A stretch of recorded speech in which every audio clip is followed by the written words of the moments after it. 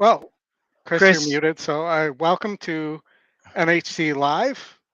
This is Oldie. As soon as we get Chris off mute here, he can introduce himself as well. So he'll be running the show. Chris, welcome.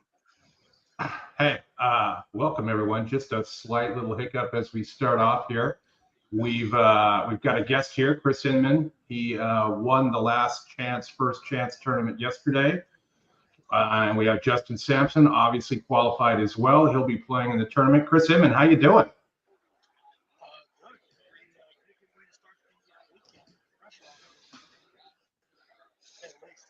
How you came in here yesterday and we talked a little bit, right, on how you prepared for NHC using EquineEdge. So you and I played a couple of the same horses. So I'd be curious to, from your perspective in a tournament like this, how you came in thinking about it. We're not.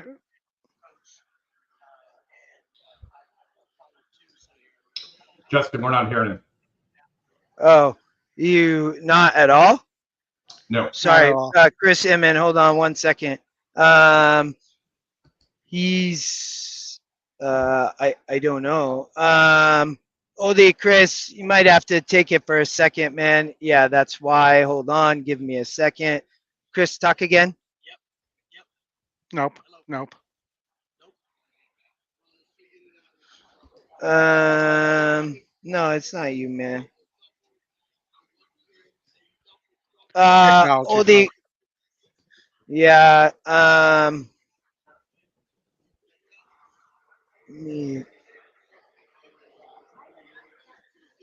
Go ahead and try again, Chris. No. Try Chris now. Nothing. Nothing. Is the headset on? Here I have different thought process for a second, guys. Can you hear me? Thank you.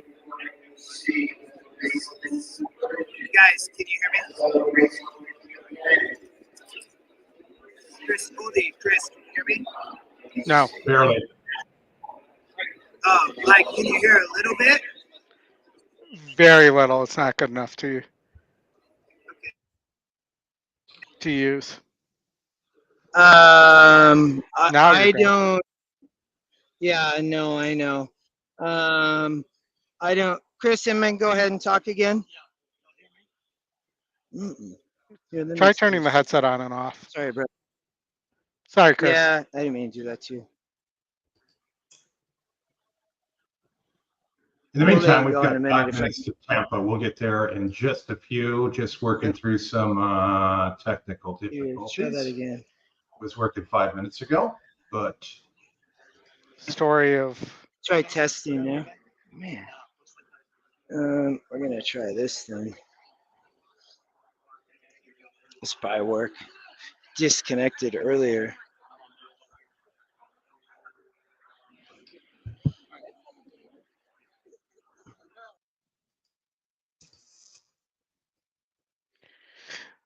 All right. Well,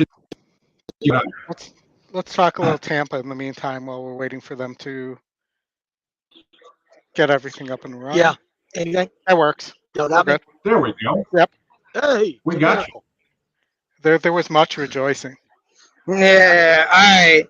So Chris Inman, he won the last chance yesterday and was a very fun tournament. But I talked to him this morning and EquineEdge user. So again, getting back to, we talked pace, the pace figure. We talked cost basis, who was an EquineEdge long shot as well. But my question for you, I'm a dad of 2 boys. You're a dad of 2 girls. Yeah. How do you balance that playing like this? Well, and that's the deal, is a lot of these, a lot of the guys that get an opportunity to, handicap since Monday or Sunday or even earlier and really do a thorough job on every race. I just don't have the time.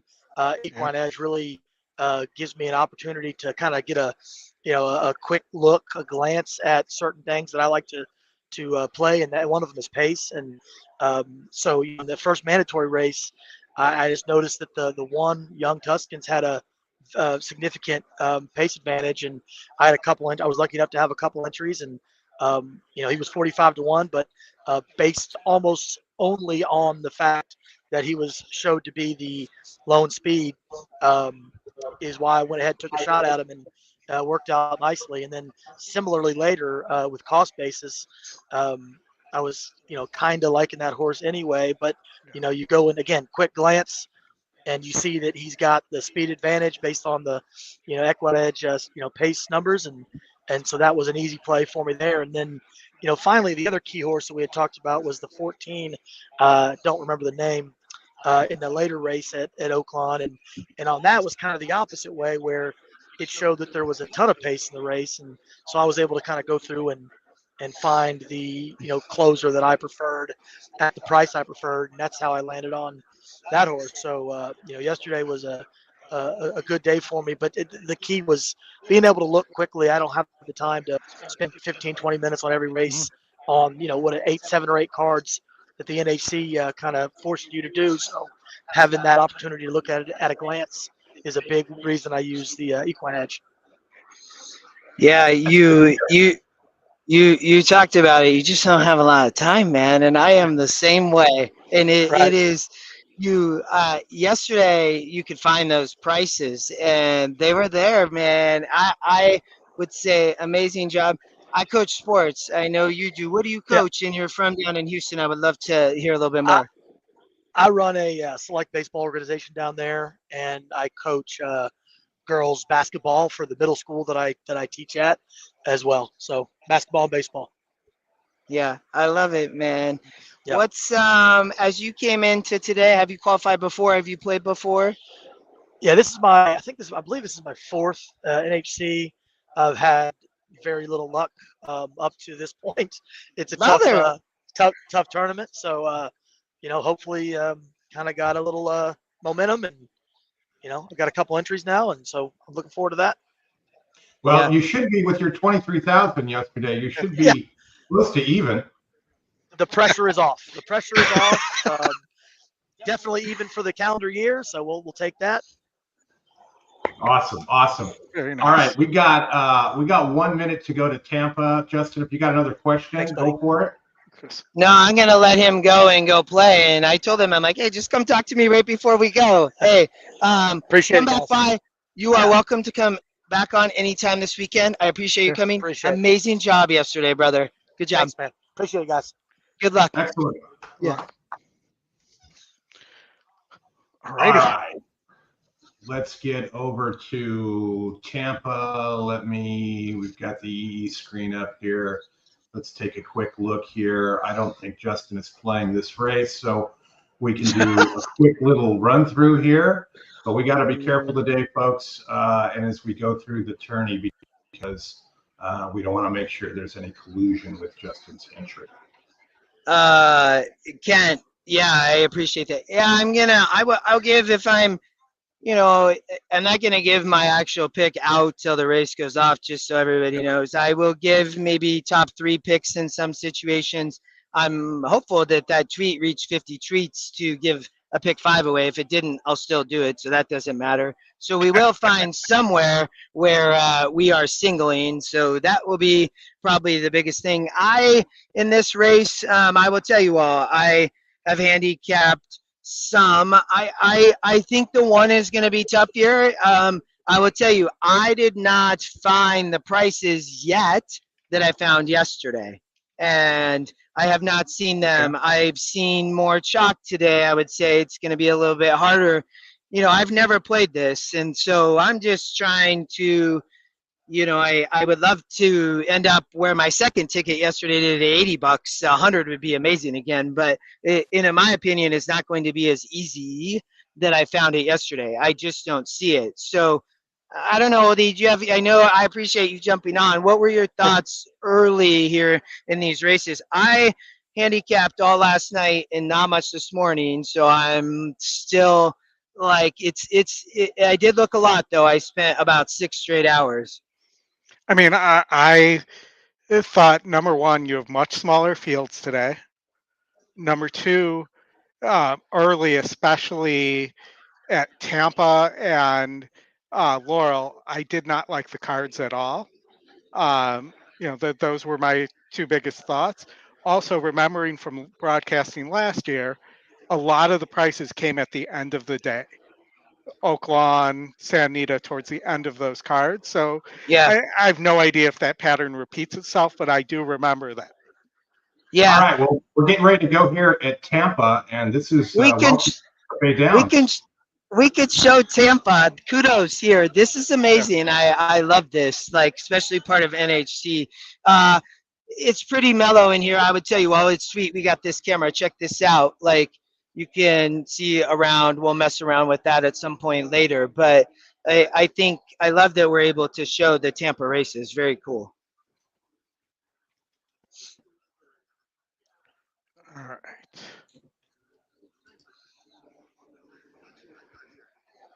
I don't Just go hear ahead you and on. hit the sound icon there. Mighty Jinjin coming up head-to-head. There we go. They're in the gate. I like the Randy, Randy, thanks for mentioning that. I had not heard that. So I'm a fan. If based on my handicapping, I believe I am definitely going to be looking late. Mighty Jinjin Oldie, from the to your outside got comments. away well. Yeah. Calendula in the pink colors is forwardly placed, and La Chica Lateral coming through from the inside to go into that second spot. But it's Mighty Jinjin and Pablo Morales. The crossover from the outside draw now two in front as they To me, this race looked like the one in the six all day. Position outside of her Calendula's third. Length more back to Countless Dreams, who advances on the inside from I'm fourth. surprised the one didn't get the lead. Boy, is she a lady is the early trailer. The six caught the flyer out of the gate, though. Furlongs remaining. 22 and 4. Yeah, it was just well loaded. I mean, stretched out to almost 4 lengths now. this six going to be hard to catch, man. Of La Chica Lateral, they're second and third. 3 to 4 inches of rain at Oaklawn. My gosh. Pure elegance at the back. Now just 6 lengths front to back as they head past the 3/8 poles. But Almighty Jinjin up top. Mighty Jinjin, the lead is 3. In the second spot, Countless Dreams. Calendula out wide. Boy, is she a lady starting to advance down toward the inside in the pink colors and white cap. But Mighty Jinjin just continues marching on. Mighty Jinjin to the top of the stretch, the lead still 3. Boy, is she a lady. Countless Dreams continue to chase second and third. Calendula out wide. Come on, six, keep going. Six might have gone too fast. Chica Lateral dropped right back out of it. Final furlong. No, wow, yeah. Yeah. 3 coming up over. Look at the 5 on the inside, 9 to 2. The course, they come inside the final. Pure elegance, scrape the rail to win it here by 2.5. Boy, is she a lady. You get it? Good job, man. Good job. You too, man. Good luck. Yeah. Come by later. Good job. Good job, man. EquineEdge user. Yeah, there's there were some plays, I would say, Oldie. So I think it's you're gonna have to find the right plays, man. At the 9 to 2, 5 to 1. Yep. You know, I'm not sure the I'll be interesting. Are the prices? I just don't know. There's more races today, based on the limited number of races yesterday. There was a lot of prices. Yeah. And we're off Fast and Furious, right off to Laurel. This is the second optional race of the day. And then we got a little bit of time before we go back to town. Yeah.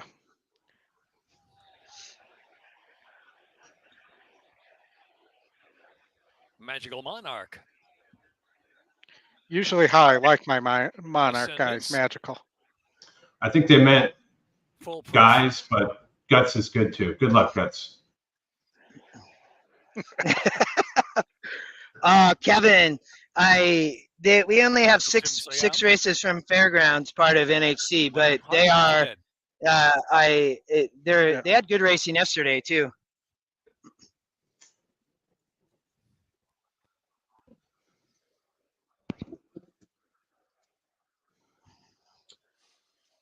And they're off. Magical Monarch and Surfboard with full proof up there, early speed. Tim Siam drift out a little wide of the first turn run. Ascendance racing back in the pack, and with a hard man for dead, it trails the field. 8 lengths off that pace as Magical Monarch opens up. Magical Monarch opens up a 3-length lead now. Surfboard is second in full proof in third. Another 2. Tim Siam racing off the inside. At the rail is Ascendance, another 5 back, and with a hard man for dead is last of them all with 6 furlongs left to go. Solid pace going out there. Magical Monarch goes winging under Jamie Rodriguez, and now an 8-length lead. Almost 9 on Surfboard. Might be going in too second, fast. And Tim Siam. Ascendance gets the rail running the second flight. Back to full proof, back of the pack, and with a hard. Yeah, I mean, he's trying to run them off their feet for sure, man. Lead almost 10 as they head to the far turn run. As Ascendance slips through down to the inside of Surfboard. I mean, this Tim is Siam 8.5, and as he's they head going for the far 47. turn run, and full proof is dropping to the back of the pack with a hard man for dead yet to pick it up from last into the far turn with 3 furlongs left to go. Magical Monarch is the leader by some 5. His Surfboard on the inside is Ascendance, and then Tim Siam is in fourth. Another 7 lengths back, and it's full proof, and what a hard man for dead. Racing to the quarter pole. Look at the win percent. It's like going up. Still has a 6-length advantage. 81. It was 89, 94. And then watch the horse get caught at the end. No, that horse gone. I'm just teasing. It's happened a bunch of times. I actually love that portion of it. I watch Laurel races just to see those percentages. Magical Monarch yeah. owns the end. So I will tell you the two horse that ran second there, I believe was Jamie. If we can go back, Chris, maybe to the screen. Can I need to probably. I can add mine too, but we go back to Laurel. Yeah, hold on just a second. I've done that many times, Chris. Many times. Yeah, hold on just a second. So I really can. Easy to click stop sharing. Hold on. Can you see? Oh. Can if we add you to the stage, yeah. There okay. So Surfboard, I mean, Jamie Ness, Sanchez were 28%. So this was an EquineEdge old algorithm horse to watch. The win rates have not been as high, but ran second there at 6-1. I think that I'm gonna watch these a little bit still because it's can you get a price maybe in second place and still get 8, 10 to 1. I didn't see a lot of them, but Scotty did share the algorithm, so I'll share that if like in that case it was after the fact. I didn't really see it. I thought the horse might be able to run and hit the board, right? But you got an okay price at 6-1. So we have a question from Twitter here. Is the intensity of the competition at NHC palpable on day one, or are things relaxed until the last day? I would say, because they run the last chance, right? So I get to view that. There's a lot of people that came in for that, whether they played it or not. It's very competitive to start. Like, people are here ready to go. What I would say right now, and I can, it's cool. We have this camera. We can shift it right. It's pretty mellow, I would say. I think a lot of people are still kind of waiting for. Oh, I'm gonna lose this camera. Oldie, Chris, will you go real quick? Take it. Yeah, no, and I think we need to give a free round of bourbons to everybody in the hall there and get them a little rowdier. Yeah, I was gonna just think about some bourbon myself here in a little bit. We've got the decent-sized bottle of Blanton's here ready to roll. It's early though. We don't want to get too into it right away. All right. Hey, can you hear me? Okay. Yes. All right, I think we're gonna roll probably this way, to be honest, guys, because the way that we have the guests set up over there, they're on their own camera. So I think this is gonna be the best way to go, anyways. But we can figure out the broader camera later. Sure. Yeah, but I would say it's intensity. If it's Claude Henry, like people are here ready to play. Like you can see that people have been waiting. I think there's a wide variety of people. It definitely, because only the top 150 makes Sunday. I think people are still kind of watching to see what happens, and people aren't being super aggressive to start, I would say. Justin, you're missing the joke there. Claude Henry Smoot is a name that was used in the movie Fletch. Oh, I had no idea. Actually, Yeah. Second Fletch. So those of you that like me that are nerds on that movie will recognize that. And Bluegrass Dan is absolutely correct. It's never too early for blends.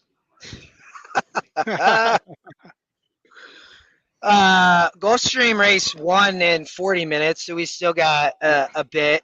You got, Justin, you got 17 minutes to Tampa. I've got that one up there on the screen. Yeah. Hey, Justin, you want to talk a little bit about about some of your key horses and how you got through to today? Yeah. So we can go through probably some of these. Let's see here. Especially,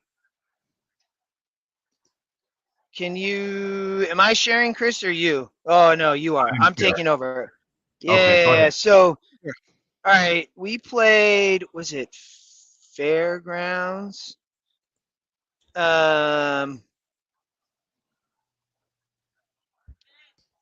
It's slow internet on my end, guys. I'm trying to go.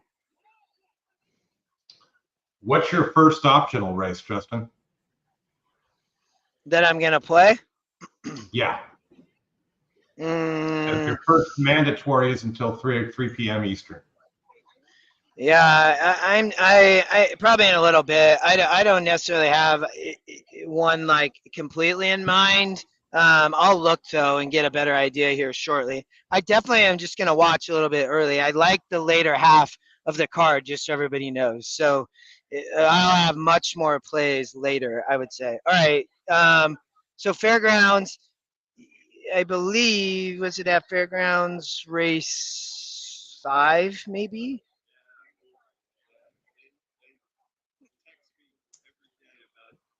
No, I did play Niles Channel. I love this horse. We ended up only getting 5-2 on it. Paid about $12. This horse was much. So it was a mandatory race too. There's a new horse to watch algorithm that is being worked on. This horse showed up here, had a great chance to hit the board. It sat just a great race. I believe at the end came up on the inside. The reason why I was playing another race at the same time, but Niles Channel was one of the key ones.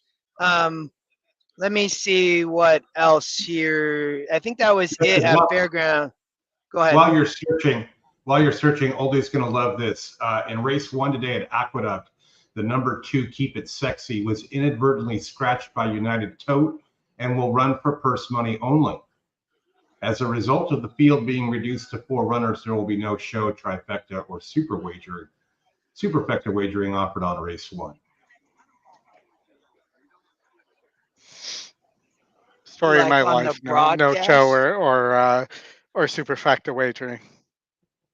Yeah, and of course you've got the running for purse money only. We know how we love that. We do love running for purse money only. Seems like that should be the name. Like if we were to do a midweek like show or podcast, it should be called Running for Purse Money Only. Hey, I think so. Brother, that's good call. That you just minted that, man. This perfect timing. This was my girlfriend said she wished to see me. I went running down. This was probably the best race of the day, I would say. When I hit this, I knew that I likely would probably qualify when I hit cost basis. This horse was the EquineEdge long shot. It was 20-1 on the morning line. It was only 6% to win, but it was the top pace, right? The thing is, it had a pace advantage. It was the second GSR. There's this new algorithm, Odie. I don't know, maybe you helped Scotty do this, but he's combining the algorithms to generate an ROI. This had a negative 2% ROI. I don't remember all the factors. I have them today. I will play these because I've not been able to handicap everything. I'm playing these on, it's an ROI type bet and finding the right price on them. Cost basis was here. I got 10-1. Was just an amazing ride. I mean, up on the front, ended up hanging on. Horse was Major Brave, like won by a nose. And not many people had this horse. Chris Inman did, who came on the show to start the show, who won. I did. So I did, as you know, as well. But if you look at that one, that's a one of my favorite quote unquote angles. That's a top SOR long shot there. Yep. yeah, it's giving airs again a little bit though, and it like kind of like yesterday, but it's back at the moment. Go ahead, guys. Sorry. Yeah. So that's a top that's one of my favorite long shot angles. Top SOR long shot. So we're gonna play some of those today because they're to be found, and I need to jot some notes down because they are out there, Oldie. And that was what this is. And this again, when I hit this, I knew because nobody really had this horse, which was key, and it's all EquineEdge. I mean, literally, And if you drill into the horse too, this was something that really caught my attention here. This horse was running, if you scroll down, when it was winning before, it was running against 60s, it was running against 62. So, there was no reason why this horse couldn't get the lead and beat a group of 58s here. Well, the horse was fit, and I might not even have the Bruno work notes in my thing because I feel like that because the horse was up on the front end. The horse, give me 1 second. He was sitting up there with the 6, and the 6 messing around, and the 7's like, get out of here, right? And then the 1 came up on the inside, and the 7 was just so brave. But, Zimmerman was riding just a great ride, and the horse was just so brave. I mean, it was amazing to watch. Yeah, and I singled it in a pick 3 and then didn't go deep enough in the second leg of the pick 3 and missed because I had the 14 that you were talking about also with Chris Inman, which was in race 7. So, this was the other play, but I will tell you, they keep going actually, and then I will talk about it. The 14 in race 7. Yeah, the 14 in race 7, I think might have also been the long shot. It was Archie the Giza. Yes. I was trying to qualify twice, and I missed the second entry by 90 cents. I did not play this one on the same, but so this though, I told Scotty, and Sun Thunder was going to be dangerous. So increase off the tapeta, right? Jumps back on the dirt to stretch it out. Many people had this horse. All the EquineEdge users played this horse. The GSR gets back, stretching out. There it is. That came back a 56. That came back a little bit lighter now that we see that, but was coming out, had one here and run well, and you then get back to the dirt, stretching out. The thing about this, I talked with Brian Troop. He won NHC a long time ago. He uses the form, and then he found this horse on the form, but he's an EquineEdge user. Yeah. The 14 found the trip, Oldie, was the biggest thing, and the 12 did not. It was just a perfect ride. I hated the 12 there. Sun Thunder? Yeah, I actually preferred the 6 if I was taking one of the favorites. You know, and I hate it yeah. at 4 to 5. I really hated. And you know, McPeak, if you look there too, he was over 8 with Vasquez going into that race. So, Yeah. you know, he wasn't putting one of the jockeys he puts live, you know, Yes. onto live horses either. And really, we're 2 years from when Vasquez was really top of his form riding too. Yeah, hold on. It just Anthony, we are working on it, brother. And were you talking about Vasquez, oldie? Yeah. Yeah, I met him at Del Mar. It was my banner on my Twitter. Now it's NHC EquineEdge, but great dude. He's a great ride. I mean, that's what we talked about with Brian earlier. He was on there. You could see we are having a little bit of issues. Is it back at all? We got Tampa race 2. Yeah, it's I'm definitely not slow, having Scotty. problems. You're not having? I'm going to try right now, but I'm not getting any errors or anything. So we'll see. Well, maybe I am now. Spoke too soon. It's very choppy still, Anthony. Tony, Yeah. welcome. Hey man, Tony, I'm broadcasting live from here, and Tony, I won an entry yesterday, so I'm playing the tournament, brother. And Tony, we have Aqueduct live for you, which we knew you'd be excited about. Yeah, I'm having trouble with getting it to pop up as well. We are 7 minutes away from Tampa, race 2. Justin, was this on your radar for a race to play or not? Yeah. I said it's an awful race. I just show my notes. I just want to be careful with that real quick. Chris, I'm gonna jump off real quick if you can share.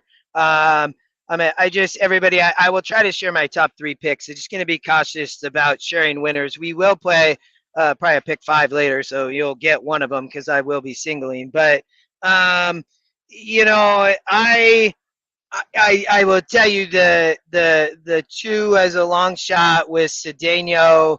I mean, you're gonna have Fireline probably up on the pace. The 2 is 0 for 23. Could it win this race? Could it win this race? Yes, I would tell you. Am I playing this as an optional? No. So you can all. I could see a win. I mean, to be honest, it would be one of those 0 for 23 horses. The 5 horse I thought might be tough here. It's jockey. I'm not really planning to play at a price like 5 to 2 right now. The 3 horse at 0 for 15, it's 6%. You know, I did not like this race. Yeah. It just wasn't for me. We got a question there, Oldie. How much of a point difference in the SOAR would you guys consider a substantial 2, 4, 6? Sean, I'll tell you, for me, 2, 4, and 6 don't mean a whole lot. But when I see, you know, when you get to double digits, and I also look for clusters, like if you see a horse, I can't show it to you right now because the system's having trouble. But if you see a bunch of like 65s, and they're all within a few points of each other, you can kind of guess that they're all pretty much the kind of the same types. And also the last thing I'll tell you is for strength of race, look for big gaps. My only comment, a little bit different, how GSR I like and to see larger differences. We talked about Archie the Giza at Oaklawn, just that was 20 points, right? And on GSR I like to see more.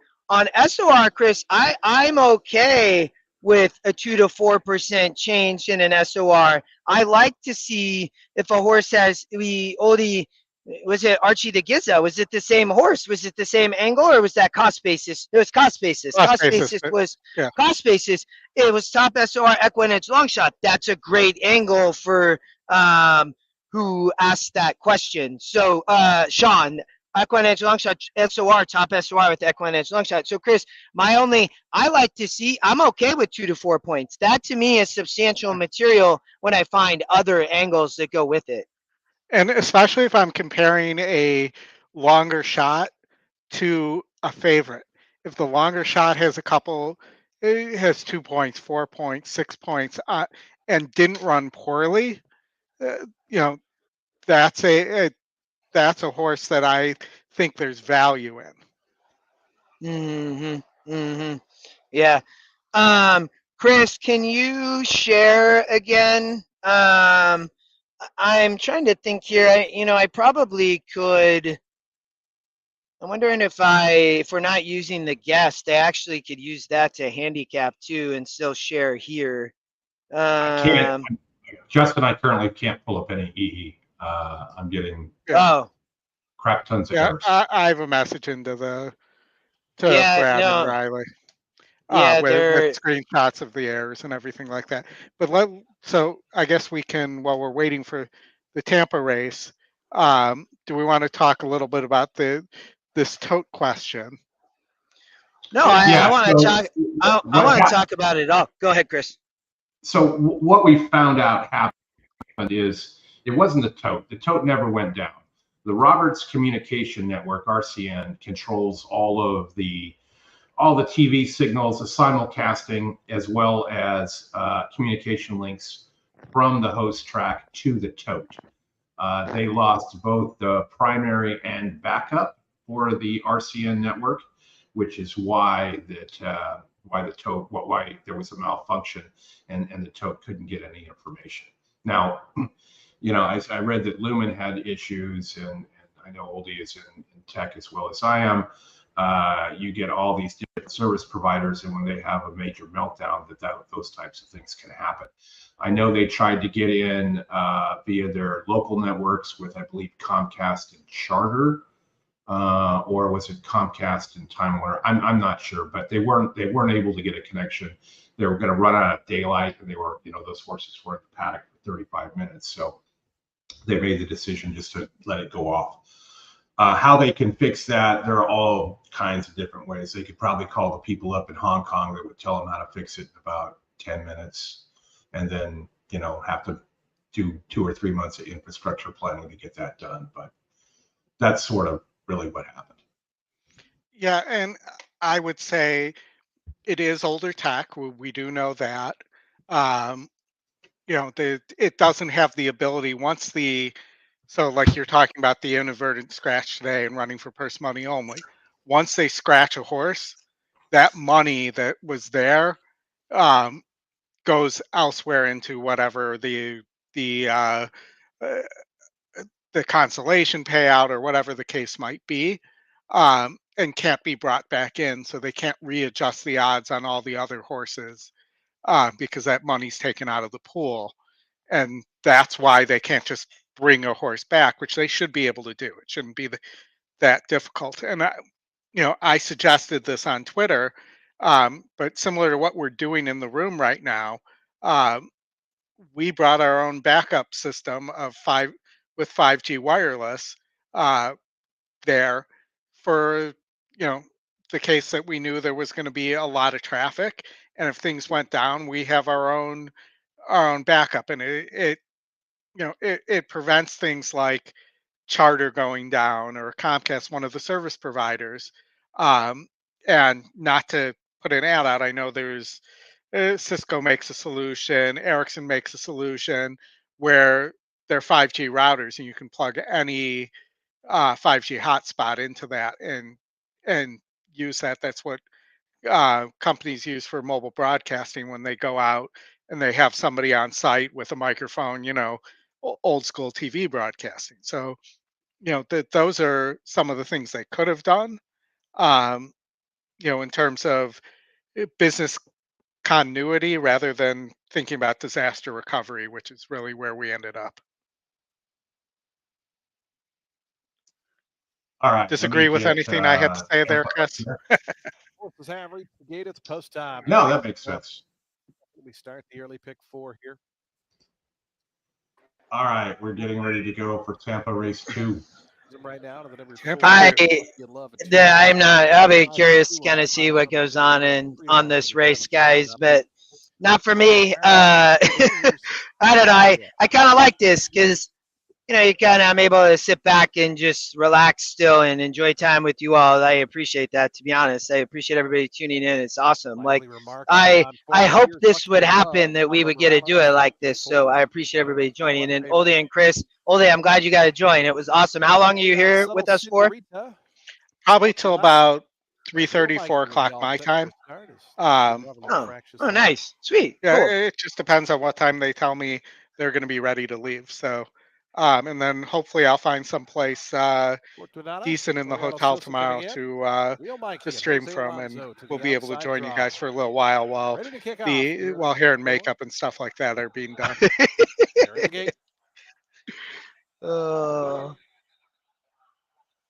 And the race is on. Hopping at the start there was Subtle Senorita, came away last. Fire Lane from the inside. Libertalia is forwardly placed. Lively Remark and Fortunato there outside. Those four across the course as they run to that first turn. It's going to be the inside two. Fire Lane and Libertalia that go on. Lively Remark tucks over toward the inside now from third.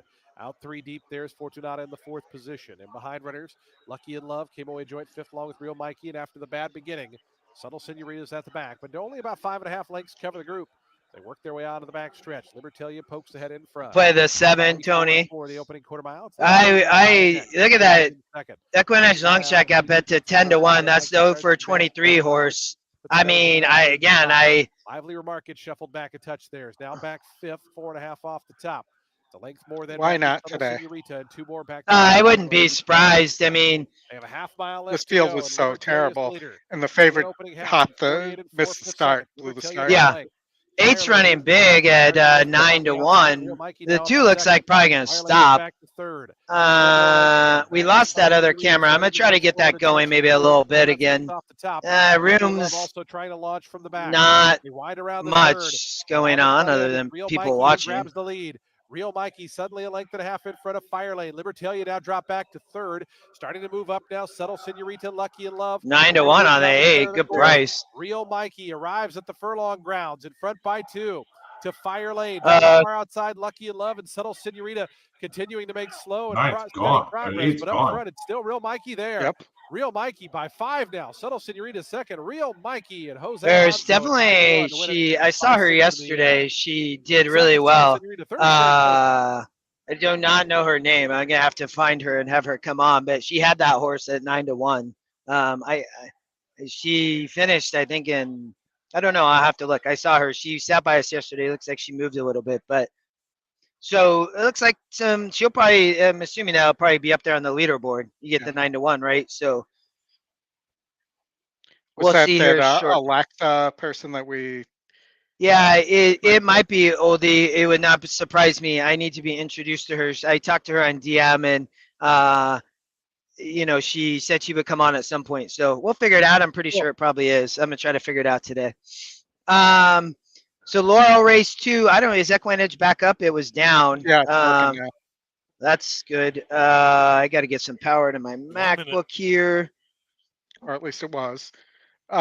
Chris, is yours working okay? No. Yeah, it's still down, I think. All right, well, I could share if you need me to. I have Laurel race 2 up if you want to look at it. No, are they about to go? Aren't they? A minute. You're fine. Yeah. Let's just leave it here. Well, unless you want to talk about it, go ahead. I mean, this race is just as bad as the Tampa race. Colada Henry Smoot. I did yesterday, brother. That's how I qualified. I was here. Scotty won a seat for 2025. He finished 18th, and then I finished, I think, 25th. I don't remember. 25th and 50th. So we both had Scotty had a 49-1 first-time starter by Cleveland Johnson is the trainer from Aqueduct. David Harrison came by and said to Scotty, I have no idea how you had that horse. And once he heard, David's a big Aqueduct player. But I mean, I thought this race was just as bad as that Tampa race. Your one horse here beat 46s, is 6-5, needs the lead. You got the 5 horse who's your long shot. Did show it could rate back here, but has been kind of all over the place. The form's bad. Third off the claim for Albert. You know, if I was playing something, I think that's where I would throw in here. I don't like 6-5 or 5-2 on this horse. This horse is in pretty good form, moving slightly up in SOR, moving 6 points, which is pretty significant. But wouldn't want to take 5-2 there. That price is just too low. Only I kind of like. I know it's 2 for 36, but this seems like the race to kind of try that in. The 8 horse. Yeah. Rascally Rebel. 4-year-old gelding. I will say only win was against, or last win was against 44s. 2 wins against 44s. So both its wins came against 44s here. So, it's about 4 points off. It's not the end of the world. It could get there. No, it needs to close into a fast pace for sure. Yes, West Anthony. Star. Three-legged race for sure. I'll take it. IRAD in the 3-legged race. Great days ahead. All right, we're going in the gate.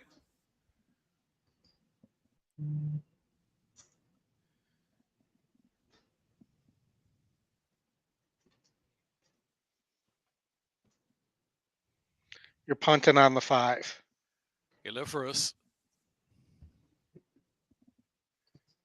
And Rascally Rebel.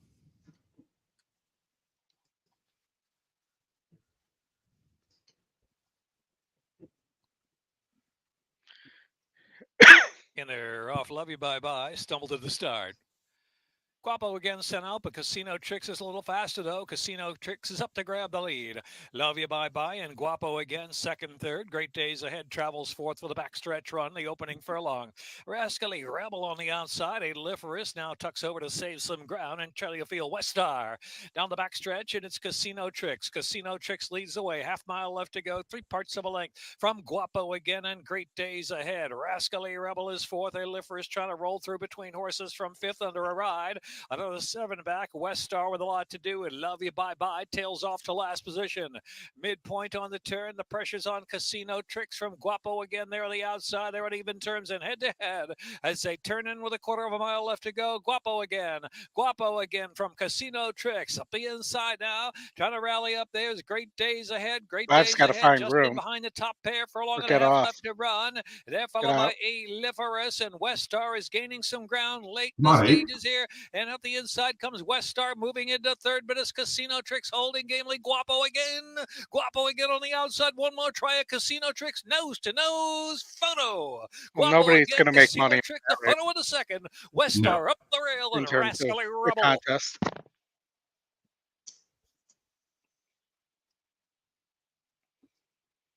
Do we have our first update to the contest leaderboard here? I'll get that up here, Oldie. There you go. Eric and his Archer. Social media superstar Ed DeRosa is up there.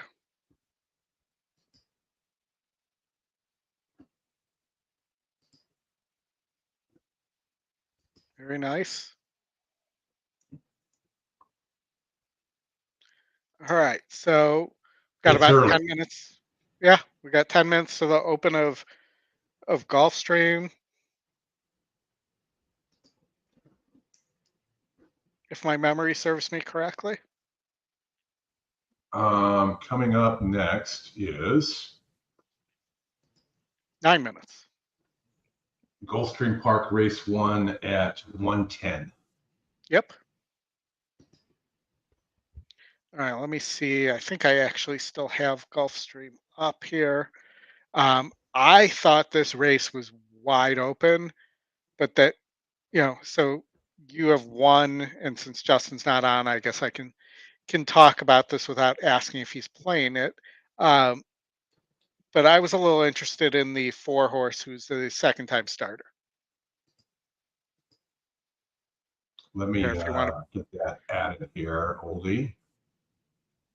if you want to just add me, or I can add myself if you need. There you go. So I played this pick 5.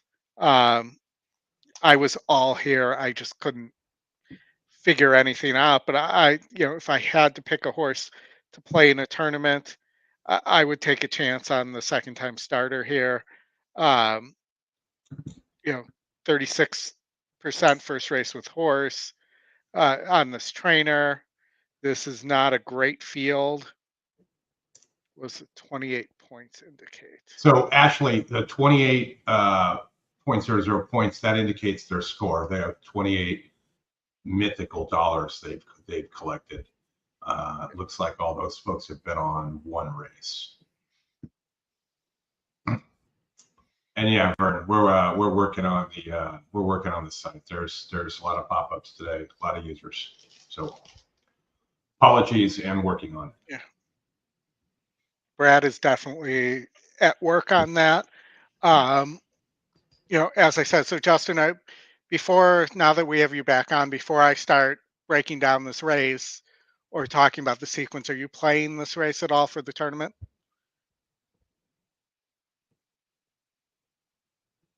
Can't hear you, Justin.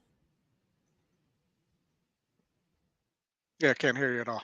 Oh, what about now? Yeah, you can hear me now. Yeah. Sorry, I had to do something real quick for the NHC people. Oldie, you are fine to go through that ticket. I'm gonna look here at.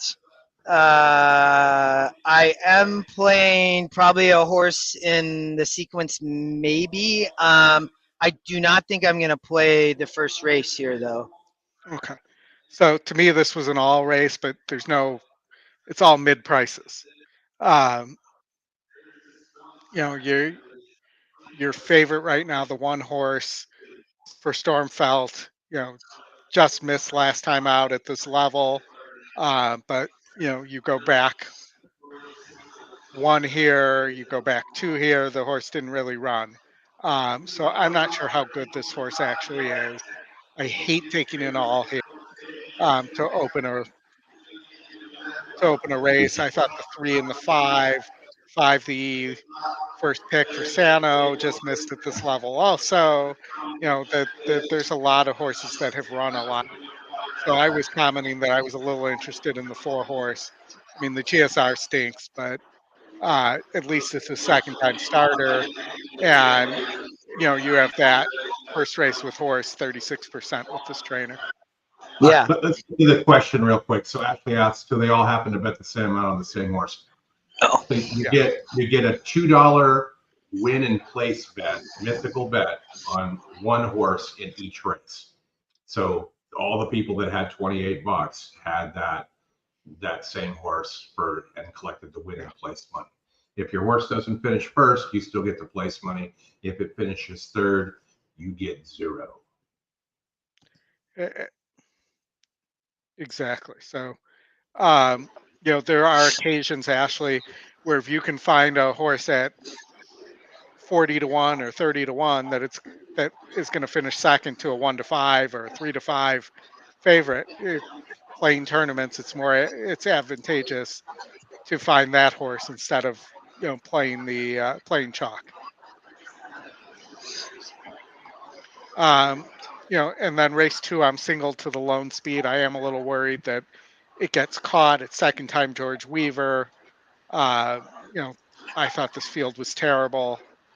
The 8 and the 5 maybe could do something here. Those are the other 2 that I thought had a chance here.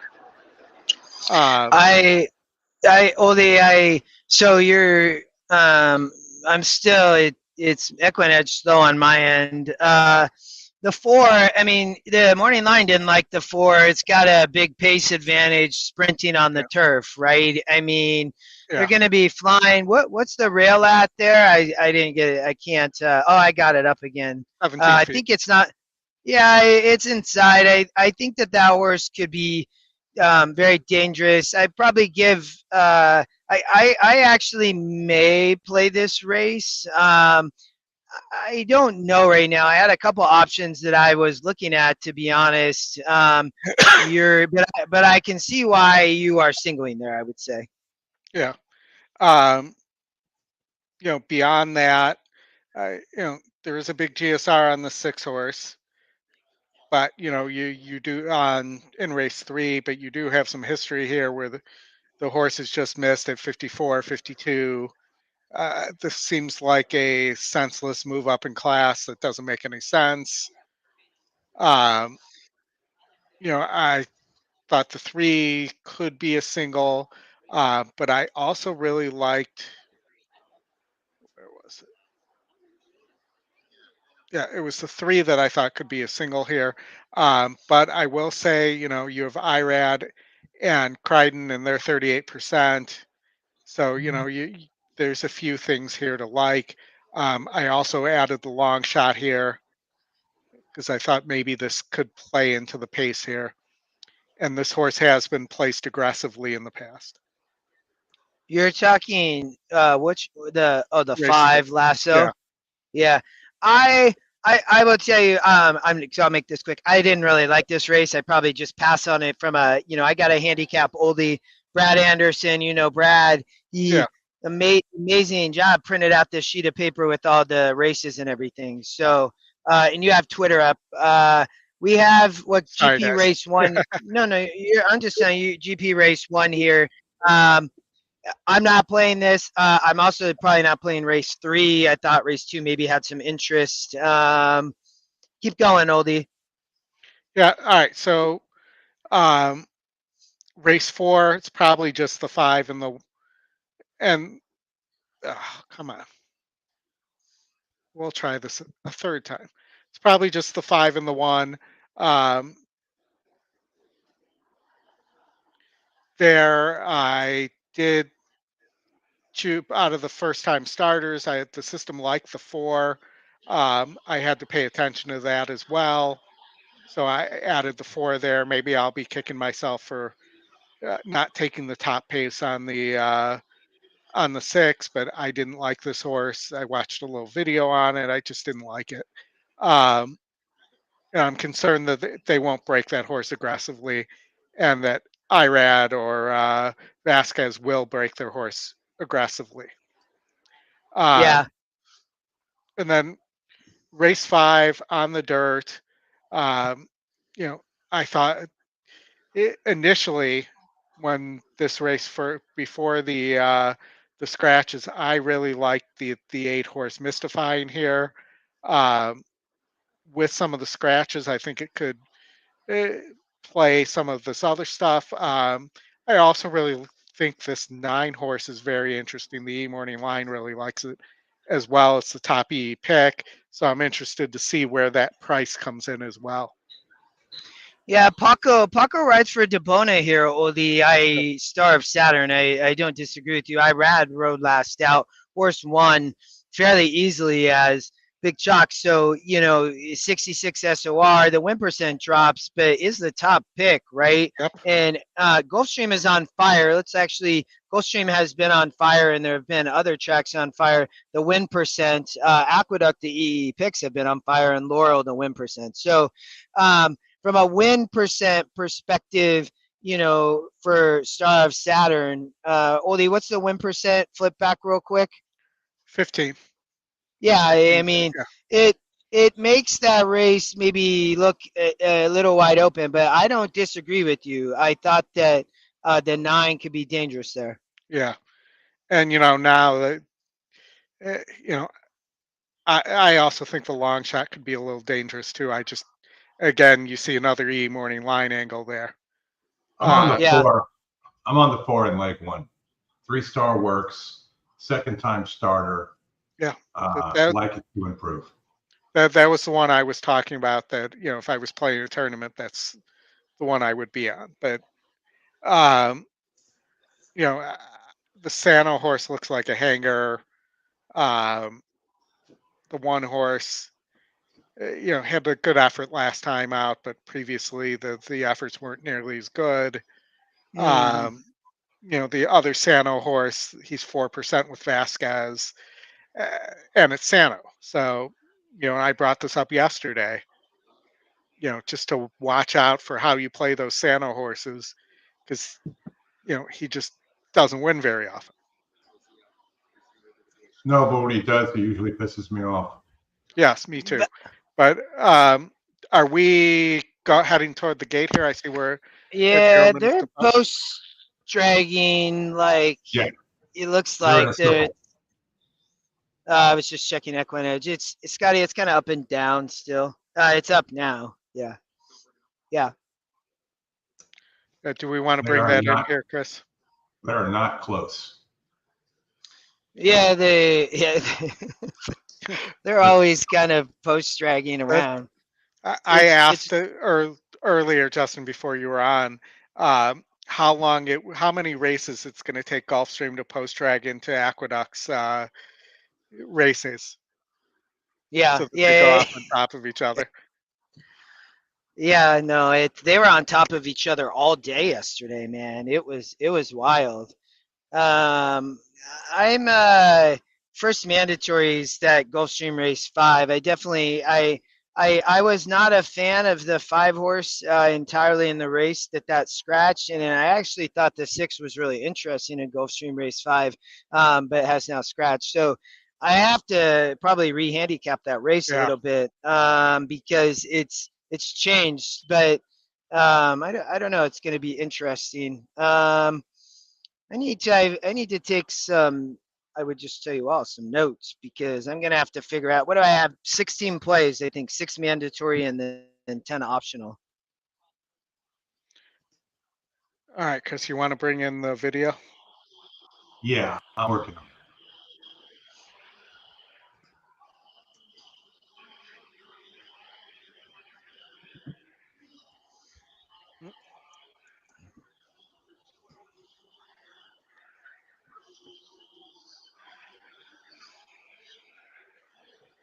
Got it?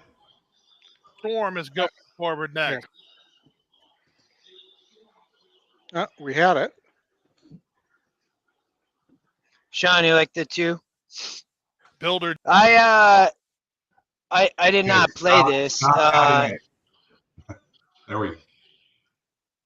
I did not play this, so I would start. If I would have I would have played the 1. The 1 took a lot of money. Racing at Gulfstream.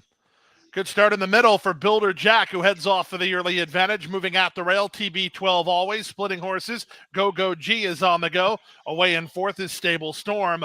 Down at the inside, it's a headstrong Etchezero, who's looking for some place to race. Amazing Jet, who broke out at the start, is second last. And Kuwait Towers, the early trailer. Meanwhile, toward the back, Etchezero is fighting Paco pretty fiercely here as they chase Go G. Go G to the backstretch leads for Miguel Vasquez by almost 2. Second and angled off the inside, TB12 always from Builder Jack third. Video is really choppy on my end. Is it for you guys? Then no, back to the outside, Amazing Jet second last, and Kuwait Towers is the trailer as they race to the half-mile point. Go G has the lead. Mid-race moves from both Etchezero and Stable Storm. Vasquez shuts the door on Paco with Etchezero, who's now down inside. Stable Storm is also in a bit tight, followed outside by Amazing Jet, and Kuwait Towers remains at the back. They swing now to the far turn. The leader is still Go G, on top by a length. TB 12 always is there second. Builder Jack has just lost third to Etchezero, who's a bit better to handle and trying to rally from the inside. Then back to the outside. Stable Storm as beats a retreat. Then Amazing Jet and the trailer Kuwait Towers. They run to the top of the stretch through 3/4 and 114 flat. Etchezero's looking for a way out. Already out is Builder Jack. In front is Go G. They straighten for the drive. With the advantage, it's Go G by 2. On the outside, Builder Jack. Etchezero toward the inside. From between horses, TB12 always. They come past the 16th pole. Go G is still finding. Go G on the board at a 9-2 number. Goes gate to wire to win the Friday opener. Second is Builder Jack. Third with a rough trip was Etchezero. TB12 always is fourth in 142 and 4.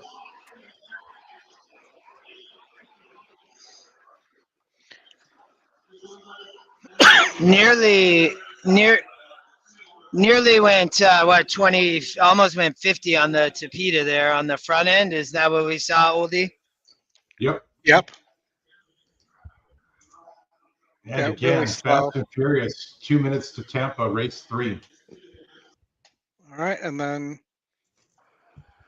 when is Aqueduct race 2 1? minutes We're post like time. 4 Today's minutes third away race. from. We start that middle pick 4 in just 2 minutes. 2 minutes to post. Is that right? Let's see. Very small field at Aqueduct, 4-horse field, Oldie. Well, actually, I just heard the 2 is not actually scratched and running for purse money only. So we already have 2 purse money onlys today. What? Wait. At Tampa, there was a horse that ran for purse money only, I guess, and then the 2 at Aqueduct is running for purse money only. well, and why is this happening? There was an accidental scratch at Aqueduct. Tote company scratched the 2. But why? Like, what does that even mean? I don't even know what that means. They scratched it. Once they scratch it, they can't bring it back. Yeah. Yeah, because the money goes elsewhere, and it affects the pool size and everything because they've issued refunds already on the win place show tickets once that happens. So they just do it because so the pools, so they don't shift to the favorite, they just scratch it and you get your money back.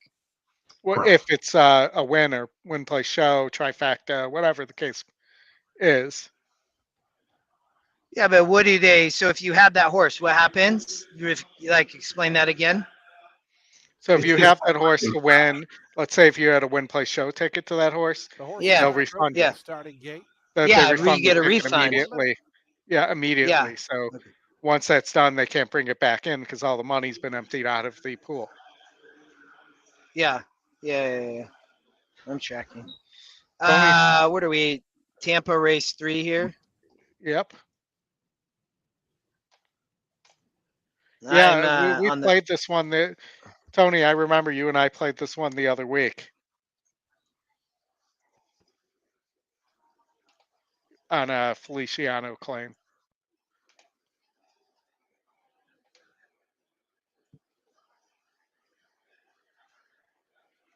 My EquineEdge is down, so mine is I don't still know what's working, happening. but we're nearing the gate here.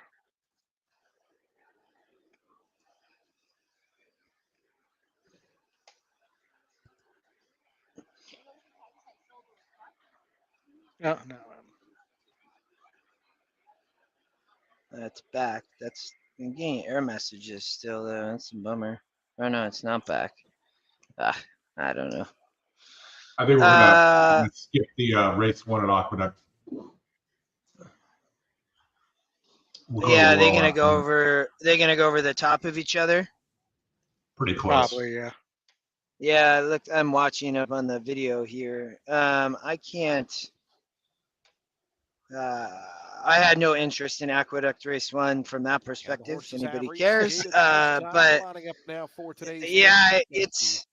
Middle pick 4 I can't get to Tampa race 3, so I don't remember if I had any comments here. Oh, here. Field 7 here at 7 furlongs. Favoritism to the I'm not playing this, but I thought the 7 could be tough as chalk here. So we'll have to see. I did not look a lot at this race. There's a morning line angle on the 3, the top EquineEdge pick. You're getting a 9-2 price. There's one going 7 before. But longest shot on the board, actually.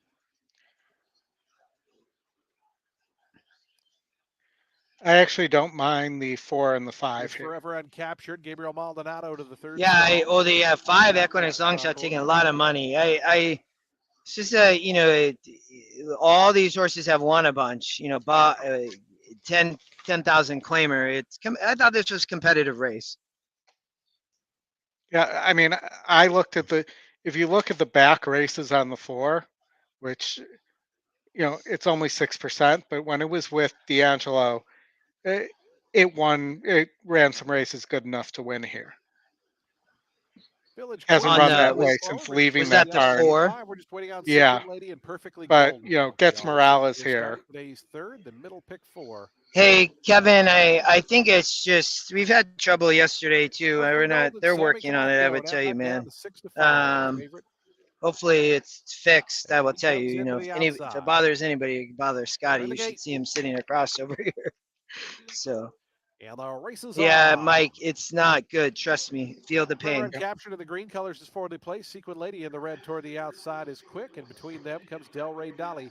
Those three across the course as they come toward the main track proper. On the inside, Forever Uncaptured. Between horses, Delray Dolly, 3 deep there for Sequin Lady. They're 1, 2, 3 out of the chutes. Another length back to Perfectly Gold. The favorite is 4th in the early going, just a length and 3/4 off the top. Village Queen is tucked in down toward the inside, 2.5 off the lead. Another 3 then back to True Atka and Misty Gale. Those two are at the back early on. They got that opening quarter in 22 4 seconds. looks done. Sequin Lady is 5's getting a good trip. just in front of Forever Uncaptured. Those two, 1, 7. 2 as they head toward that far done. turn. Perfectly Golden, 3 wide on the outside. Village Queen continues to make a touch of progress. As dropping out there was Delray Dolly, being joined by True Atka, who's now 3rd last, and Misty Gale still trails. 44 and 4 as they wind around that turn. Forever Uncaptured just in front of Sequin Lady. Perfectly Golden, just 2 lengths back in 3rd, but being pushed along as Sequin Lady and Jose Batista take off. Sequin Lady now in front by a length. To the inside, Forever Uncaptured. In behind that, Perfectly Golden now 3 lengths back in 3rd. It's going to be the only gray in the race. Slow inroads. Still 5 yeah, 4 to 1. Good price, man. 16 pole. The lead is 3. Perfectly Golden going to dive toward the inside. Sequin Lady still there. Perfectly Golden second best. Sequin Lady at 4 to 1 to win it by 2. Perfectly Golden was second. Third looked like True Atka may be getting up.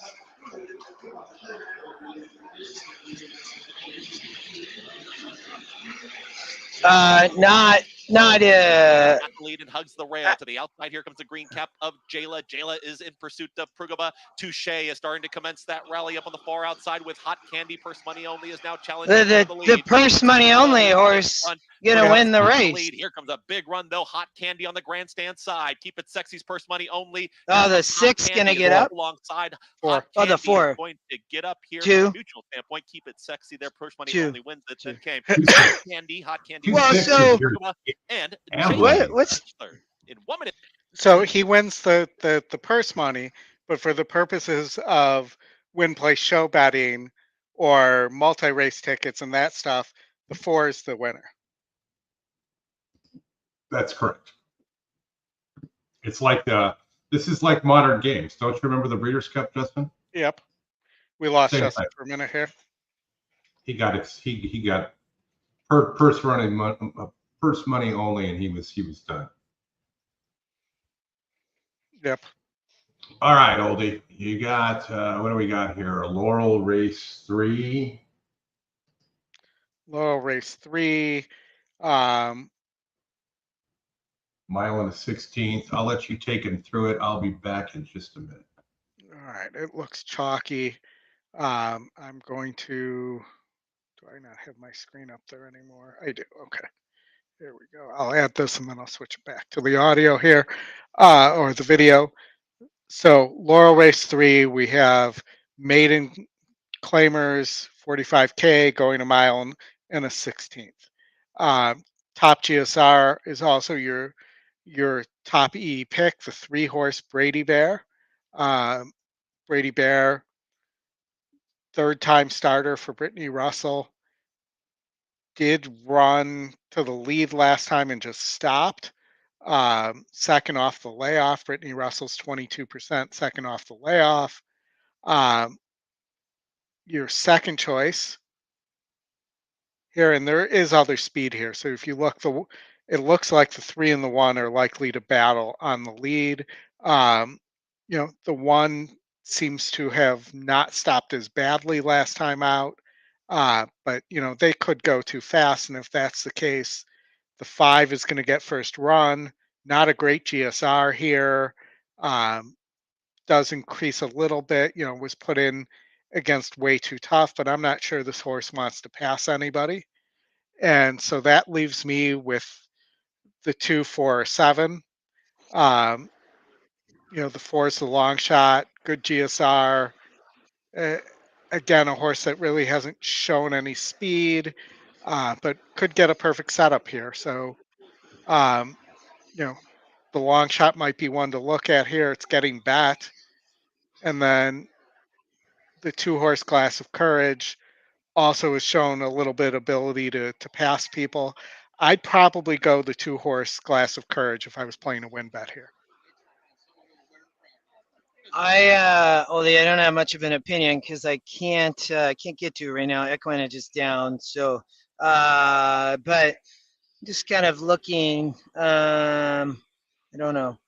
I love the analysis though. Sorry, I had to jump off for just a quick second. I was making sure that you can do it on your phone. Goodbye note now. 7 ace out. They're off here. It looks like the 3 did not get towards the lead. Minx's Lucky Star. Sorry, Justin. Position now, losing ground on the front. No, you're good. You're fine. Bears in between horses. Albert Finnegan racing on the Watch March Madness. There's a lot of basketball people here because you have all these tournaments right now. It's pretty cool. Left to go. Goodbye note and Carrasco in charge. Goodbye note bounding away by some 2 lengths. Minx's Lucky Not Star a banner year for my team this year. In between horses and Glass of Courage on the outside. Then another 2 lengths and Albert Finnegan, Davy Jones trailing the field.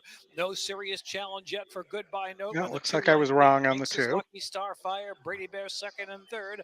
Glass of Courage is ridden for more. Davy Jones saving ground, pushing up on the inside into 4th position with that 7 could shake things up and Albert if Finnegan he's got any horse last. left. So Goodbye Note holding in the lead. Brady Bear, the immediate danger on the outside. Minx's Lucky Starfire. Davy Jones in between horses, and the outside is Glass of Courage is widest into the stretch. They turn for home now. Goodbye Note asked to go on, does so willingly by 2.5, almost 3. Minx's Lucky Starfire on the inside, claiming second. Or between horses, Davy Jones and Glass of Courage on the outside. Brady Bear didn't kick in last 16th of mile. Goodbye Note all the way. Goodbye Note and Carrasco 3 in front of the line. 7 going to stay up. Lucky Starfire, yep. Second in a nice Sure race. is. That could shake things up a bit early on if somebody had it. We'll take a It's very quiet in here. What was the odds on that? 25 to 1. Yeah, in a 6-horse race, everybody else was sub 10 to 1. So Anthony, I don't why I'm not actually running the feed. I think it might just been my connection, to be honest. It is a little bit spotty at times. If that's what you're speaking to, it's fine now. I think we're just having a little bit of issues still. Oaklawn Park race 1, we can't show it, but there looks like 1 minute to post. Sloppy track. Is that what I heard earlier? Yep. They got a lot of rain. Yeah, still having issues on the EE side. Hopefully this gets better. There we go. Do you have access to? There we go. I don't have it up yet, so. There we go. I've got it up there. It did finally flip over. Muddy track, so the mud GSRs are taking over here. Let's just make sure that clicked in. GSR plus, we are on wet. Mm-hmm. So top GSR here is the 1, second EE pick, 33%. The 5 is the second, only 3%. Just ask Watts here. 1 last out on the slop on the lead.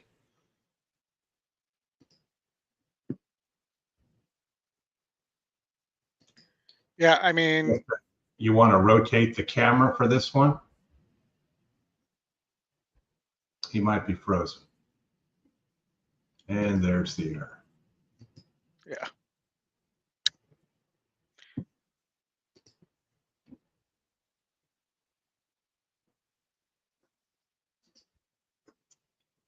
Yeah, so, this is. Justin's definitely. Oh, he's coming back. Yeah, they're definitely frozen there. I'm going to take him out for a second while hopefully he can get unfrozen there or switch to the hot spot.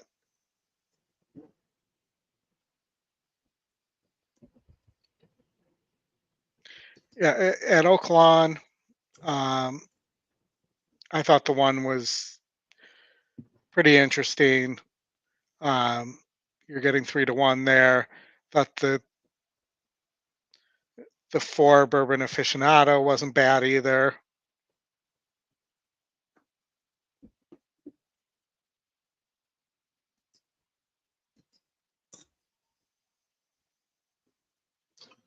They're walking around, Oldie. I'll see if I can finagle sound on this. And they're going in the gate. Can you hear Matt? Nope.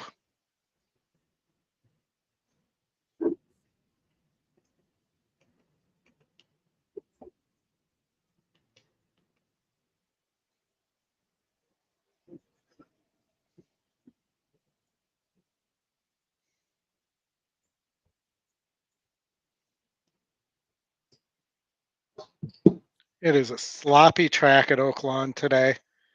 I hear him now. You hear? Yep.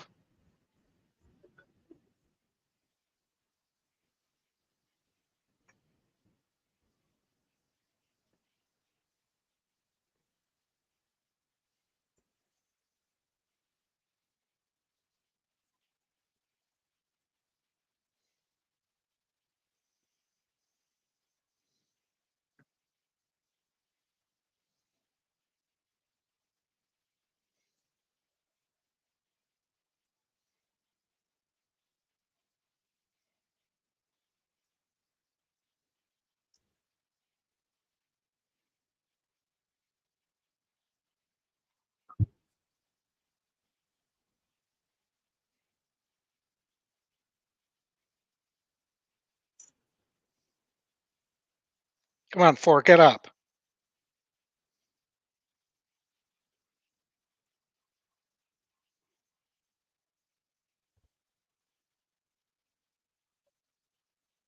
There we go.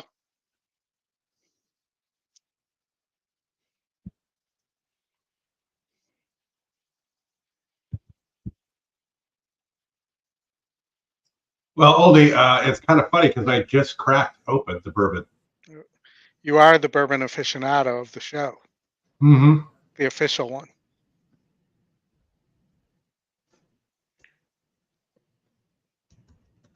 And we should probably take a look at the leaderboard soon here, because we've had a couple prices come in. I'll bring that up here in just a second. I am back. Oh my gosh. Sorry, brothers. Hey. Oh my gosh. Oh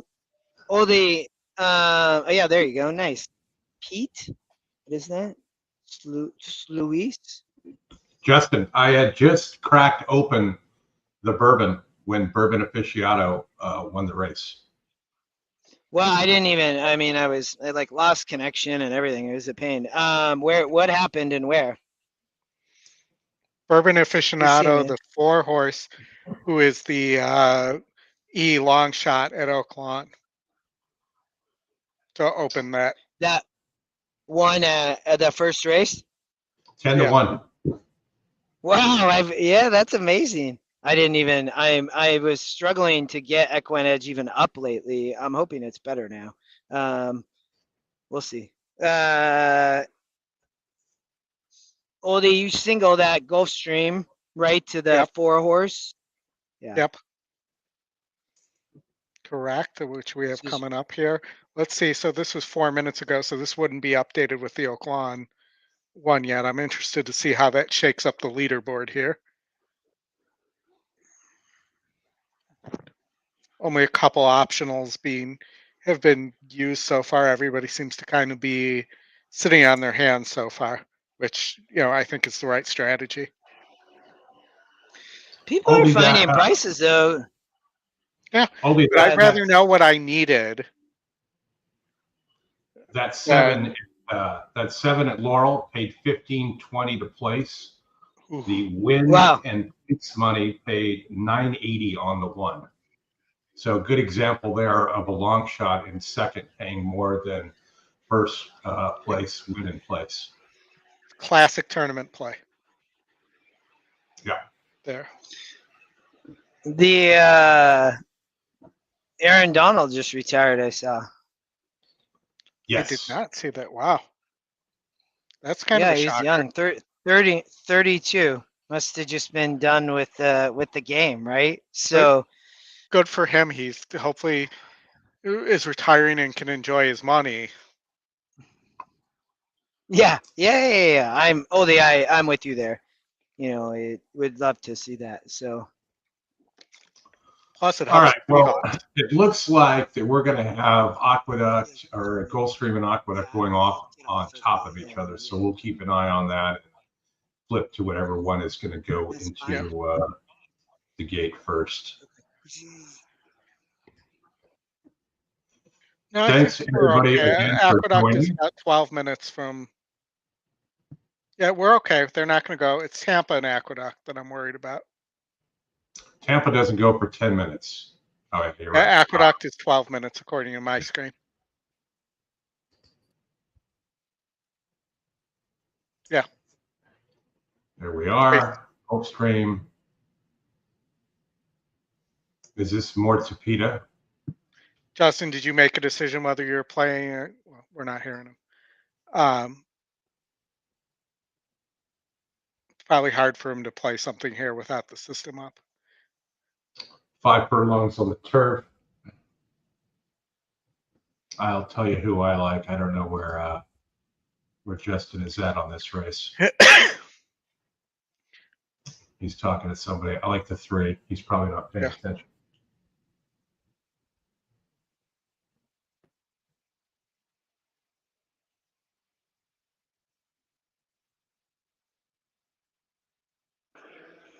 All right, can you hear me? Yeah. We Were sure you going to play something here?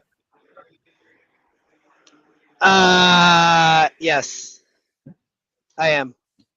Okay. Well. I think that your 4-horse is going to run great. It's probably going to run first or second. I think this horse is dangerous. I'm going to try to, play against here, I would say. I won't share much more, but yeah, I am playing this race. You can tell us after the race goes off. Yeah, well. I would tell you a little bit too. This will be my first play of the day. I haven't seen much I liked. I remember looking at this horse late last night. I kind of handicapped. It was about middle of the way after probably 2 or 3 hours. I thought this probably where I would play first, to be honest. I thought this would be, a good chance. Seeing the leaderboard, you can see people have hit some of these horses. You have seen these 8-to-1s. And what was the Bourbon horse? Would you say 10-to-1? 10-to-1. Yeah. We can check as while they're circling around. We can check and see if the leaderboard's updated again. Well, I can check. Hey, thanks, Bluegrass. Hey, Oldie, is Justin Fields a bust? Scott Free said he's a bust. I don't think he's a bust. I mean, I just think Caleb Williams is going to be a better quarterback than Justin Fields. If you look at his last 16 game numbers, they're in line with, when you add his passing and running, they're in line with Joe Burrow, and you wouldn't consider Burrow a bust. But he's just, not as good as the scouting says Caleb Williams is. I mean, that's I agree, Ashley. It's an excellent problem to have, but it is the Bears. So, having lived here my whole life, they'll find a way to Bears it up, just like they did with Arlington. Oh yeah, that was a great one. Are you guys, Oldie, Chris, and then users too? I'd be curious whether Ashley, Scott is the 2 names I see. Bluegrass Dan too. Are you guys? How's EquineEdge? Is it still having trouble? I'm still having trouble here. I'm curious for you guys that are not on site. I just had somebody come up to me. He was not very happy. Obviously, I get it. So, but are you out, Oldie and Chris? How's it been for both you? Up and down, spotty. Yeah. Okay. Yeah. Right now, I was able to get to Gulfstream Race 2. with the system. So hopefully, and I don't have any errors on my screen, so hopefully that's a good sign here.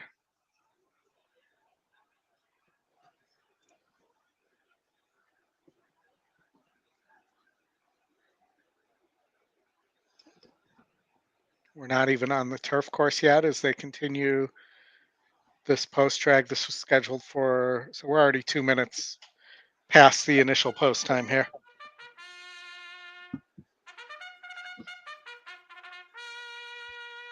All right, so looking at,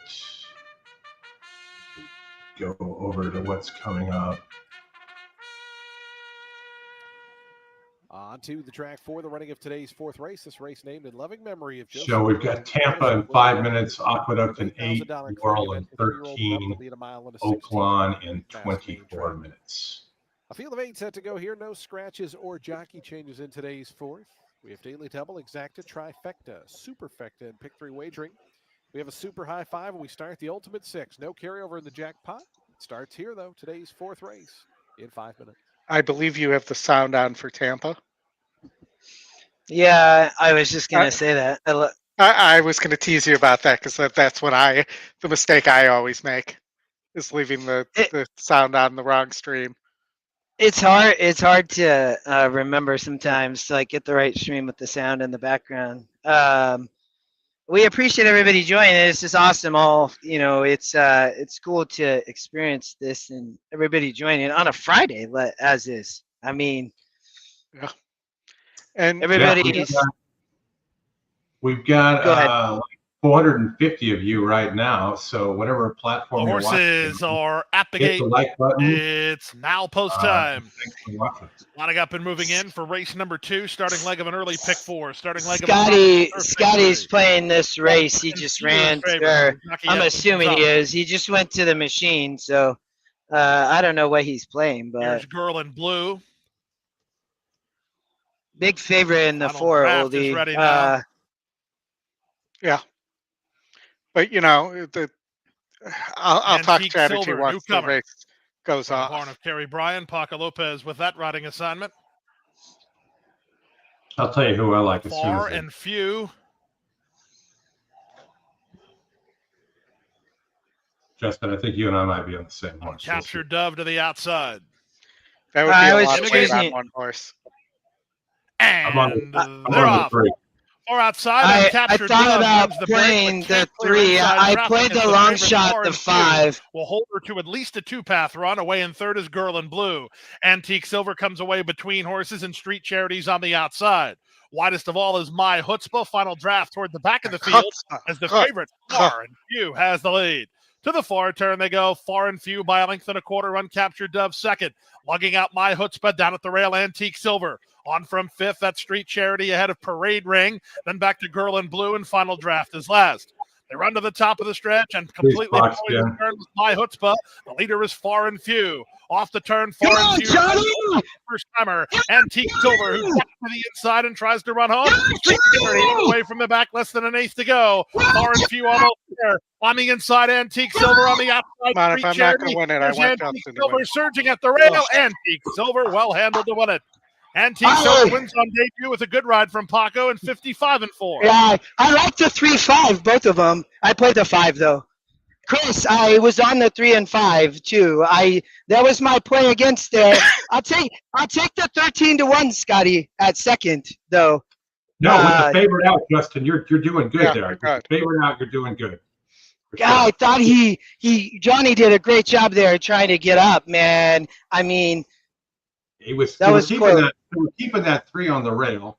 The 4 was going too fast, and we see them get caught like this all the time.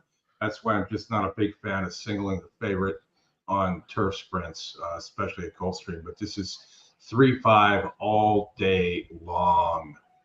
In the last jump, the 5 gets Great Exacta. I would have played that in a cash tournament. I would have hammered that. That was. Wow. What's the probables, Chris, in the Exacta there? Bluegrass Dan, thank you. Good way to get on the board, I would say. That was close. Good, Getting Chris. over Chris. to Justin. I'm looking, buddy. Give me a minute. No. Great. Great call on the 3. Like I know that, and everybody, I know it kind of sucks. I mean, we can try. I will try to give multiple horses out, and maybe that will help. 39 to 1. 39 to 1 on your exacta, Justin. That's pretty. That's a little light, I would say. I mean, you had to get the favorite out of there, and you had like a 4 to 1 over. Is that 13 to 1? All right, we got to get to Tampa, I believe, first. Yeah, I'm getting there. Kevin, I the 3 was loaded there. That 3 horse was working really well. If I remember correct, didn't the 3 have a really good? Yeah, Antique Silver.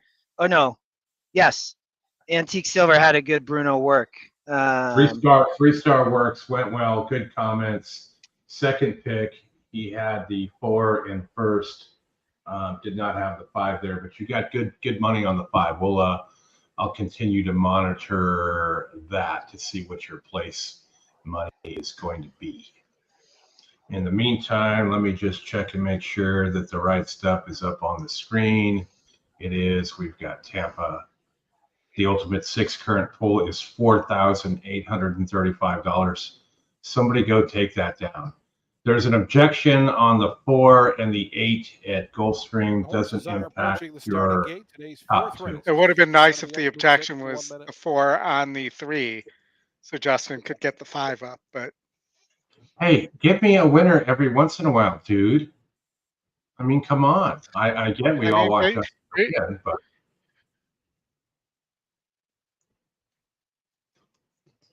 dude, got him out of his chair for sure. Yeah, but that's the excitement you want at the NHC. That's what people want to see. Yeah, well, we're not going to get really. Those people aren't going to get really excited till later today and then tomorrow. So I hope Bobby brought some sticks to throw over the rail. I hope so too. I thought that 5 I got a smile out of Justin for that one. And the horses have reached the gate. It's post time. They're lining up now. He's sitting a little ways down. Hopefully, I'll mess with the camera, maybe the other camera in a little bit. I mess with right now.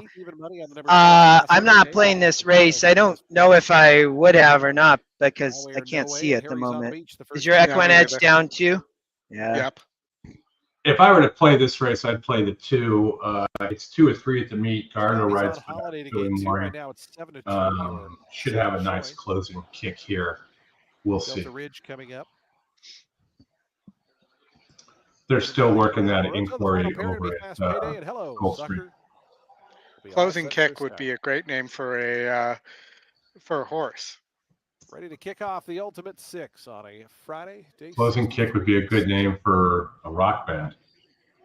And another sunny, beautiful afternoon here in Florida for horse racing. Hello, Sucker. Where Closing Kiss would sound like a Kiss cover band. Yeah, I still like purse money only for the horse name because that means the track announcer has to call it purse money only. No one will know it. That horse running for purse money only? No, it's running for everything. Race is on. I have no opinion. I can't even look at the race here. Oldie, I don't think we play. You didn't play anything, right? No, nothing here.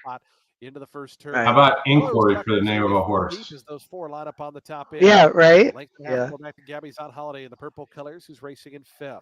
Then comes the favorite, Fast Payday, 6 tucked in toward the inside. A length and a half more back to Pleasant Valiant and Delta Ridge. Those 2 are at the back, but it's Alboroto and Gabriel Maldonado on the engine. They lead. It's official. 3-5-4. Waiting for prices. Starting the long backstretch, run a length in front. No way in second. Head to the inside. Harry's on the beach is a joint third, along with Hello Sucker. It's another half length back. Fast Payday, who's made some inroads, is coming up the inside, was 5th, is now all the way up to challenge for 3rd. Then comes Gabby's on holiday. Delta Ridge second last. Pleasant Valiant, the trainer. They're well The bunched big up past jock that gonna half try to mile come pole. up on the gap inside is there. 37 and 4. Alvaroto Yep. is surrounded on the outside. We've seen My Way that or No move Way. work Fast already Payday, the once favorite, being today, pushed but along to stay up here inside. goes But the just had to tap big out right bomb. here. Daniel Centeno was passed by Hello Sucker on the outside. Gabby's on Holiday also in the mix as well. As Fast Payday got shuffled back there, is now fifth, the favorite. But My Way or No Way is the leader. My Way or 25 to 1, man. Hello Sucker up on the outside of Second Gabby's on and Holiday. Fast Payday drops also right out of it. It's 25 all the to way 1. at the back now. Right 7 now. to 2 on the 2. Gonna come up the rail. Gonna be tough, I think. That 2 looks Gabby's on Holiday. very tough coming up on the inside. Back to Harry's on the beach. Yeah, I Up told to you third. the Hello 2. Sucker fourth. Fast Payday trying to get back in Super gear. Q, I Is like fifth that. toward Who's the on the inside. outside? The Final 1 16 at to go. 12 to Gabby's on 1. Holiday grabs the lead from My Way or No Way. One's gonna Harry's on win. the beach, charging down the Yeah, he's outside. out too. Gabby's on Holiday. Harry's on There's the a beach. lot on of the outside. cheering. They drive. Get up Finish. to. Gabby's on Get up Holiday. to. Got it. Two. Harry's on the beach was second. My Way or No Way. The big long shot ran third. Got a Holiday similar. These long shots are coming up just short, just like the 5 there. That getting the cheaper price underneath. Yeah, 1060, Kevin. Yeah. It's fine. I mean, I think it would love have had the win there. It would have been amazing. No, but but, take your $10.60 and move on for sure. Yeah. I completely agree with you. I actually had a note about maybe playing Aqueduct Race 2, but I have not been able to get anything up. I was looking at maybe playing, I believe it was the 3 horse. I see we're already off. I did not play it though. By a length and a half. Midnight Worker is trying to creep closer here as they've got less than a half mile to go. Probably good. Horse is not running. Third, Mike Beersley has lost. I thought the 4 would be very tough at Aqueduct too. Here it's 5 off the lead, and Disappearance has to pick it up from the back. Gives the trailer. Predicted continues to have it his own way, and Predicted is just moving along. Looks like it's going to be 4 or 5. Time. Everyone else is all in right now. 4, he's probably gone. It looks like. Predicted has the lead at the top of the stretch, and it's extending the margin. It's Predicted, who now kicks away, is up by 6. Predicted is well clear, approaching the final furlong. Here comes Thistle, is up on the outside here. Midnight Worker is chasing Predicted. It's down to these 2. But Predicted in a race all his own right now. Thistle continues to give game chase, but is running out of time inside the final 16th. Predicted, much less, just easy winner here. Yep. Predicted wins it this. Just as predicted.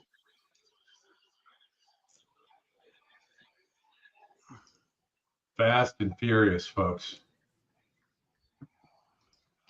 1 minute. Where are we at now, Laurel? I don't, and then we got Oaklawn race 2. I can't at the moment get EE up, so. Laurel Park race 4. Laurel 5 big favorite. I'm gonna run to the restroom, guys, real quick. I'll be back in probably 2 or 3 minutes.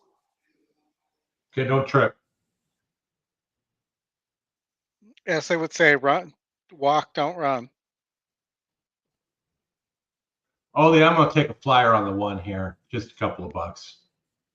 Okay. A little bit of action. A little bit of 10 to 1 action.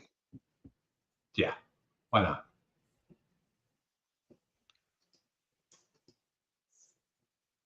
Sure. I mean,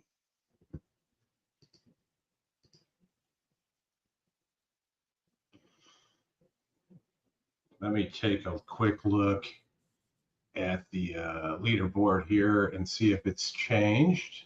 The horses approaching the gate.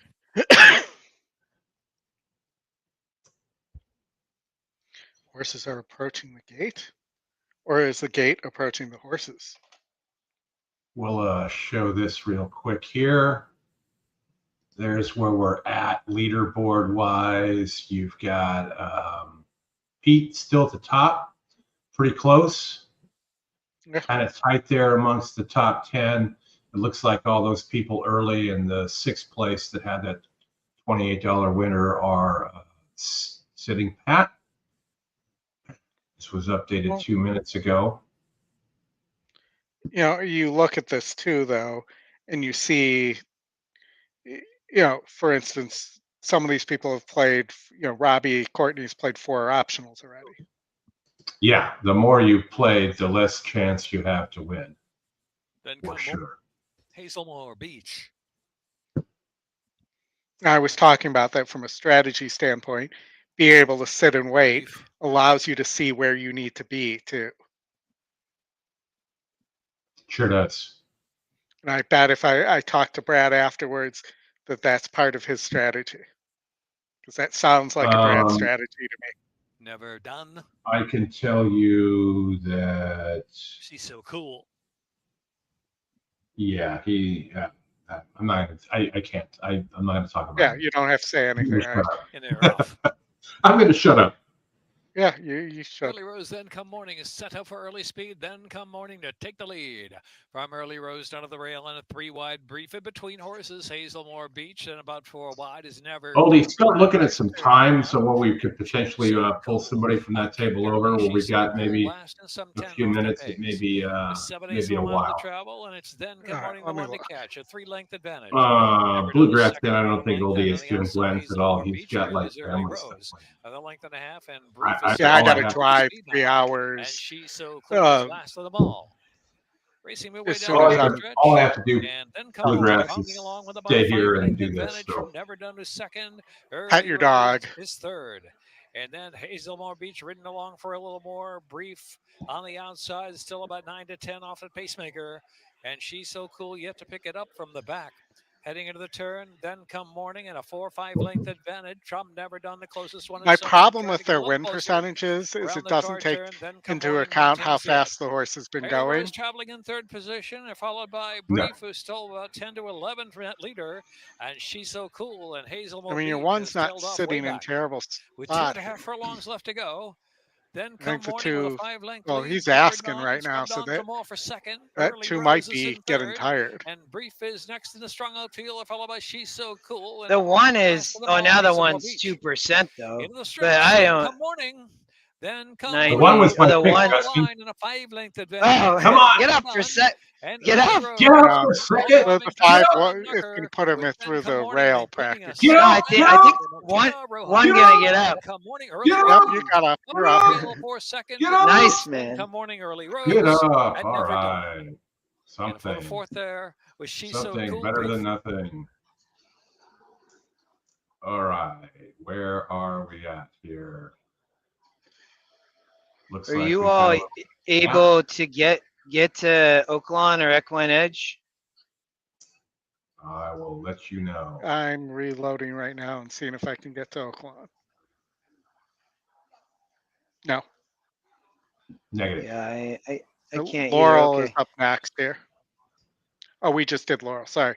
So I guess Oaklawn would be next in the sequence. We're 8 minutes there, so if we had somebody, could pull somebody in right now would be a good time to do it.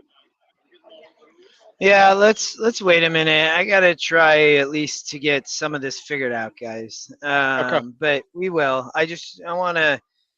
My worry here is like, okay, I got 1 play in, got 9 more plus mandatory. I didn't write a lot of stuff down. I guess lesson learned. So.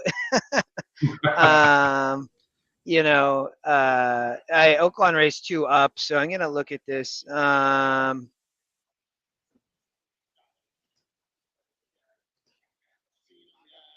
did get that up.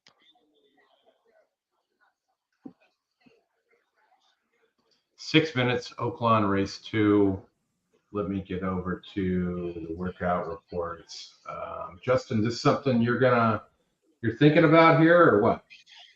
Well, I just got a chance to look at it. Maybe we are sloppy over at Oaklawn, correct? We are. Yeah. Oh, I don't have it up behind me. It's only, where's Oaklawn at in here? Oh, it's way across the room. Can't even see it. What's happening? Give me a second.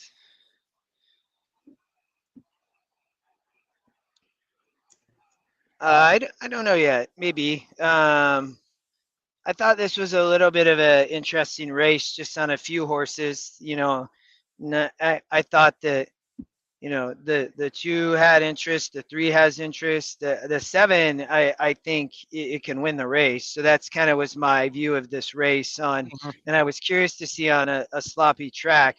The 4, I would also tell you, was a little bit of an interesting horse for me as the top SOR. So there's a handful of horses I'm looking at maybe as a play here. I would say, Chris, not the 7, but I need to see if that horse could be beat. But I did not really look at this heavily from a sloppy track perspective yet. So. All right, I'm going to let you and Oldie take this one for a bit. We are, how many minutes? Come on, toolbar, cooperate with me. 5 minutes to Oaklawn. I can bring up the audio. I did that for the last race, so I will do that again for this one. And then, Justin, if you want to rotate that cam during the Oaklawn race, go for it, but I'll be right. Well, I switched it. We'll mess with it maybe later. I don't know. It's there's they're on the. I'm trying to. It's all the way across the room. I think I can't see it at the moment, but I was gonna pull up the. I wanted to maybe see the actual video on my laptop. So give me a second. But muddy track. Okay. There's some speed here, right, in the 2 and the 3.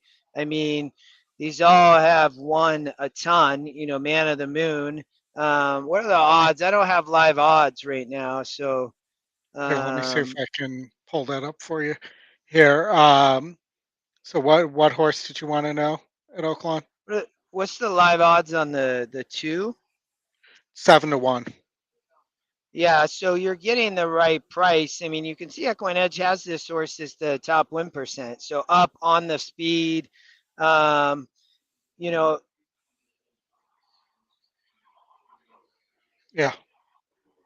Sorry, I was trying to listen for a second. I mean, Sources sprinted and got 2 turns at Oaklawn. Here in a 50 ran okay. Off the claim for Calhoun, Fuentes rides, ran well last out in a 56. So, on a, I don't use these a lot, but I mean, the number is fine. I try to look more in a race like this of past, maybe wet track form.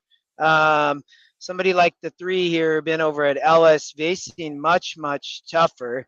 And has been tactical, been on the lead or coming off the lead, has gone. These are 1 turn furlong races though at I don't know about Ellis, but at 7 it is. This obviously 2 turns. 8 is one. 8 has a weird. It's like half a turn. Yeah, it actually starts in the turn. That might be my only. But this horse has at 8. Look, has run well, but I think you tread cautiously because that was going 1 turn. I think that was my question mark on the 1 when I looked at this race, but it's the second pick. Can it sit the trip? The 3 is the EquineEdge long shot on the front end, Shaq's Way. So I do think the speed could be dangerous here, Oldie, a little bit. I was curious on this race, and it is very yucky on that track. Yeah, I mean, it does not look like a fun day at Oaklawn. I don't know if our friend Lulu from the chat is out there. She's a regular at Oaklawn. But yeah, it does not look like fun. The 4-horse translucent, his horse is only 6%. I talked about the 2, the 3, the 4. I thought there was some interest here a little bit. Has ran well at Saratoga once in the mud, but just barely got up. But that was a 62. This horse for sure has not run in the last 2 off the claim.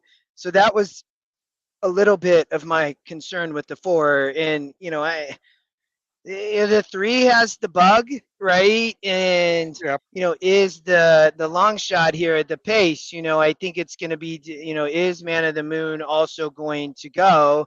I do think the 3 could be, the speed here.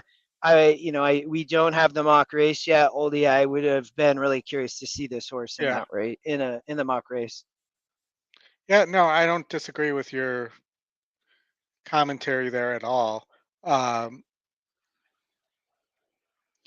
just lost. And Oldie, I pulled it off. I'm just looking at my notes real quick, just so you know. Okay. Yeah, I mean, for Oaklawn here, we're a couple minutes still to post. I hope about a minute to post.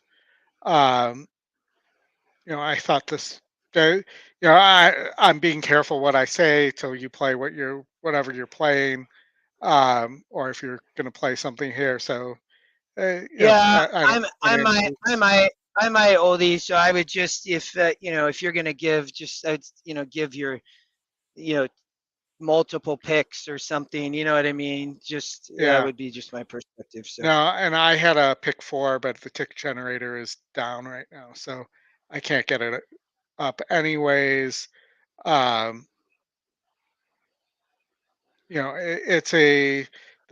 I thought was a interesting race. They're going to the gate, so I just want to make sure you get your play in here.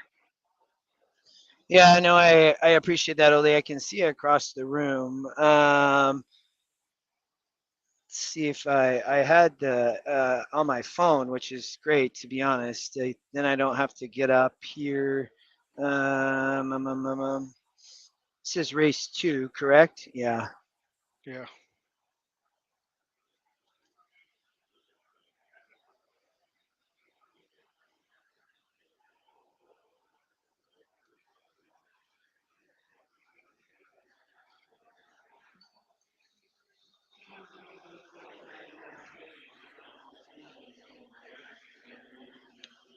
Going All in the right. gate. I am gonna play this race, Oldie, so I can share back. All right. The Oaklawn way across the screen. Can't really see it. They're going in the gate right now. No, Going in the gate. yeah. No, I can see it across the way.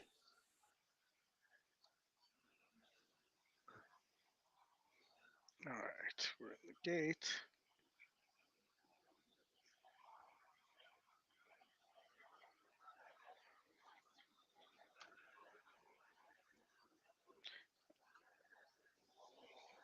Tony likes 5 here.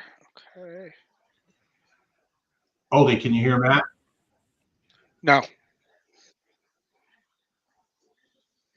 I played the 3. I thought the bug on the front end might be interesting here. It looks like the 7 decided to go with him, but we'll see what happens. I played the 4 here. Yeah, me too. Yeah, I thought the 3 here would be dangerous with this little bug boy. The 2 is pulling the horse back. I thought the 2 and 4 were both interesting. I talked about that. I thought maybe the bug here on the slop might get away. This horse didn't have a ton of wet form at Gulfstream on the Gulfstream dirt, but I thought maybe he could transition differently at Oaklawn. He's definitely holding. We'll see here, 23 and 2. Yeah, no, he's gonna let those 7 go by, I guess.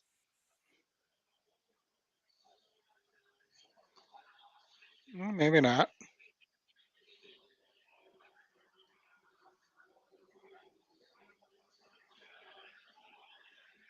Come on, baby, have horse. Be game here.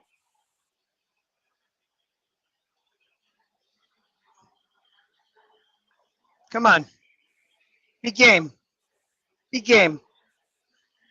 There's the 4. Not a bad play. Really sat the chip. The 7 came over on the 3 there, but I think it's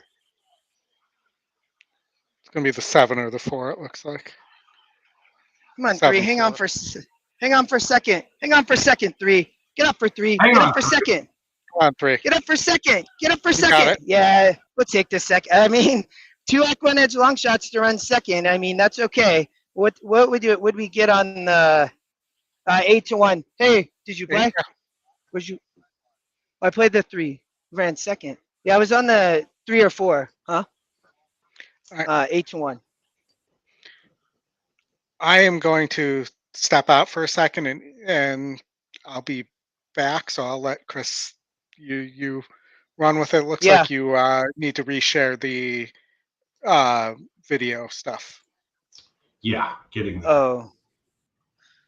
Take your time, Chris. I'm gonna unshare everybody just for a second. Chris, we got another second place there. That's all that counts, So I have absolutely zero notes on the Gulfstream race, so I will not be playing Gulfstream race 3. We have Aqueduct race 3 coming up after that. I'm going to look there just quickly if I can. EquineEdge was back up to some extent. Maybe not. We will see. Approaching the starting gate. Last chance to wager. Race 3.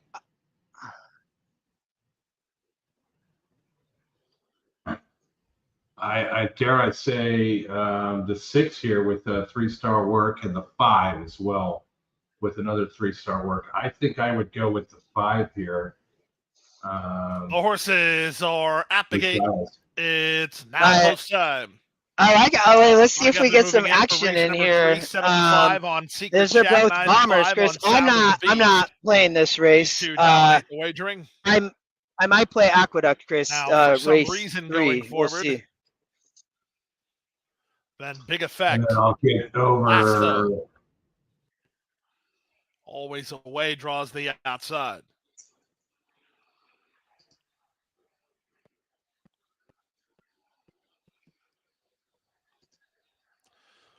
Lasso.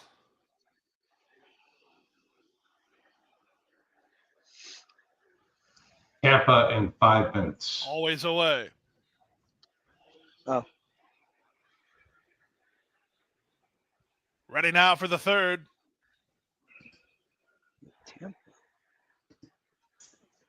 And we're about an hour away from the first mandatory. And they're off.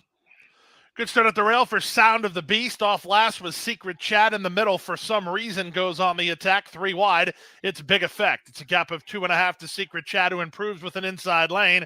Lasso second last and Always Away, not keeping up early.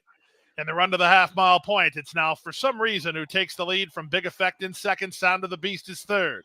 Secret Chat is gaining ground while in the 2-path fourth, 3 better than Lasso, and out the back Always Away.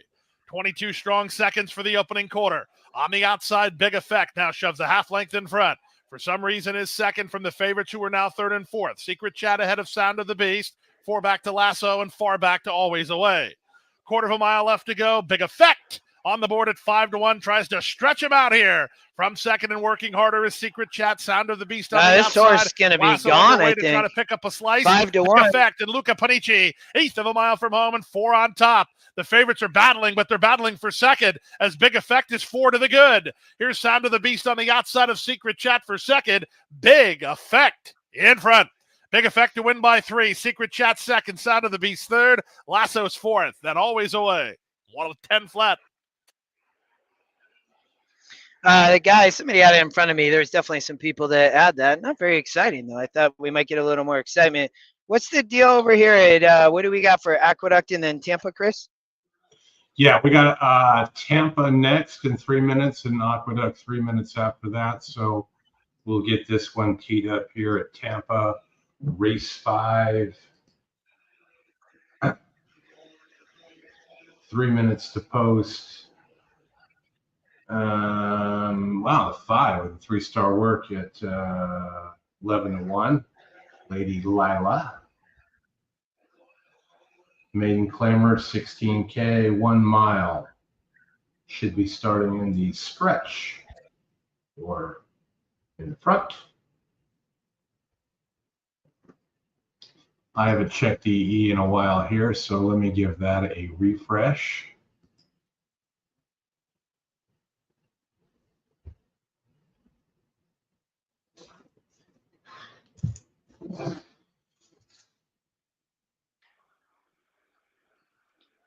I'm trying at the moment to I'm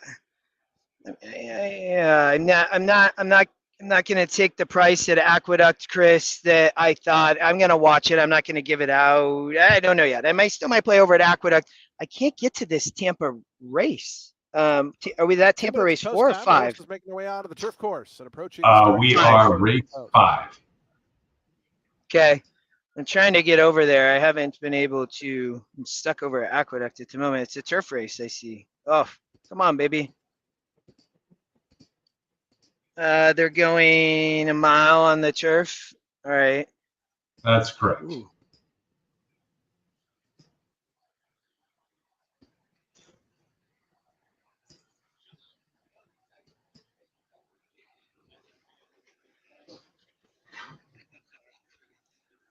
I mean, we got the rail normal here. You know, there's a little bit of speed up there. Tampa race 5. I'm going to potentially play here, actually. Give me a second. This would be my third play, race 5.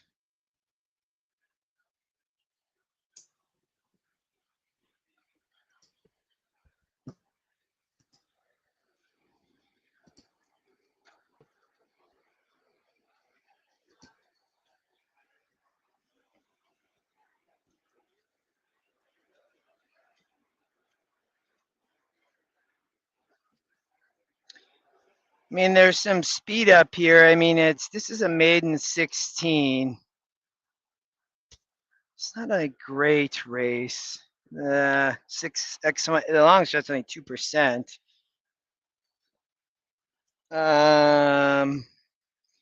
You share? You got the video up, sweet. Okay.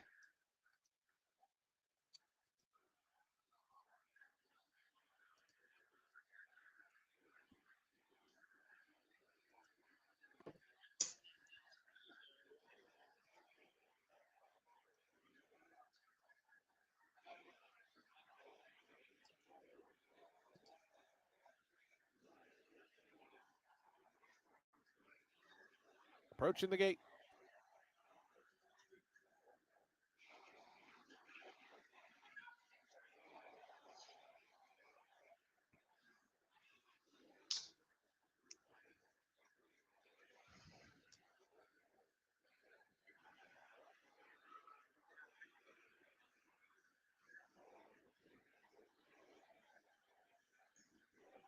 You still thinking on this one, Justin?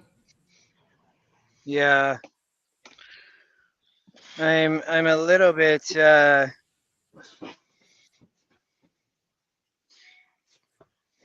I'm looking, I will tell everybody. It's post time. They're lining up now for today's 5th as we start the late pick. Well, they're coming down the chute for the mile race here. Field of 10 here to go the. Not really loving this on the turf. But loaded at 10-1. Favoritism right now to the number 8 3-run. Kind of also watching the price here, Chris, to be honest, to see what I'm going to get. I have played 2 optionals already. It looks like we are, is this Tampa race 5? Yes. Yeah, we're about not quite a quarter of the way through. So I told myself that I like the later part of the card, but and to the outside, worth the sum. Going to complete the line. Carlos Lugo and worth the sum will be the final one to join. Lady Lila. Long shot right now. I think I'm going to pass here, to be honest. An exacta play. Worth the sum. I don't know. I'll just wait here for a second. I was looking at really one horse, which was the 9 horse, to be honest. It was 7-2 there. I think the horse is going to run. It can really improve. The win percent's gigantic. The one horse is an interesting long shot. I like the 12 here. Worth the sum from the far outside is quickest. They're going to go fast. Try to cross over, but let's connect. I don't know. I do not know why the 9 went to the lead. So, and it's now caught in between. I'm glad I did not play that. The one horse was an interesting long shot. Going to sit the trip. It got bet all the way to 9-1. Having a real bother of it in behind there, fighting with Ronnie Allen Jr. Oh my gosh! I'm glad I did not play this 9. I'm not liking that trip at all. Run Bolton, fun by a half a length. The Let's Connect who presses. I like the 12 where it's sitting. Third. Jersey Factor is 4th. Moving up, Lady Lila after the slow beginning is 5th. After a lot of trouble there in that first turn, Regal Miss settles down 6th. I like to have more back to Vigatana, Ipatia. They're 3rd and 4th. Only the rider of the 12 is the one that got your and Future Fortune is at the back. Up on the front end, Let's Connect and 3-Run Bolt. Those two trading punches after that 23-3 opening quarter mile. They're on relatively level terms. Just in behind them, Jersey Factor. In the second quarter wasn't that fast. Third and fourth.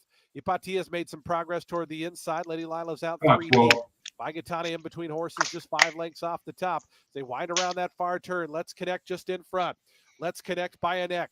3-Run Bolt tries to kick back toward the inside from second. They're a length and a half clear of Jersey Factor, who's all alone in third. Starting to make up some ground. Vaigatana to the outside is fourth. To the top of the lane. Let's Connect. 3-Run Bolt still battling away down toward the inside. Jersey Factor trying to pick them up. Ipatia's made some good progress. And Vaigatana down the far outside, just inside the furlong grounds. Let's Connect. 3-Run Bolt battling back to her inside. Nine's going to win, Justin. Up and is gaining a touch. His time is ticking away. Let's Connect just in front. Ipatia surging late. They hit the wire together. Photo finish. Let's Connect. Ipatia. 3-Run Bolt back in third, and Vaigatana was fourth.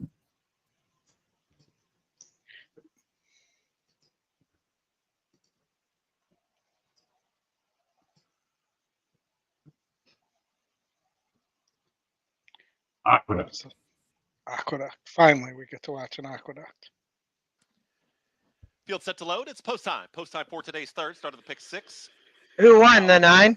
Into the 9. Pick 6. What was the price on that? What did the horse go off at? Black Tide goes in. 62-1. No. I'm kidding. Hail Hydra here. I don't have live odds, so I don't. That's where I was curious. What? So, Justin, are you playing anything here? I don't think so. I kind of got wrapped up.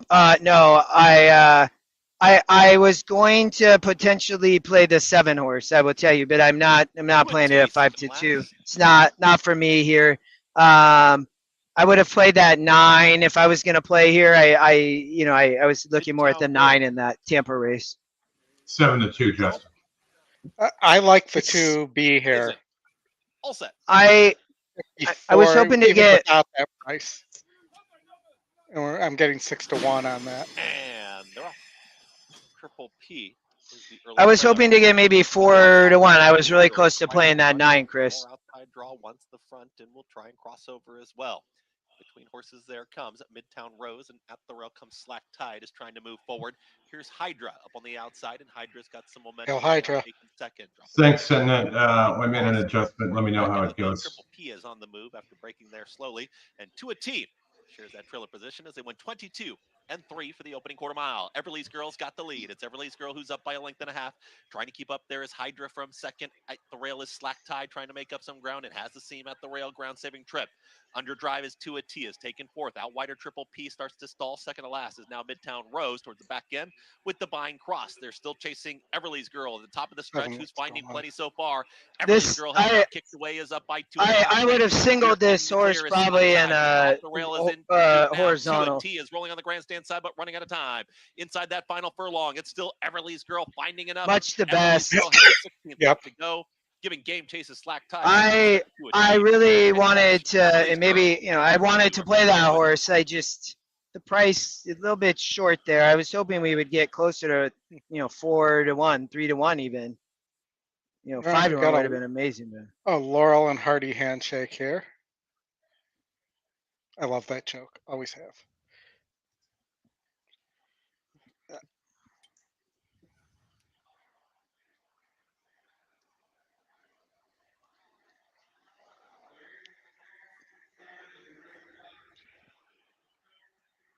All right, Laurel. Race 5. They're getting ready to roll. There's an objection at Tampa.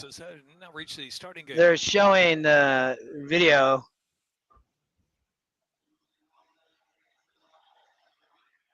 Eight on the 9. Wait, how much time I got till Laurel? It's about to go to the gate. Okay. Right. I'm looking here. I'm gonna have to get on my phone very fast.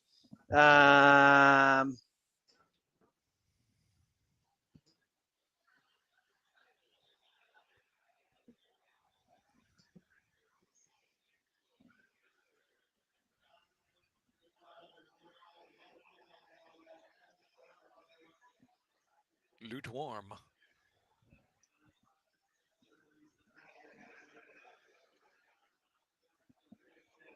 Riley G, 7-5. Laurel, we got a bit of a break Dynamism. until Gulfstream.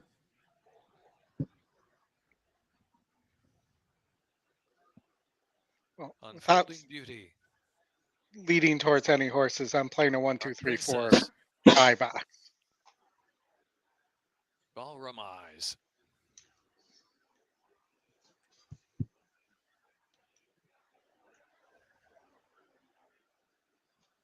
Gold Rush Hottie.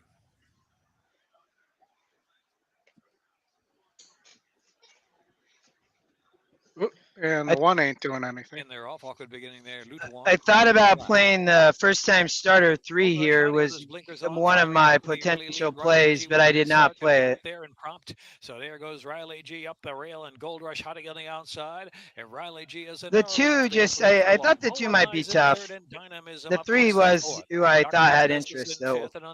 Yeah. I mean, the 2 didn't get as easy of a lead as I thought it was going to get here. Heading with the far turn, Riley G, the great catch. Riley G from Gold Rush Hottie, the lead about a length and a half. And the outside is Ballroom Eyes. Dynamism hustled up there in the inside with 4 furlongs left to go. And they're followed by Dark Princess, Unfolding Beauty. And last of them all, still well back, is Lukewarm. Into the turn, and it's Riley G rolling right along. Riley G, Gold Rush Hottie now drops back. On the inside, Dynamism just picks up second spot. Ballroom Eyes is in third. Gold Rush Hottie continues to retreat in fourth, and Dark Princess fifth while saving ground. Lukewarm has improved to second to last, but still plenty to do, and Unfolding Beauty trails the field. Riley G, confidently ridden at the top. Nobody's catching the 2. The 3 gonna run a big race though. That left lead for just a moment. How good is the 1 though? Stumbled out of the gate. 6, and second is Dynamism, who's giving it a good go from second. It's Riley G. 3 ran a big race. Top GSR there, 2 trying to stop, but too big of a lead. Yeah. Third, it's Riley Yeah, the G. 1 oldie much probably has a much different race if it breaks better there. I don't disagree with you. Looks like the 9 got moved to third at Tampa. Oh, good thing I didn't play that. The good juju is starting today. Look at that. Oh, they took that 9 down. Wow. Oh man. Let's see here. So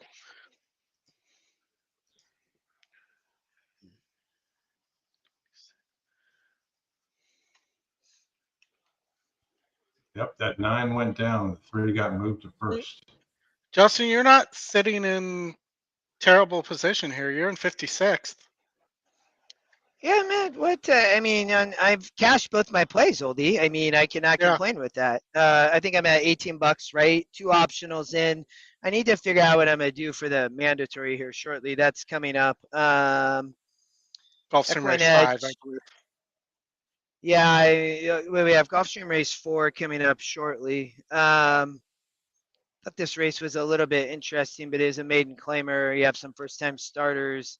Chris, can you show the track for a second, Gulfstream?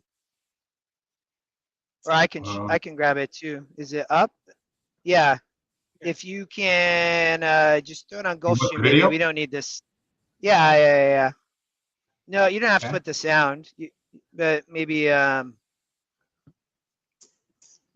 Give me just a second. And then we got here. Oaklawn Race 3.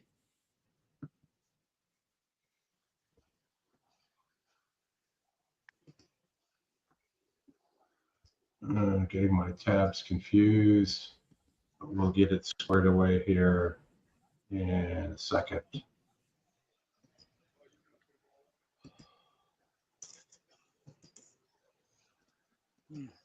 You want a Gulfstream? Is that what you wanted, Justin? Yeah, just since it's next. They're not in the paddock yet. Kevin, Gulfstream Race 5 in it's at 12:10. About 45 minutes. Yeah. Oh, here we get the paddock. Yeah, and also Chris is just having trouble with live odds, so it's kind of curious to see here. Oh yeah, the leaderboard. Is that still the leaderboard? Wow. As of 46 2 minutes bucks. ago. Nothing's really moved. at Yeah, the top. it's definitely quiet. I would agree, Oldie. A lot of that tells a lot of people. Those people got. Am I seeing like 3, 4, 5 optional plays already are in? The guy Yes. who's on top of the board has 6 optional plays already. Wow, he came out firing. Yeah. I love it. I That's mean, awesome. I prefer to be sitting where you are, having played only 2 optionals. There's where Justin is right now, 18-20. And winnings, 56th place, only 2 optional races, so not too shabby. Yeah. Where's Scotty? And, take a quick look at Scott. Scotty, I think, has 1 optional played. Yeah, he also I saw he walked by. He played the 5 long shot at Gulfstream, the EquineEdge long shot in race 2 as well. He has 2 entries, I thought. Oh, there's the other one. Oh, and then he on his other one, I think he missed. It looked like Chris. Is that what I saw? Correct. Yeah. Yeah. Will you hop back to the video real quick? Yes.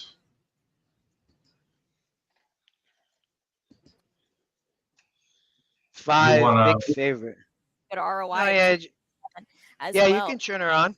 On a board, you'd think this horse is a little live. The number 6 Breeze by you. This one from Mike Yates Bond. Another one turning back to 6. I think is going to help this horse this afternoon. I think so too. And this horse is just kind of a leggier, longer bodied horse. So I understand why when they even debuted this horse, they tried him on the grass and then wanted him a little bit longer. But his best race has been the 6 furlong race, 2 starts back. He ran a lot better than it looked like on paper that day. Ronnie got in a little bit close. He finished 3rd that day, but it was enough to where I think you could put him in your mix today. The number 1, Kinsman Medina, currently 9-2 on the board. You go to his horse's start for $35,000, 2 starts back. He ran okay 3rd. He's going to drop to 25. And you look at his last little trouble line. He broke through the gate before the start. So maybe with a nicer beginning, this horse could be somewhere on the ticket. Yeah, I would think so. Sorry, they're trying to figure out what here to do with the 4. He dropped Tyler before Tyler was getting the leg up here. So we'll keep you posted on that Dave Fox trainee here. But anyway, moving back, it's good. Tyler is up and he walked up under the tunnel. So that's good to see. But the 1 Kinsman Redeemer, yeah, when you break through the gate prior to a race, well, you never win from that. That's very hard to do. And I think that this is a horse that can improve, especially on the class drop. You look at the race. It was a good one for Joe Catanese. Joe Catanese. So they're going to head to the track with $300,000 already in the Rainbow 6 pool. So good luck with all your selections. When we come back for race number 5, we'll have Samantha's late pick 5 tickets. So the fun keeps rolling along, including us. Good luck, everybody. Okay. I think my definition of fun is a little different than his. Yeah. Okay. Here, what do we? I don't know if I'm gonna play this. There's the 1 horse.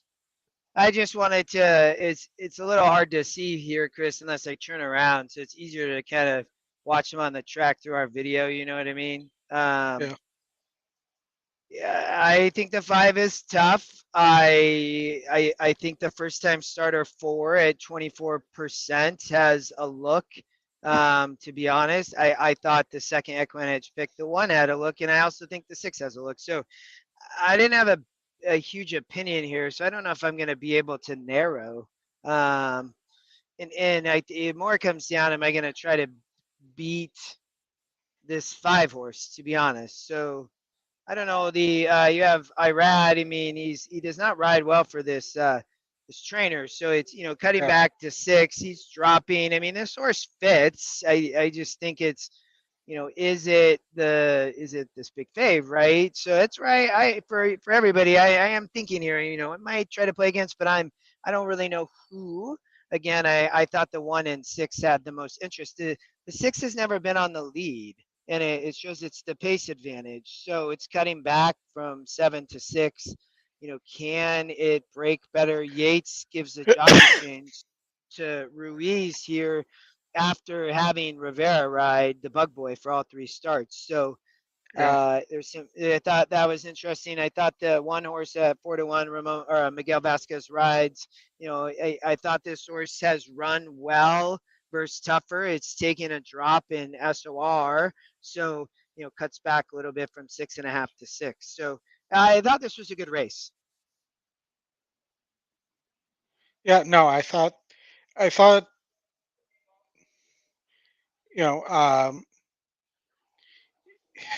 for me, I thought it was the 1, the 4, or the 5. I just don't like that the 5 has run 5 times and the 6 has run 6. So maybe the 4 and the 3. The 3, It's the 3 Ralph Nix is 16%, and it's a 3-star work. I'm I doing feel good. like You're good. you could get better or do worse there.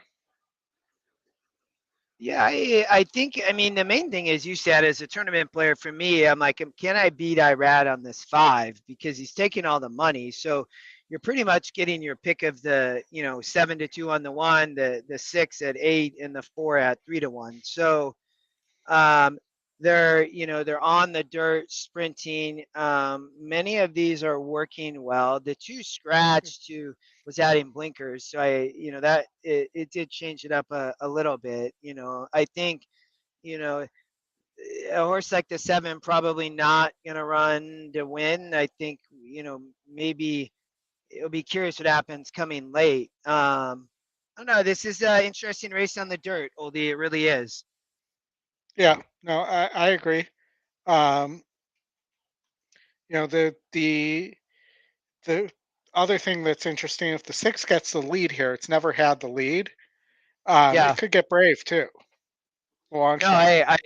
I don't disagree with you at all. At all. Did not get the lead last out and gave it up badly, right? Bumped, Yeah. faltered, stopped. Win percent drops. It ran well 2 back, but it just missed the lead, right? So Yeah.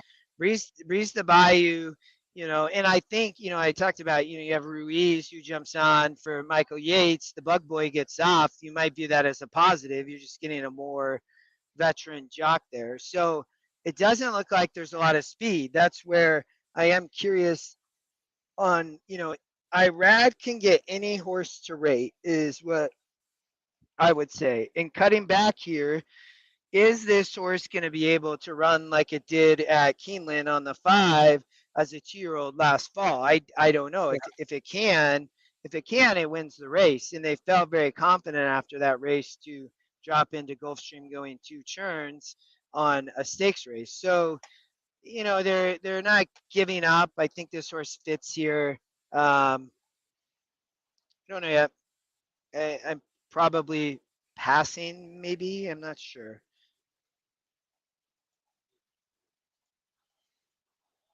It's a competitive race, though. I think we'll see some people play this for sure. Oaklawn race 3 is up after that, Oldie. Yeah. I think that's an interesting race too, but I think it's probably chalky.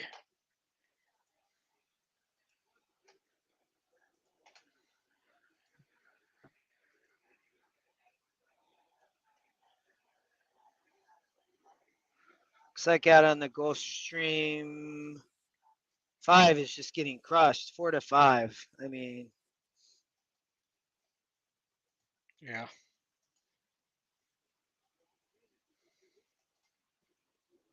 You playing this one, Justin?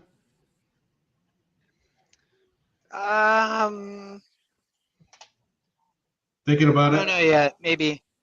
Yeah, I just don't know if you can beat the 5. I think Irad's going to be able to sit the trip here. I think he could get the 6. You would assume he's going to get the lead based on the EquineEdge pace number, but I do worry a little bit. Irad's going to be aggressive. And I think Vasquez could be aggressive as well.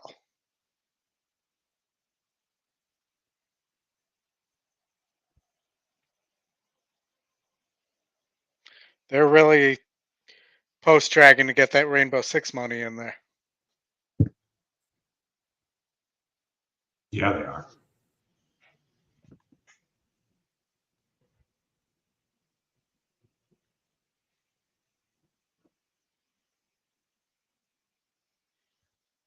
I'm interested. So, I know what I like in the first mandatory, but I'm curious what Justin ends up playing and where Scotty goes. Where everybody That's goes. coming up.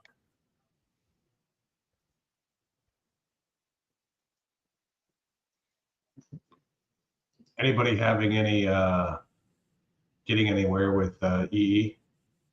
Well, I got the ticket generator to work for a minute, but now it's back down. But I got a screenshot of my ticket I had produced earlier, so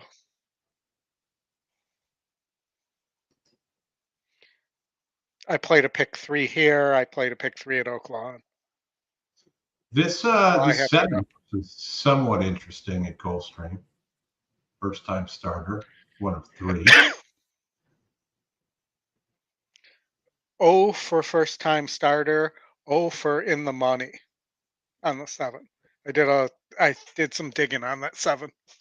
Yeah, well, I mean, the trainer has 2 lifetime starts. Yeah, but you like to see the horse at least see something in the money on a 0% guy. He doesn't have 2 lifetime starts. He has 2 first time starters in the last 3 years. Yeah, I'm not worried about any of that. At the price, for me, it'd be worth the risk for something in the pari-mutuel pools. You got a 3-star work on that 7 as well. Yeah, I didn't necessarily like Bruno's note on the 7 either, though. It's going to have to come. It sounds like it doesn't have speed. Are you talking about the 7 here? Yeah. Yeah, I thought the first time, right, we talked about the 4, the 6. I ended up not playing here. I had already talked through it, so I won't keep going. But it's a tough race. I thought this one. I think Irad could chalk it out, but look, so 5 gonna go with the 6. Yeah. Yeah. I wondered if the 6 would struggle to get the lead here. We'll see what Away happens. in third is Blue Slide Park. Kinsman Redeemer ridden into position. He's now into third. Back from One there, went it's off Blue at 5 to Skies 2. Sill, and the early trailer is Joel's Boy. And the run to the half-mile point. The leader is Breeze the Bayou working out the center. Cajun Fool is along the rail. Angled in between horses is Kinsman Redeemer with Blue Slide Park for company on his outside. 3 back to Joel's Boy. Now the trailer is Blue Skies Sill. Around the far turn after a 23-second opening quarter. Breeze the Bayou and Jorge Ruiz on top by a length and a quarter. With the benefit of the inside, Cajun Fool tries to tighten the gap in second.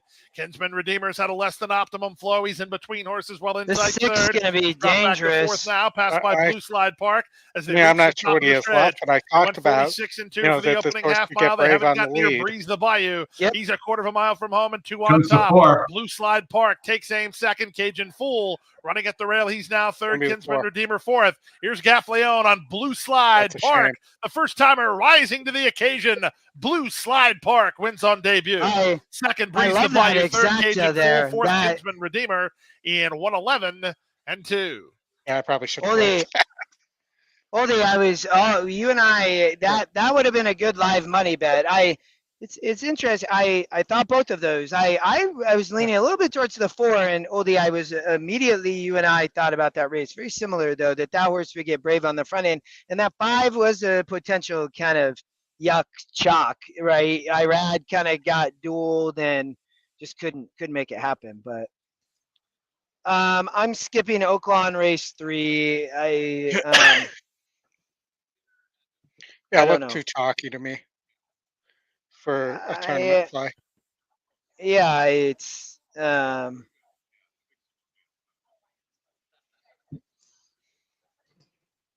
Tampa race 6.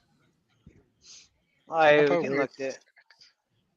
See if I can get that up on the. I have Tampa race 6 says 18 minutes. What do you have? You have 4 minutes. 4 minutes, yeah. going in the gate at Oaklawn.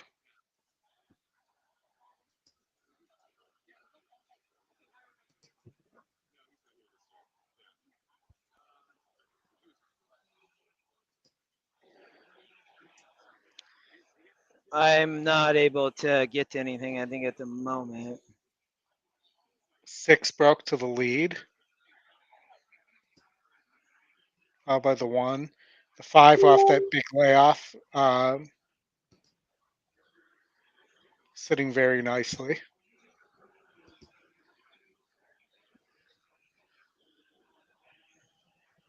Honestly, if it wasn't for the layoff, the 5 is the class of this race at Oaklawn.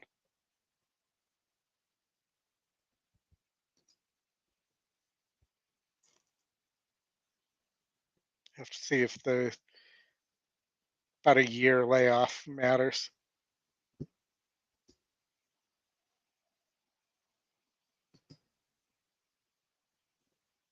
Looks like it does. Oldie, is the 6 in the lead? Is that who's on the lead there? 6 is on the lead. 6 is going to win. 6-2 on the lawn. Sloppy slop. Yep. 2 minutes post time. Today's 6th race. Late pick 4s in 2 minutes. Is that Tampa, Chris? Yes.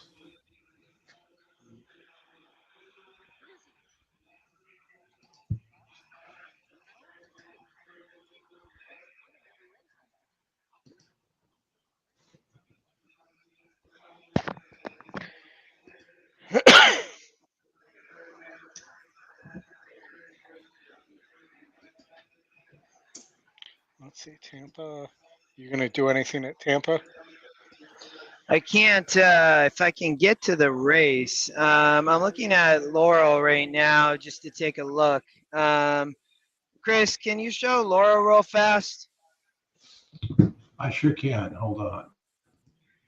I can't at the moment get to Tampa race 6, so I'm unlikely to be playing that. Laurel is in 4 minutes. I just want to see the odds. I just don't have live odds. The 6 is the big fave. We had a lot of scratches here, so I was a little bit curious about this race to see what would happen.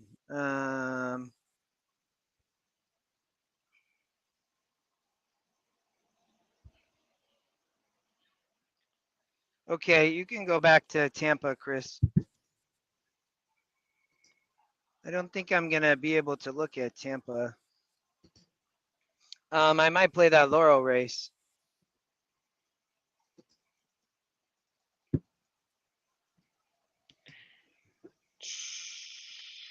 It's very quiet in here. Everybody must be like heads down and 1 minute post time. The horses are It approaching. was definitely louder last year. It's still early. It's Friday. yes, I do agree with that, Chris. Long, long, long way to go.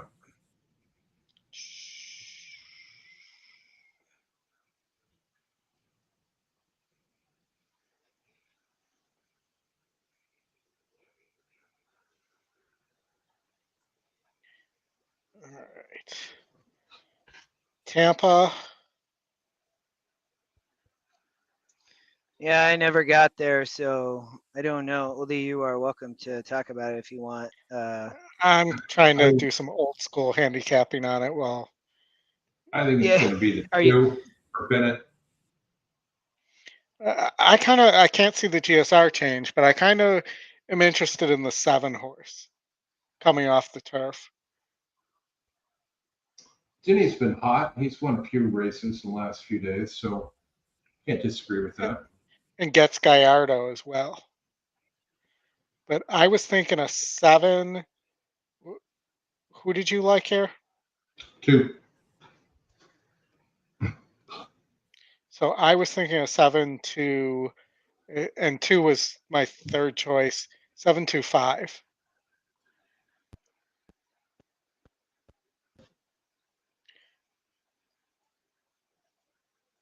And again, this is from like 2 minutes of old school handicapping.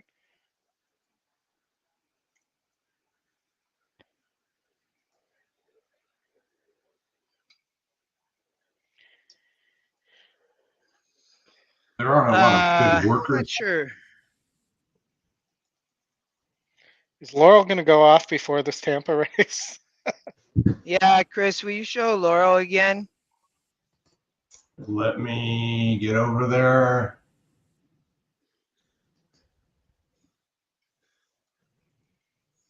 There, I'll give you Laurel and Tampa at the same time.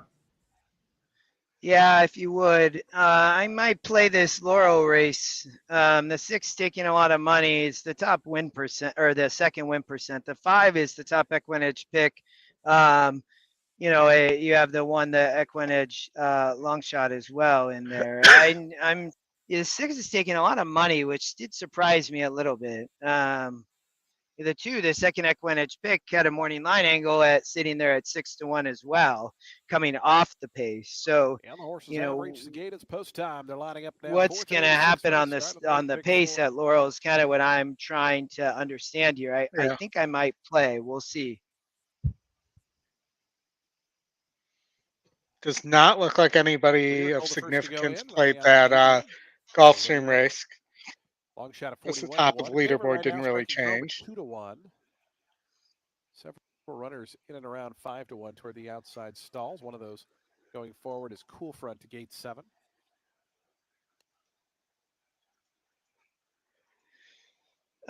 Chris, let's leave it like this, because I think I'm gonna play over at Laurel. Underway here. Quad. We could go full quad box if we wanted to. Here.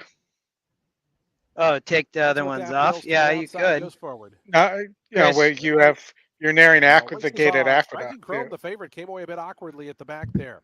Good start. Royal to Be heads out to the early advantage. Driving through between horses. Our Little Tiger is close up, along with Marumbi in the pink cap, and out wide Dancing with Daffodils. So those 4 right across the course. That quartet a length and a half in front of Lyrical, who goes up the inside into 5th. Cool Front in the bright lime colors is 6th. It's a length and a half more then. Back to Shower Return in the bad starting Striking Chrome. Those 2 share the back. As they head up the back stretch, Royal to Be just in front of Dancing with Daffodils. 23 seconds for a pretty modest tempo up top. They're a length and a half in front of Our Little Tiger, who's back 3rd. It's 2 more then. Back to the team of Lyrical and Cool Front. Marumbi is back 3rd last. Shower Return, Striking Chrome. Still having some trouble there at the back is the trailer. Around the far turn, 5/16 of a mile from home. No go Royal on the to Be and 7. Ricardo Mejia has been cruising up top. Dancing with Daffodils a length back now in 2nd. 2.5 more back to Our Little Tiger, who's 3rd. Shower Return has made up some good ground on the far outside. Switching to the far outside from the back is Striking Chrome, who's had that rough trip, still about 9 off the leader.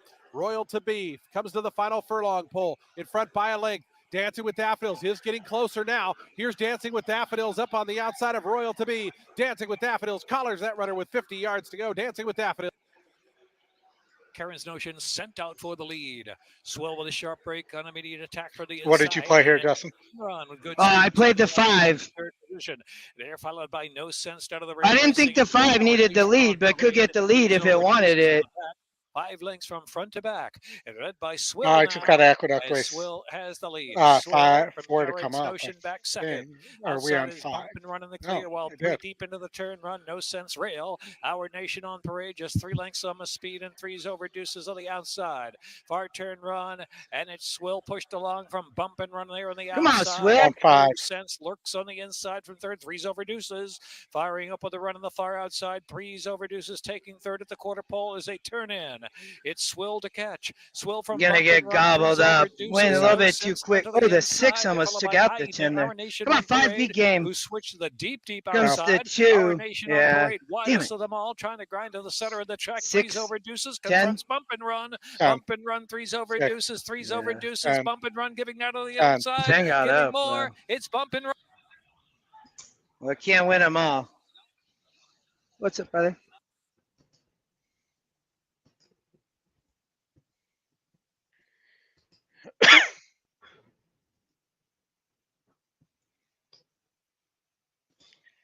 All right, Aqueduct, race 4.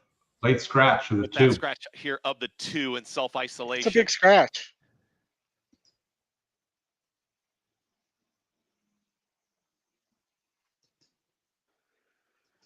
Where are we going? Aqueduct race 4?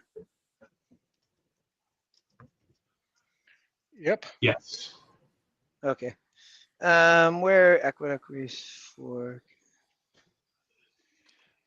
The 2B, Tammy the Tigress, will be running for purse money only.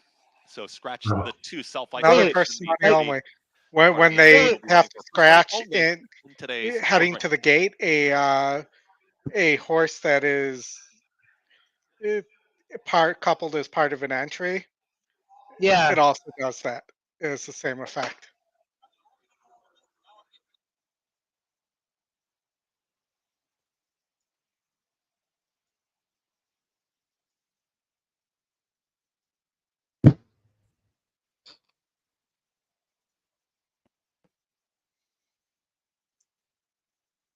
Horses are now at the gate. It's post time. Post time for today's 4th. Scratch of the 2. The 2B is running, but running for purse money only. Taming the Tigress. This field is set to load.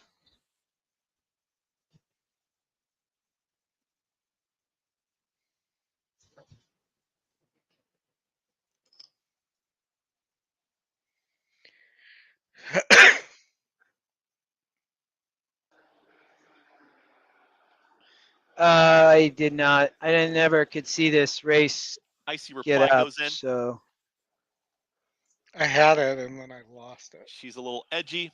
Remain anonymous.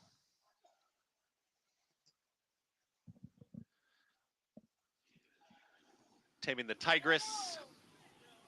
Purse money only. Goes in. 13 minutes to the first mandatory. And they're off. She's a little edgy. Breaks on top, but she's a little edgy right out towards the front to remain anonymous is right to the outside of that one. Jackie the Joker is now taken back to 3rd, settles off the tempo, and here comes Icy Reply up into 4th. The Orange Silks there comes Taming the Tigress. The purse money only is tracking from 5th. To gap another 4. Mike, he's sitting just like to the right of me. We had a different camera up earlier. I could show you, but I got to get it reconnected in a little bit. Anonymous is right to the outside here from 2nd. Here comes the move from Icy Reply to the outside of Jackie the Joker. Taming the Tigress. Trevor McCarthy, purse money only on the move. They're moved up into 4th. Still far back. Pretty Extreme is the trailer. She's a little edgy is in front. 45 seconds flat for that half-mile time. She's a little edgy, is pumped up and hugs the railing. Just keep going. Just remain anonymous up on the outside. Trying to rally on there is Icy Reply. There we go. Icy Reply is now taken alone 3rd, but she's a little edgy, is still finding up front, is 3.5 lengths clear. She's a little edgy. Here's Icy Reply with a challenge towards the outside, but she's a little edgy, has a 16th left to go, and she's a little edgy, has plenty of cushion left, and she's a little edgy. Wins it. She's a little edgy, got tight there for 2nd. Pretty Extreme flew on late. Is in a photo with Icy Reply in 1 minute 17 and 4. All right. Well, that will work.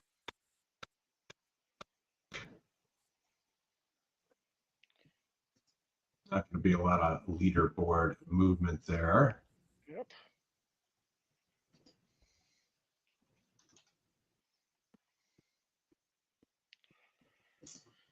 All right, Oldie, we got a few minutes here. Taking a quick look-see at where we're at. I think we've got about 10, 12 minutes or so till we get to the mandatory race at Gulfstream. 11 minutes to race 5. Yep. Anybody able to bring up EE for this? I did have it up, but I just ran the ticket generator and it's running in circles right now. But I know what I had here.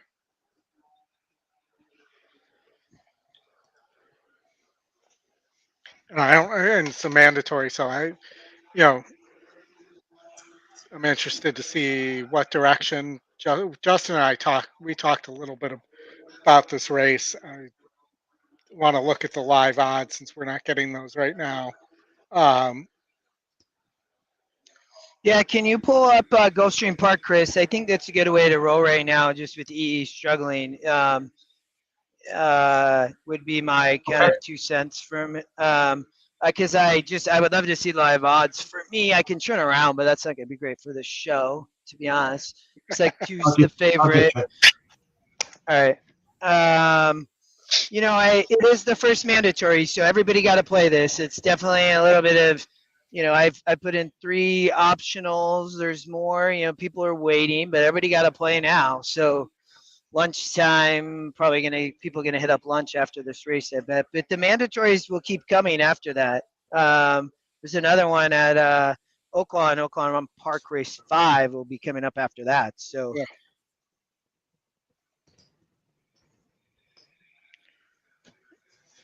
I think that this is an interesting race, and I think the morning line is doing a good job of pointing at where the value is.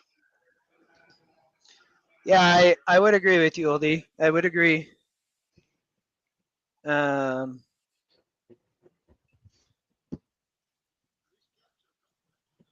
go ahead. Of course.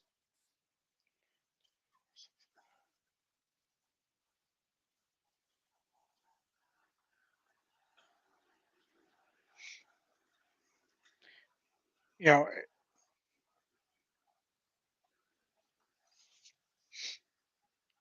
Oldie, I don't know the Yeah. best. I mean, you're welcome to talk about this. Where do we? Oh, we did get video. I mean, you could see Samantha and Brian are kind of on same horses, but kind of on different horses, right? I think you can talk to EquineEdge, Oldie, and just some of the things that are there. I'm happy to kind of do the same and not maybe try to hone in on a horse. I don't know your thoughts. I mean, Bluegrass Dan says bet the 2. The 2 is the chalk. I mean, Miss Justify, right? Fletcher, Irad, it's a Justify out of Swiss Alps. I mean, broke its maiden run well in a 74. This is a nice allowance race. I mean, you know, there's a lot of speed up front. I will tell you, speed can be dangerous on the dirt, right? But the 2 is going to sit the trip. Irad going to try to sit the trip, right?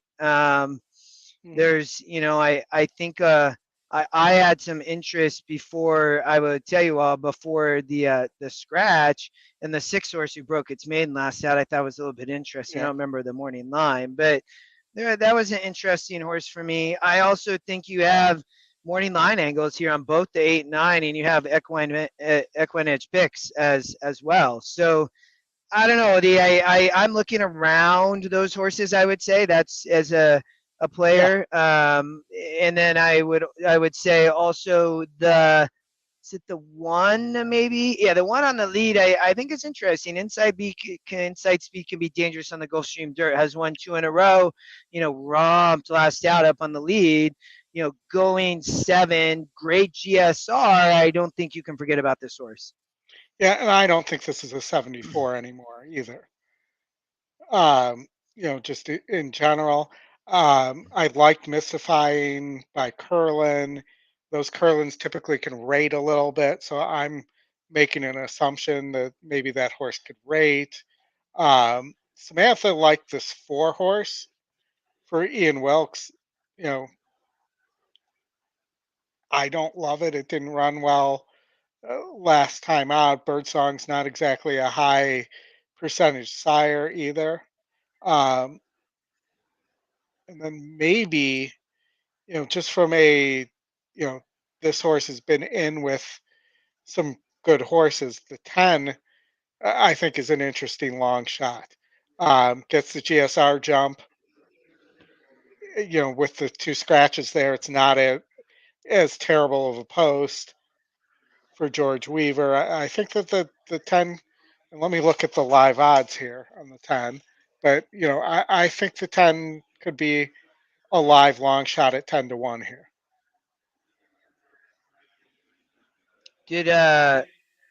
We lost Chris. Okay.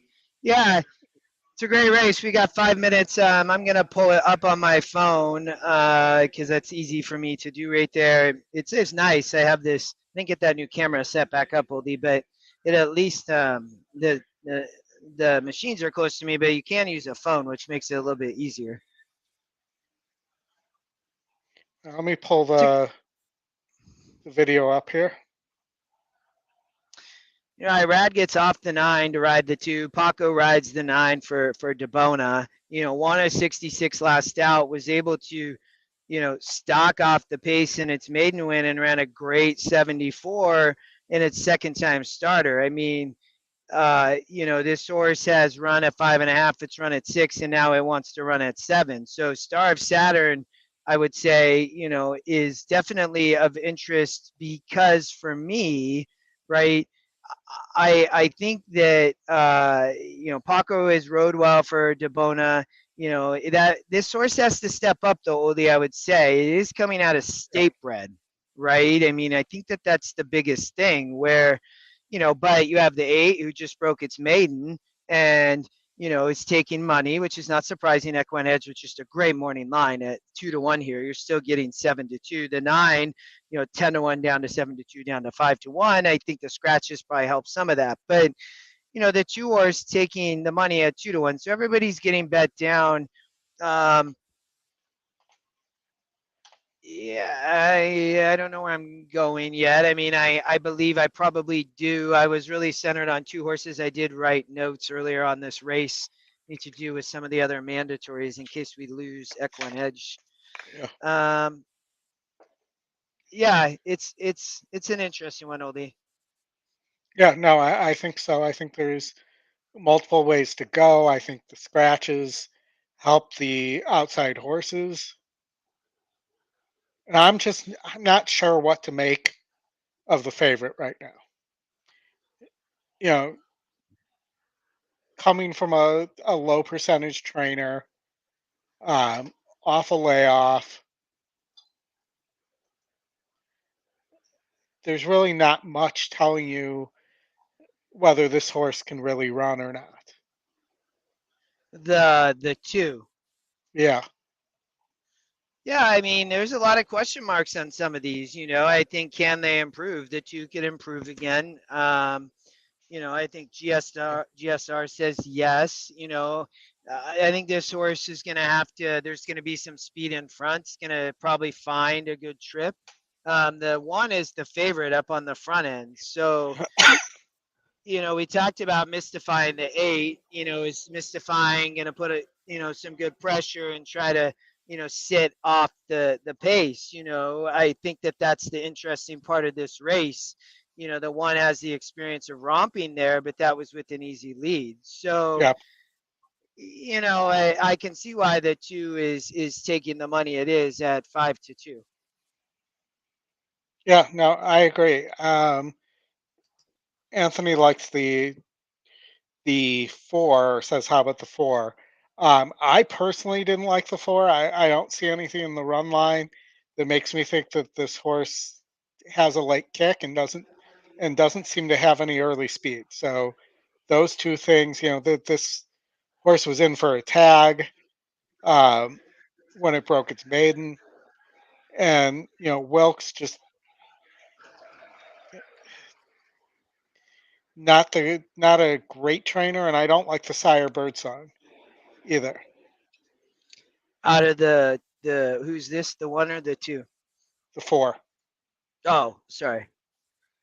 Tony, I'm gonna play a pick 5 later. Probably Fairground, Santa Anita or something this afternoon. I think will be where we'll, at least for me. Tony, I did play one, but if I hit the ticket generator, we'll see if it comes up. But I didn't want to go too deep into these races since I don't know what Justin's playing and what he's not. But I'm guessing it's not gonna come up here. Well, it looks like we've got some decent. It looks like EE is working. We just don't have the live odds for the moment. We're looking at race 5 here. Just going through the sorting process. You can see the arrows up on both the 10 and the 7. Take a quick look at changes. Lasix on with the 2 and the 3. We haven't looked at the 3. We'll take a quick look there. Second off, Maria and her Bauer socks. She gets Tyler here coming in. That was great. Sorry, I didn't mean to interrupt you. That's kind of the show way of talking about Maria Bowersock. She's Maria and her Bowersock. The one here, back-to-back wins, going for 3 in a row. Yeah. Gotta find out when. Enter Pompeii, 12% here. Chris, I mentioned the 10 as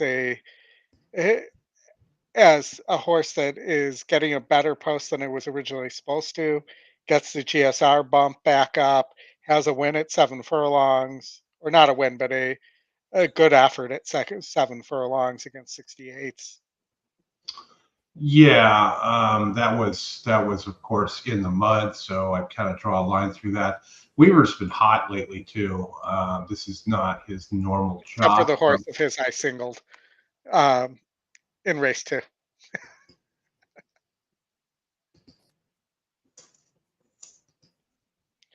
All right, let's make sure Justin gets his pick in. Yeah, no, we're good. I'm in. It's amazing how good that noise canceling is. You put that thing away from your face and you don't hear a thing. No, it's awesome. These were amazing. I mean, great headsets for the show, and everybody, we appreciate you joining our Friday for that. Is like this is great. They're moving in for race 5. Yeah, we've got 791 of you tuned in right for now. The National Horseplayers Championship live from the Horseshoe in Las Vegas. Give us some comments. Race favorites here include 1, Kozol, tech issues, but and 2, Miss Justify. Seems to be a little bit more stable now. Now Above the Sun and Mystifying. And here's the mandatory right now. Runaway Diva. Yeah, there's a lot of people watching the screen, obviously. Waiting for Sing a Little Song. Wiz likes the 8. From the outside, Caress. I'm hoping we get a little bit of too much speed here. I will tell you all for my play. I thought about the one was a little interesting. I played the 9 horse. They're off and running. Slight bobble at the break from Star of Saturn, but it didn't appear to cost her any momentum. Caress was away well from the outside draw, sent at the rail as Kozol on the go. Star of Saturn between horses, Miss Justify away in 4th. A gap of 2 to Mystifying, who comes away in 5th in front of Runaway Diva. Then Sing a Little Song, and Above the Sun is last of all as they race to the half-mile point. Kozol in the purple colors has the lead for Leonel Reyes on top through a 22-3 opening quarter. Caress on the outside is 2nd. It's a loose rein from Paco and Star of Saturn, who's now racing in 3rd. Off heels a bit as Miss Justify, passed by Sing a Little Song. She's underway between horses. Mystifying's on the outside. Then Runaway Diva and Above the Sun. Around the far turn at the 3/8 mile mark. The leader is Kozol, but only narrowly. On the outside, Caress comes to call 2nd. Star of Saturn still looks interested, but she has no place to go. Off cover now, Ruiz on the go with Sing a Little Song. Far outside, it's Miss Justify. They stack and pack. 45-2 for the opening half mile. Off the turn and the stretch drive. The leader is still Kozol. Come on, Paco. Come on, Paco. On the outside, Caress. Come on. Sing a Little Song. Star of Saturn. She's running between horses to take the lead.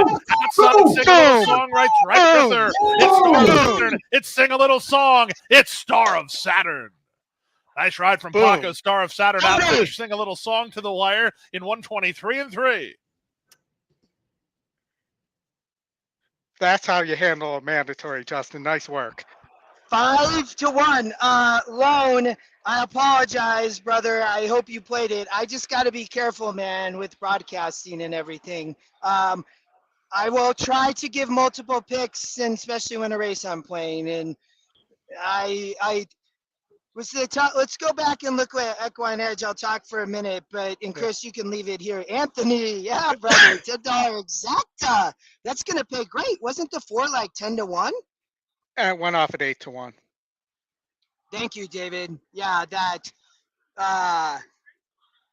You like that? We get 5-1 too. Paco, I've never seen Paco ride as good as Paco's been riding. I've never, in my 10 years of playing horse racing. He is riding absolutely incredible. He's been unconscious for sure.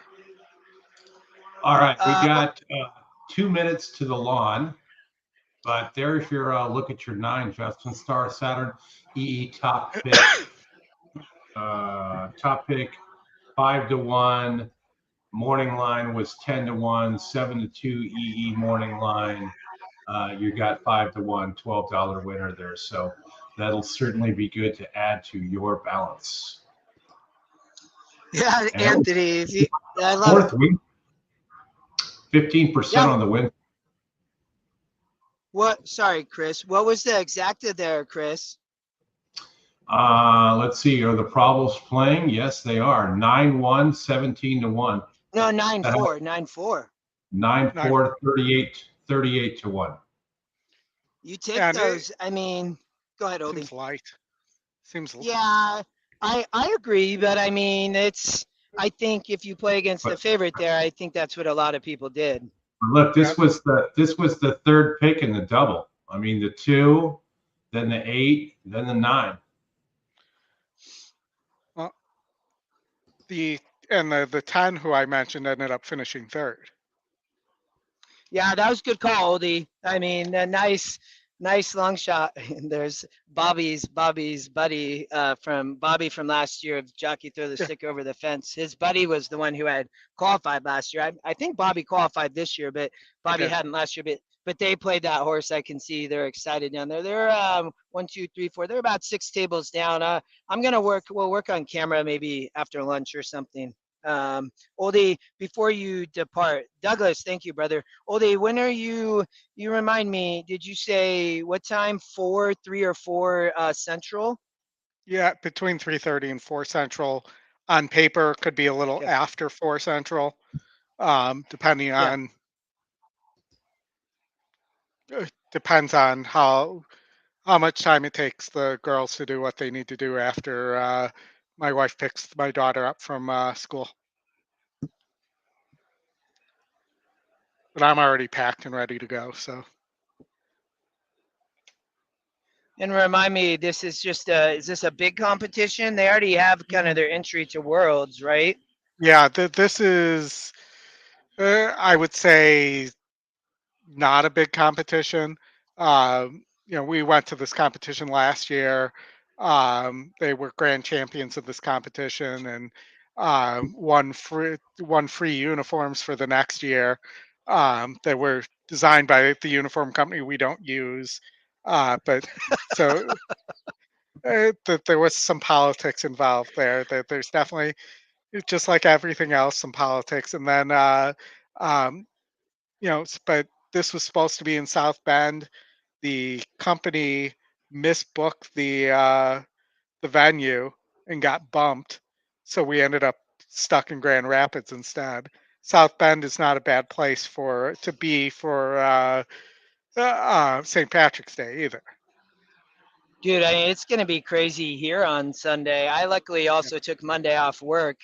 Kudos to all of my staff for holding it down. It's going to be, I remember when I first came to Vegas, the place that I spent a lot of times, it would be a craps table that would sit, just before I played horses. There's a craps table that sat right on the strip and it opened up to the strip. It was a place called O'Shea's. If anybody has gone to Vegas for a while, it's not there anymore, but great old time spot. Justin, I played a ton of craps at that craps table when it existed, right there on the street. If you threw the dice right, you could get them out the door. Yeah, you could, man. Yeah. And you would watch those craps dealers, the pit boss, go run out there and get that dice real quick. They were not a fan of that. Appreciate it, David. I appreciate the donation. Glad the popcorn's as good as I've heard it is as well. All right. Well, we've got the lawn here. Race 4. The 10 is taking all the money. It is. I get back over to that screen to manipulate. I thought this was a pretty wide open race. It's a tough maiden, I would say, on the sloppy dirt here. maybe somebody sees something in a bomb. The 9 is the EquineEdge long shot at 0 for 10. I thought a little bit about this race, to be honest, of maybe playing it, but I'm going to Well, look at skip. this. Look at the 3 here. You got Steve with his Keith riding, Yes. and Yes. you know, they're going from good dirt to sloppy and a 47 to 61 GSR bump there. Look at GSR plus, Chris. Go back to the 3. This horse may like this track. I will tell you. I think that if you go over to the wet number, you can see there, and then you know it's why you get the GSR dump. Yeah, O'Shea's, Anthony, very old school. I just don't know if I have it in me to play this horse as an EquineEdge player here. I do find it a little bit interesting. I think I'm going to pass because it's a tough maiden 10. I'm going to be cautious with Oaklawn today, Oldie and Chris, just because it's sloppy. Yeah, I just. Yeah. I mean, on the subject of the 3, though, I will point out this was a Juddmonte bred horse now owned by Asmussen. So he claimed it for himself out of Turfway. All right, they're lining up. Can you hear Matt? I cannot hear Matt or his dinnerman.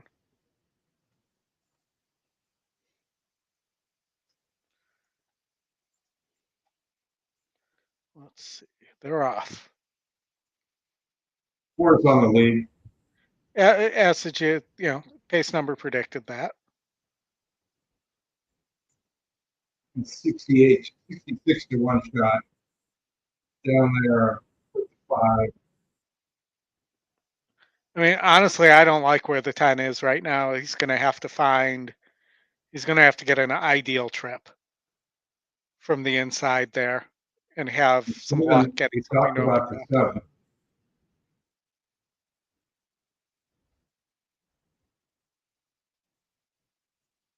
Bourbon on fire. More bourbon. More fire. Fire. Fire. Yeah.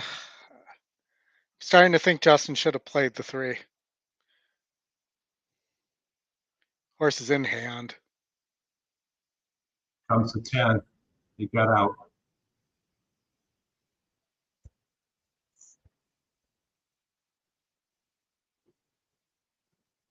Yeah, Justin should have played the 3. Hindsight. Steve and his ass. Musen. Yeah. 6 to 1. The 3-1. The 3-1. Yep. Yep. What price did you get? 6 to 1.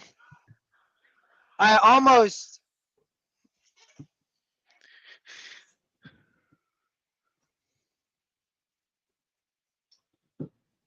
Oh, always hindsight, right? Yep. Tampa and its Downs is coming up. I'm getting there. This was the no GSR race.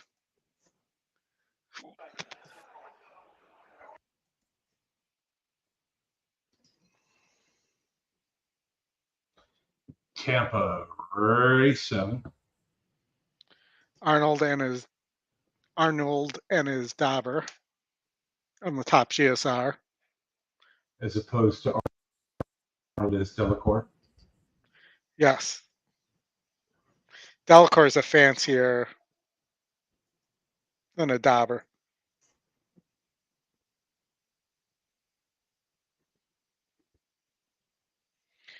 You know, if you made me pick something here, I'd probably go with the 7 Jailhouse Justice. Yeah, I'd go with the 8. Yeah, Justin's volume's off because he's talking to people local there, dude. You turn it back on. Otherwise, we're just hearing him talk to somebody else. Yeah. No, I was talking to Brad Anderson. Sorry, y'all. I'll try to.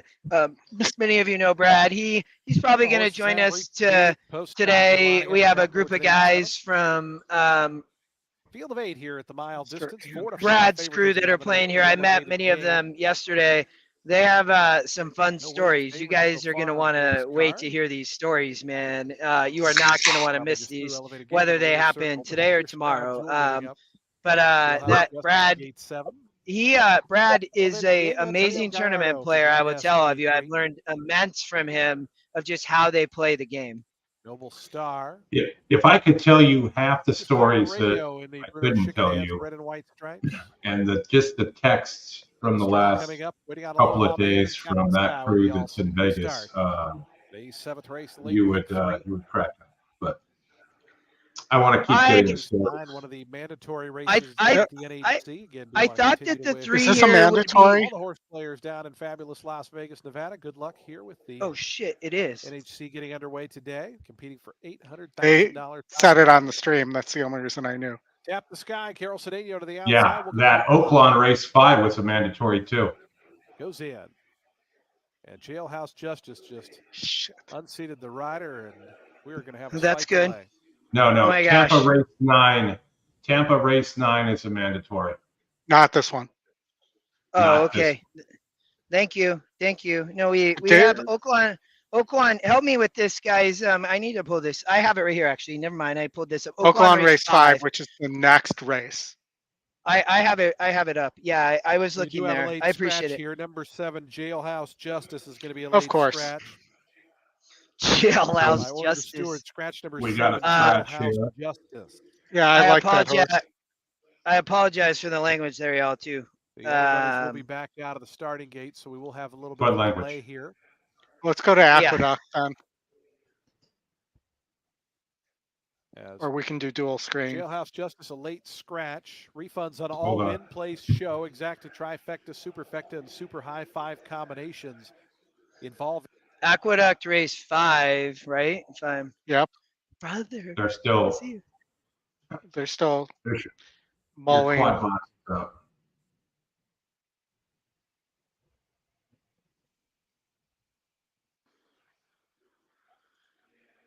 It's going to be a pain when Santa Anita and Gulfstream come on, or Golden Gate. Yeah, you'll have to pull things in and out of the boxes. Yeah. We have live odds back. I think we're back functioning normally. Knock on wood. I thought that the 3-horse would be dangerous at Tampa, the Big Chalk. I'm not playing there. I did look at Aqueduct race 6 and appreciate Naira letting us show. This is amazing. Yeah. Or race 5 at Aqueduct. I thought about a play here. I will tell you, at least I didn't play that 3 a little bit ago, but I'm seeing it clearly. I'm going to pass here. I did think a horse was interesting, though, so I thought that the long shot at a look here, the East Harbor. It is a new algorithm, also horse to watch, I will tell you. It's not available, or Scotty's still testing it out. 7%. I didn't love this race though, so I'm gonna pass. But I did think the 2 is a little interesting. I like the 4 here. Yeah, I could see it. Yeah, great call, Lee. Yeah. Well, we'll see if it's a great call. Time will tell. Speed right away from Saratoga Smoke Show down towards the inside has got early kick, and they're in between horses. Song of Solomini is trying to join this leader. Out wider there is Poseidon's Mist to join them. I'm going to say no, based on the fact that I thought the horse needs the lead and didn't get it. Now it's stuck in between. Apollonia Vitelli, the trailer. In the early stages, that's Frankie's Rose. Now 2 up top, down to the inside. It's Saratoga Smoke Show. Poseidon's Mist to the outside applies the pressure. 23 and 3 for that opening quarter mile. Now settling off of them is East Harbor, who's in 3rd. Losing a touch of ground with Song of Solomini is back to 4th. Moving forward quickly, here comes Apollonia Vitelli, is now moving through, has taken 3rd, and is now moving up on these 2 leaders, and is doing it all on her own. Here comes Apollonia Vitelli, is now alone in that 3rd spot with less than 4 furlongs to go. Poseidon. Looks like this time you made the right call, Justin. They still go at it. Apollonia Vitelli is just ranging up on the outside, and here comes Apollonia. I didn't really love it. It was just a little bit of a look. That half-mile time is Saratoga Smoke Show. Every time I hear him mention the 6's name, I think of Apollonia. Part two. Look at show is back to look at third. the two, After Oldie. that, It East decided it Harbor wanted to Rally, run. nothing could be said for Millard. The rest went Yeah, way, I think way it's still too much far money to do, back though. as Poseidon's Miss kicks for home, and Poseidon's Miss has got plenty. Poseidon's Miss is now opening up this margin. I like Poseidon's talk in Miss races I don't play though. is now Yeah. 5 lengths clear. Two be ran nice a good if the- race. Poseidon's Miss. If the 6 stays Right up, here, though, it would be 16th nice. to go. A quick look back. Poseidon's Miss. Yeah, I Cruising do for agree. victory. Alone here in You second could is put a note on the Kelly. two though. I think that horse ran okay. Yeah. Yeah, Scotty's right there. He's at 29.40. I don't know what I'm at. You're just so you know, Justin. You last time I looked, you were like in 31st place.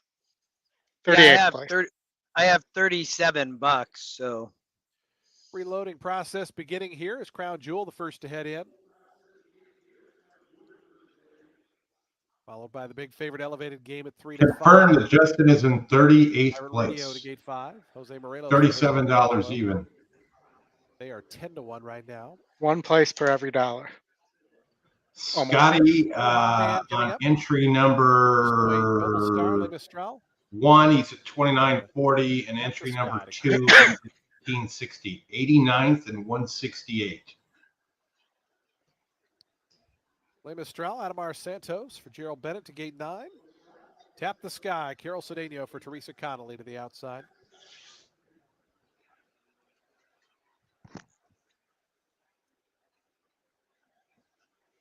Curious whether the 9 or Tap the the 5 Sky. who look like they're the only ones One who won't be mixed up in the pace here. And he comes up and in. They're in the gate. And the race is on. Elevated Game, the favorite got away in good order from the far outside. Tap the Sky is forwardly placed and moving up between horses. Aloha Man. But Elevated Game gets to the corner in front by a length. Aloha Man, Tap the Sky. They're out second and third, just in behind them. Pirate Radio fourth, tucked in toward the inside. They go pretty slowly up front for this mile distance. Noble Star going to swing out 4 deep there from the fifth position rather. Just in behind them comes Crown Jewel and Le Mistral at the back. But it is Elevated Game to get an easy lead here. Elevated Game at 3 to 5 in front of length and a half to Tap the Sky. 23 and 3 that opening quarter mile. Aloha Man is just in behind them in third. Noble Star up to fourth. Pirate Radio now back fifth, about 4.5, 5 off the top. It's a length and a half more back to Le Mistral. And the trailer now, Crown Jewels. Elevated Game continues on. Elevated Game past the half-mile pole. That lead still about a length to Tap the Sky in second. Aloha Man inside of Noble Star. They travel third and fourth. 48 seconds that opening half-mile time. Elevated Game and Antonio Gallardo. They cruise past the 3/8 in front by a length and a quarter now. Tap the Sky, giving a little cue to go after that favored leader. Noble Star is now up to a clear-cut third as Aloha Man's back fourth. Then comes Pirate Radio. Out of last is Crown Jewel, dropping out at the back, Le Mistral. Elevated Game has not been asked just yet as Elevated Game comes into the stretch. The lead is a half length. Tap the Sky on the outside. Noble Star. Aloha Man in behind. Crown Jewel going to switch to the outside. Now Elevated Game gives them the Pretty gone. and responds. yeah, the 3 horse was much the best in that race. I remember I talked about that long. Over. Elevated Game as the favorite jogs home by about 7 or 8 in the end. Easy win the chalk there. Tap the Sky and Noble Star. After that was Aloha Man and Oaklawn race 5. Oaklawn race 5 is the next mandatory. What's the it looks like it's on the start. Yeah. Oh, at Aqueduct? Yeah.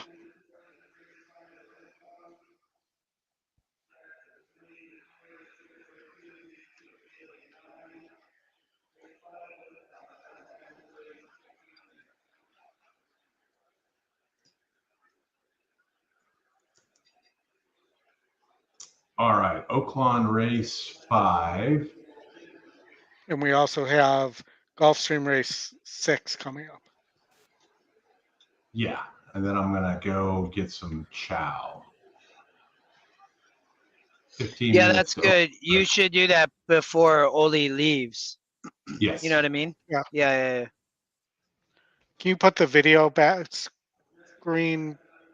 Well, actually, do we want to look at Oaklawn race 5 first?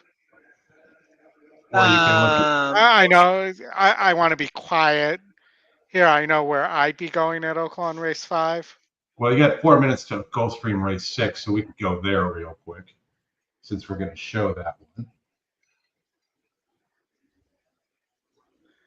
And another race where none of the GSRs really want turf or want to go 7.5. This was I struggled a little bit with this race. If you get around the 6, there's some value. The 6's GSR is going up off of the Tapeta and back to the turf. Ran good 2 back in a 48. This horse fits here in Citrus Bell.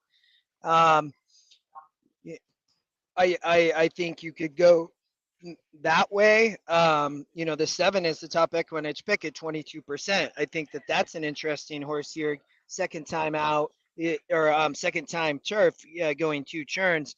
So I think the EquineEdge picks, to be honest with you, have it all. I think that the 1 is also an interesting horse that's adding blinkers. That's where my 3 plays would be as I look at Gulfstream 6. I don't know if I'm a play at the oldie, but go ahead. Yeah, I mean, I was just 2,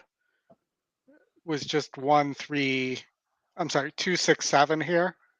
I thought 7 was a little interesting, but I think anything could happen here because none of these horses want to be on the turf that I see. I mean, looking here, I'd eliminated on my system the 1, 3, 4, and 5 before the 5 scratched. I do think maybe if I had to, if you twisted my arm, I mean, really, the 3's never run, isn't changing levels.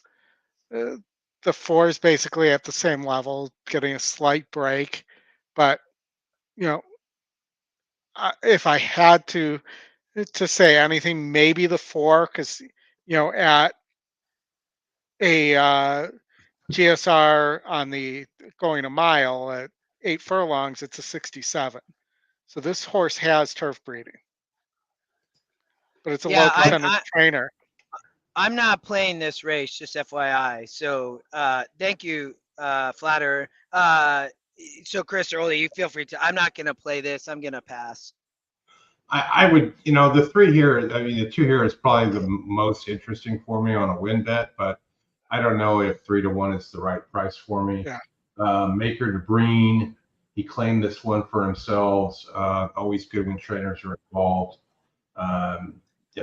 You've got, there really isn't anything work here wise, but this is probably a watch race, and then put some notes on this as we get closer there. But let's share this tab and get it up on the screen here. I got all the rest of these off. There was an objection here that they're still working through. Aqueduct, off. Santa Anita in 23 minutes.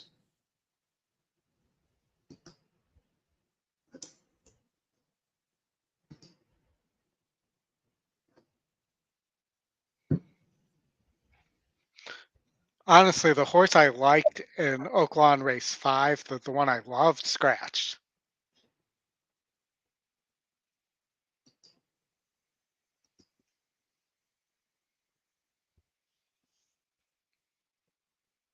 The 3 OD was that the 3? Yeah.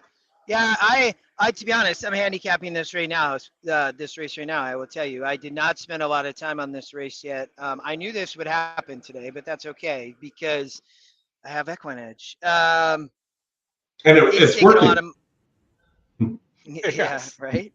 Exactly, brother. Yeah. We have to tell the truth.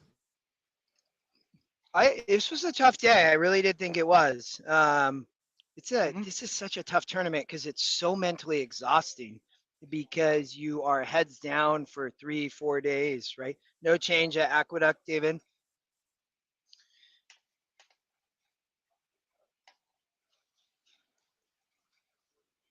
I'm looking at Oaklawn. I mean, mainly, you know, I am a little bit here, some amount of interest in a couple horses. Obviously, the system, it is interesting in this race. I'm struggling a lot with it, I would say, Oldie, but I think there are interesting plays in a lot of different ways. It's just how's the race going to happen? I would not be surprised to see a price, maybe. You know, I mean, the flip side is do you take 2-1 on the chalk here in a mandatory in the 8? I do think the 8 is dangerous with Torres for Diodoro. I know we're watching Gulfstream here, everybody. I'm just talking Oaklawn race 5, but the 8s burn so much money. I struggle, Oldie, when you have horses that burn so much money like that. You know, has run well versus tougher, I would say. So this horse fits 100%. Yeah. No, I agree. You know, I have an idea that my first off horse at Oaklawn would be my long shot play The there. horses are at the gate. It's now post time. Lining up and moving in for race number 6. I will say I mentioned the 4 here. Pair of at 2-1 shots Gulfstream, here. 6 Citrus Bell and 7 House of Melody. The trainer jockey combo on that horse is over 23. On the 4? Yeah. Violento going forward first with Butterfly Queen ready. All over now, baby blue. Then what? That's a weird view. Fiorenza, Oh, there we go. Citrus Bell and House of Melody, the outside duo. They're the market leaders. This is like the level of turf race you would see at like Turf Paradise in terms of GSRs. Yeah. House of Melody to complete the line. Locked in, ready for the late pick 4. And they're off. Good start for Butterfly Queen. In fact, they're lined up for the early lead. On the far outside, House of Melody is going to try to get over. Here's the long shot. All over now, Baby Blue to the top. All over now, Baby Blue leads from House of Melody in second. Fiorenza third. That'll float out Citrus Bell. And saving ground is Butterfly Queen. Violento as last of all as they chase the speed of the big long shot. It's all over now, Baby Blue on top for John Rivera by 3 lengths. House of Melody is second. Butterfly Queen at the rail is third. Fiorenza works between horses and 3 wide is Citrus Bell. She's wide early here. And the trailer is Violento. They have less than 5/8 to run in the race. The leader is all over now, Baby Blue. She's going quickly, on top by 3. Second with a good trip is House of Melody. Butterfly Queen is at the rail in third. Fiorenza is now fourth. Angled over to the inside is Citrus Bell to try to do some drafting here mid-race. And Violento is last and thinking about angling. They went to half in 47-3, and this leader is enterprising up front. All over now, Baby Blue by 4. House of Melody asked to close ground second. Third at the rail is Butterfly Queen. Shaking the reins is Bravo on Citrus Bell, who tries to hook to the clear. Fiorenza tries to keep her in. They're at the top of the stretch. They've reached this long shot. Here comes House of Melody. At the rail, it's Butterfly Queen tightened up. Citrus Bell down the center. Final 1/8 of a mile. House of Melody rallies forward to take the lead. Citrus Bell trying to get into second, but House of Melody's clear. It's House of Melody to win it and win it by 2 in the end. Good battle here for second. Tight between Citrus Bell and Butterfly Queen. Well, if somebody had the 3 there, they're not going to like that. We got Oaklawn in 5 minutes, it looks like. Yeah, Gilly, the force, it's an EquineEdge play. I don't disagree with you, brother. Up on the front end, it's got a pace number. It's the second EquineEdge pick. You got a morning line angle there up on the front end on the slop. So, yeah. There's various ways to go here. It's I know it's a tough race. I need to get up the video for me though. Second mandatory. All right, I will be right back here. Yeah, well, they go for it. There's a couple of different slot plays that I'm just watching. They're on the track. There's a couple of different slot plays, I would say, on this race from a GSR perspective.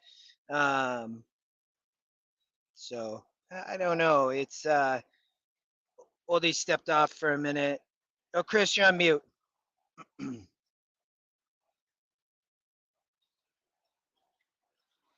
Well, you got a big increase here with the 10. Yeah, okay, you're sharing. Yeah, go ahead. Yeah, it's 10 there. Big increase on the sloppy track. I think currently the favorite at 5-2. It's a mandatory race, so you just want to win these races. You don't have to go, anything crazy in my opinion. You're trying to get through. You have the 4 and 9 as part of the EquineEdge picks up on the lead. The 9 has burned some money over at FanDuel. Formerly, what was the name of the FanDuel track? Crap Park.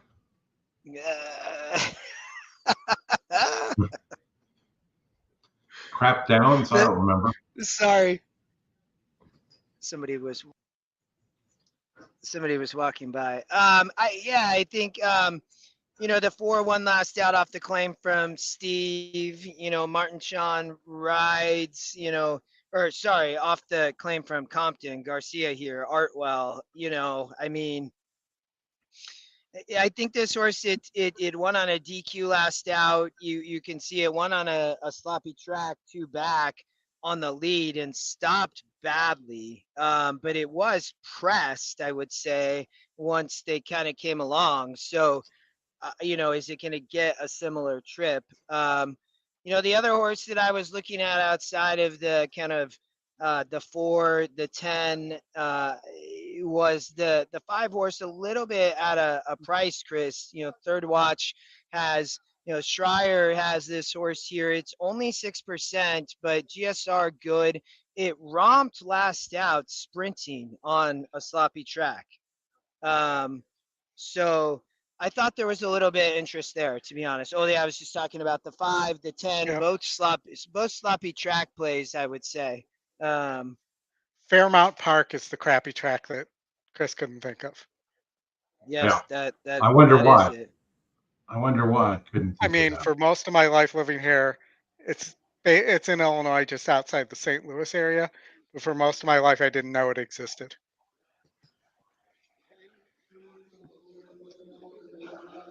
I don't see why the 8 has to win this race.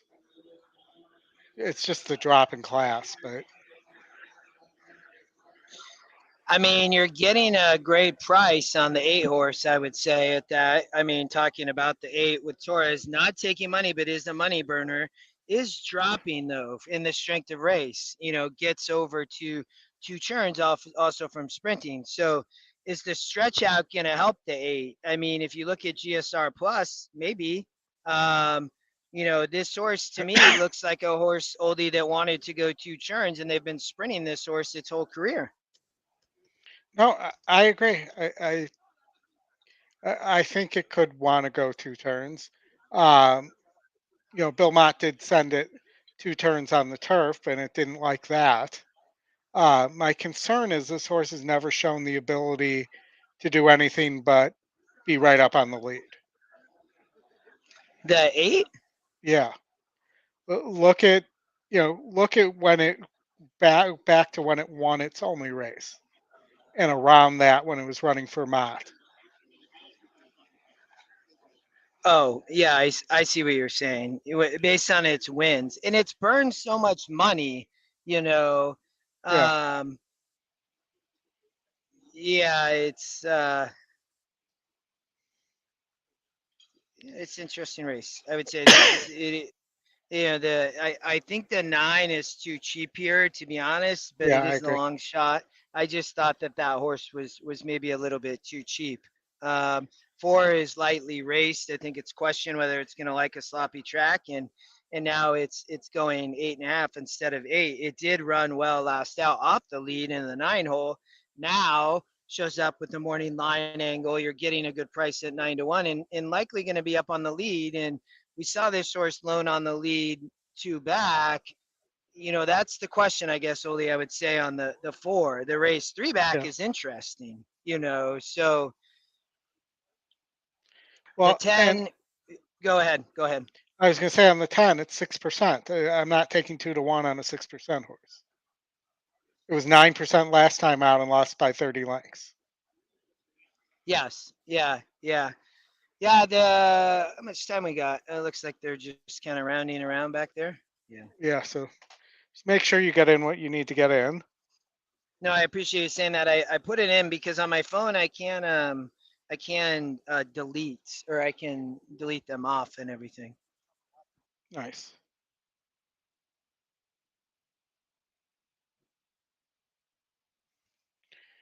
All right.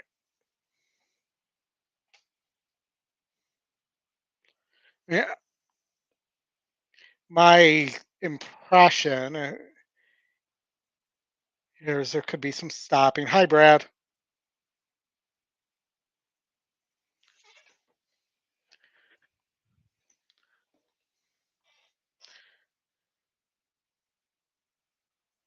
Hey, Brad.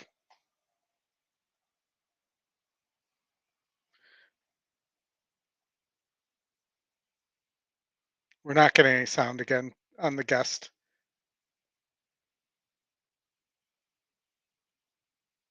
Is the headset on? I bet it's not.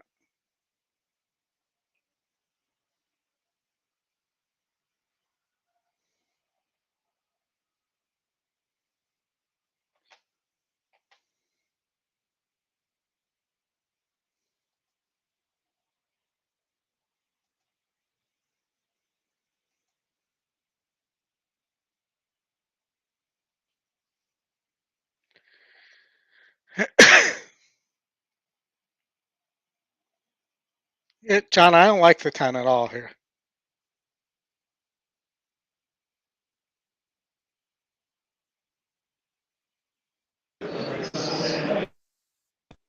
Testing. Can you hear all this? Yeah. Okay.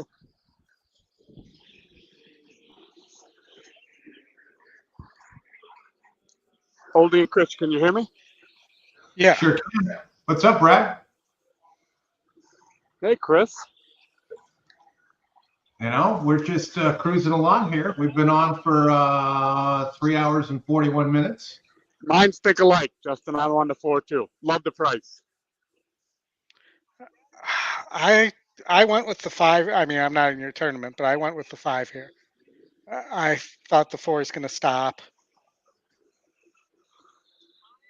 But obviously, I'm rooting for you guys.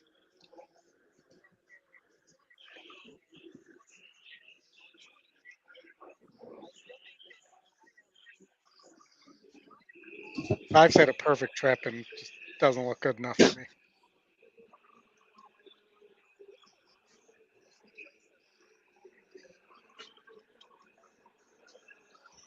You know, both the 4 and the 10 ran really well in the slop in January. Yeah. This 10 ran a bang-up race, so, but he was just too low of a price for me. Nope, we don't got this. Come on, battle back. Yeah, I'm way ahead of you.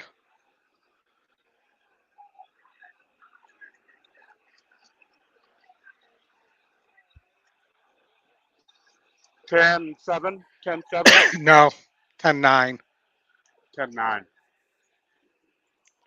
We'll file that second place finisher under sub ideal. Yeah.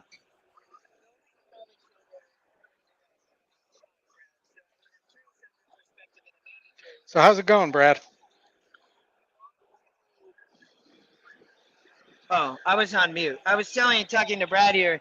In a mandatory like that, you're trying to cash, right? I mean, you want the winner. Yeah, right. I like you. I thought the 4, you had the pace there, went a little bit too quick, but in a race like that, you're really glad as a player, right? The 10 wins there as a mandatory is chalk. So yeah, I think, you know, in the mandatories, you just want to collect points because if no matter what the price is, if you collect points, you're putting yourself ahead of the rest of the room. So I don't know what that 10 went off at, what, 5-2 or no?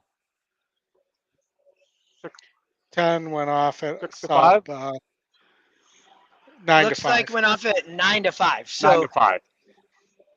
So in the tournament, you're probably getting more like 3 to 1 when you talk about the ownership of how many people would have that horse. So it moves you up the leaderboard, not in a significant way, but it puts lots of people behind you, which is the key in a mandatory. You just want to collect in a mandatory.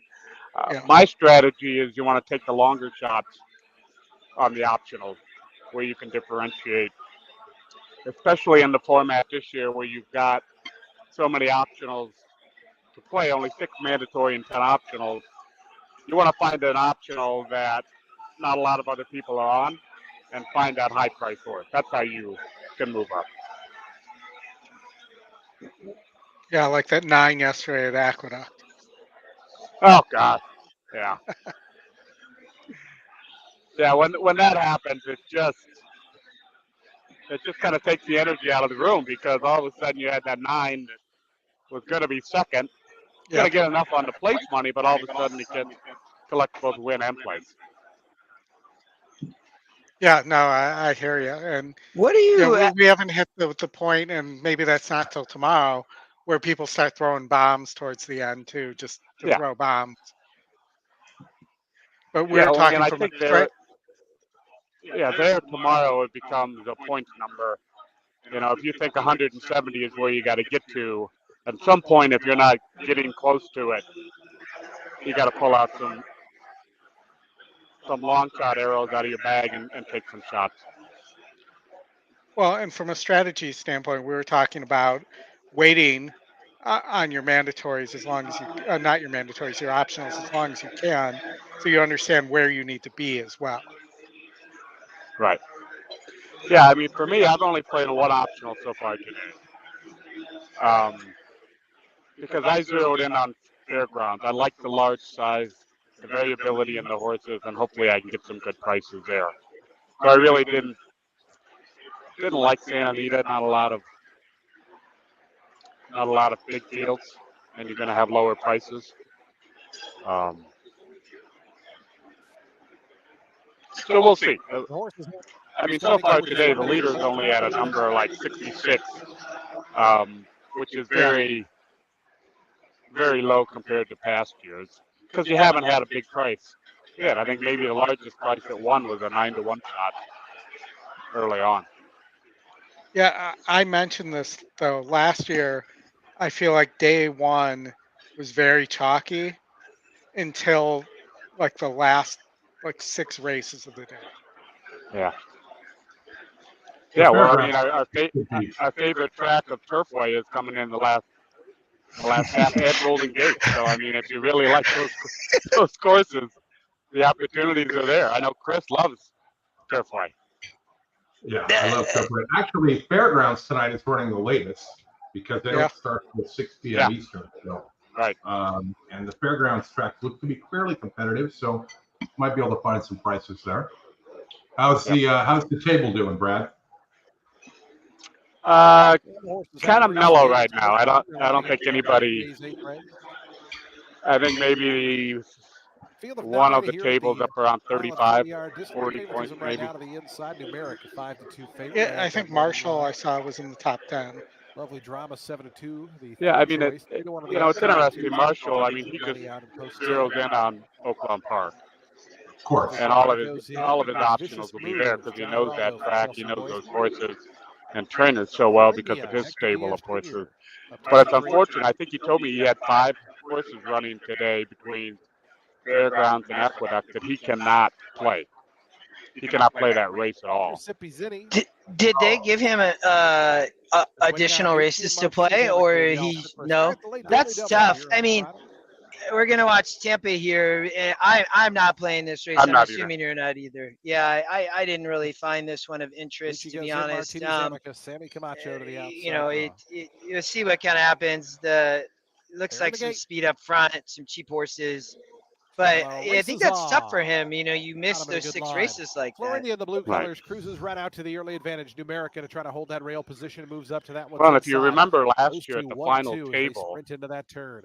Just in there's behind them a, comes Always Connected. I who's think out he of was a joint partner third. of Little Red Our Fortune Feather Cookie advances on the Racing, outside from third. and Now he here's our had Fortune a Cookie horse rushing up. in one of the Mario mandatory Fuentes all the way final up to table grab the races, lead. Our Fortune Cookie with a and it's blitz really there on the unfortunate. first turn. Now 2 lengths in front of Numeric, who settles back at second. The thing I Floridia is remember third. about the On final the inside, table Always last year, Connected, Brad, fourth, 3.5 is off the the lack set of runner. attempt to We go win back to Martini by Zama. anybody Can at the come back final to Zippy table. Zinni.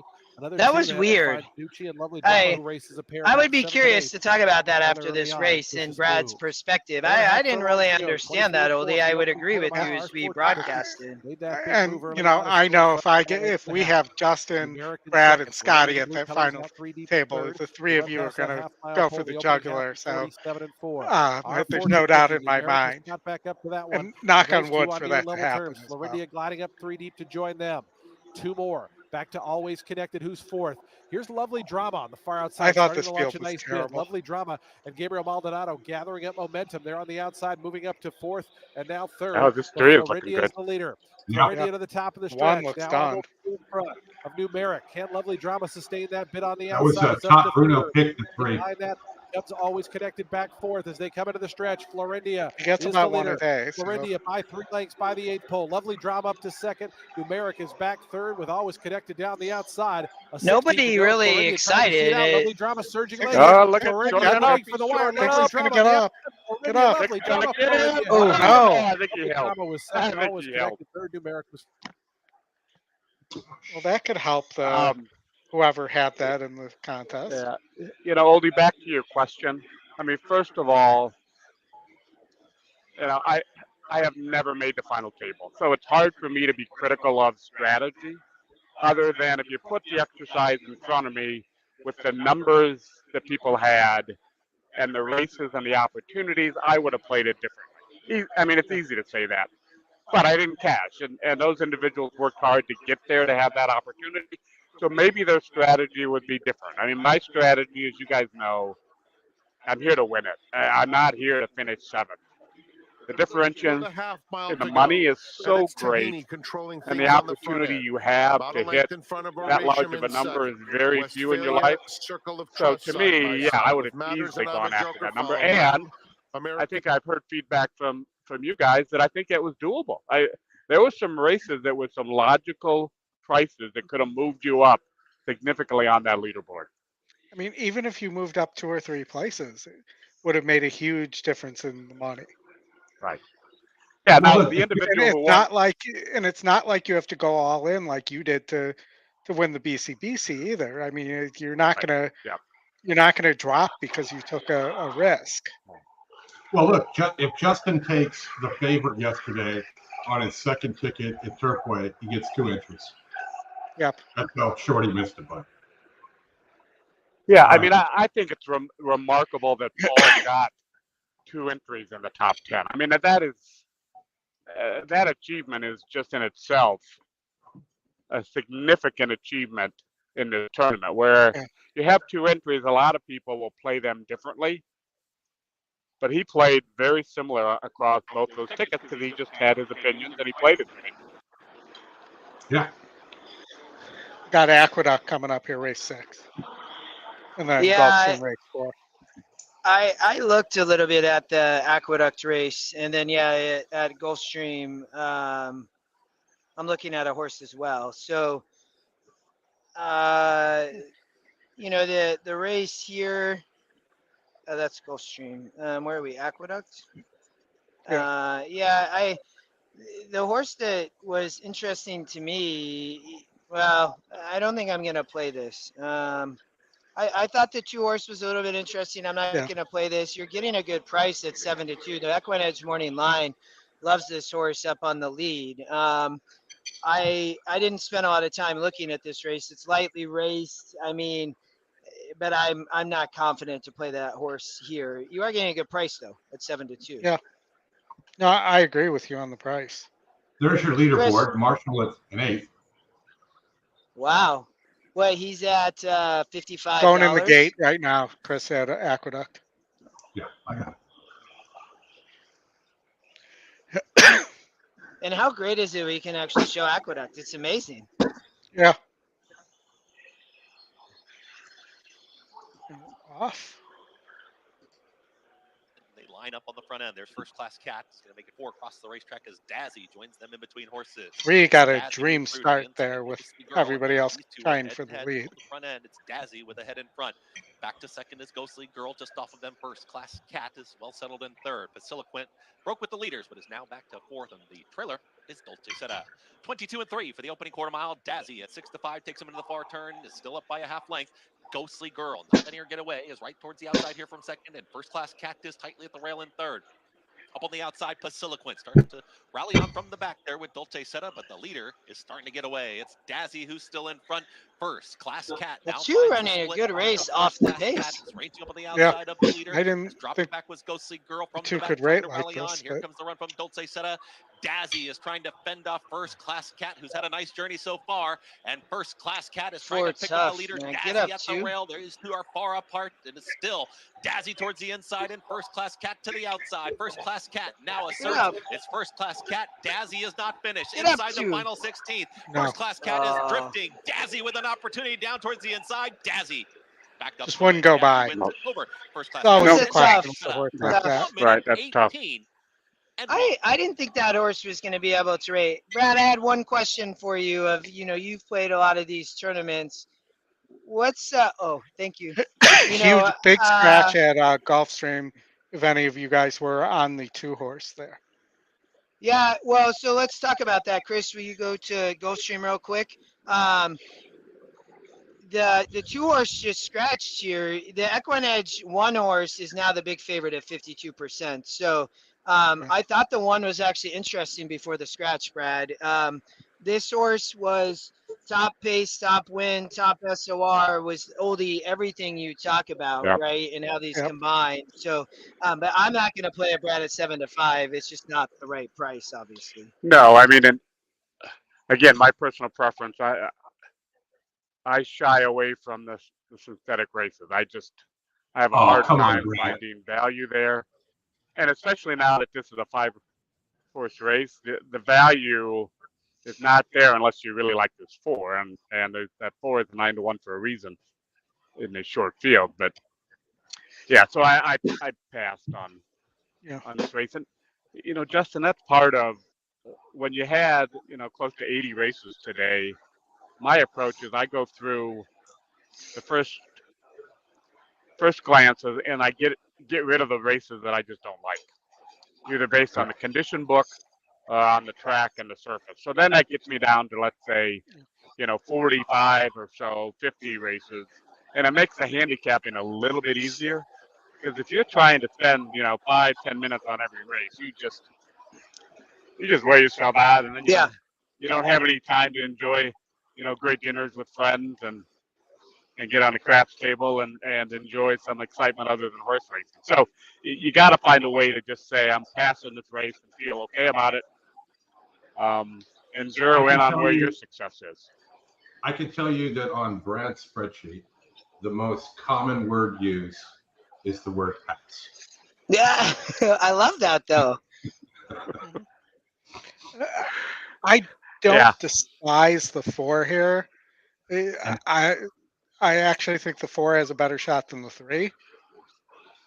And we know, Brad, that you and I both just, we're begging for a synthetic $3 pick 3, right? We're begging for that. Cross-country synthetic pick 3. Yes. Just not my favorite. How about the soon when they have the synthetic at Belmont, you could have the Mid-Atlantic synthetic pick 4. I know. Well, they're talking the Atlantic about coast. Well, for 3 months. it's kind of right. It's kind of funny, Oldie, because Arlington Park, where I used to play all the time, was a synthetic racetrack. So, it's just in this last 3 or 4 years when I go back. The horses, they're out the gate. It's now post time. You are reminded the 2 Coming C was a late scratch. Players who use the 2 and the pick 4, pick 5. All right, I'm going to watch this race with you, Tickets and are I going to got to transfer go. to the 1 here. I appreciate you coming by. Good luck. Brad and I are going to be at the craps table later. If anybody's maybe we should take the podcast live and or the show to the craps table. Oh, that would be awesome. That would be a great spot for our new show, Purse Money Only. Starship Legend going forward. Next one up is Brad, Cumberland thank you for Falls, coming. and then Good luck. rounding out I the night, appreciate no you. wasabi for me. Thank you. No wasabi for me. And you're a And the former late pick BCBC three. winner, so everybody In the gate. knows. And they're off. Fast Irad Kimmy breaks away well. cleanly from the rail draw. In between Well, on the horses, Starship Tapeta, Legend I'm not mixing sure it it up. matters. Cumberland It's hard Falls to is put 3 enough. wide, and Kilkenny Bella is toward the rail. The early trailer is no wasabi for me as they run to the first turn. In the 2-path, it's Starship Legend. Along the rail, Fast Kimmy. Their heads apart.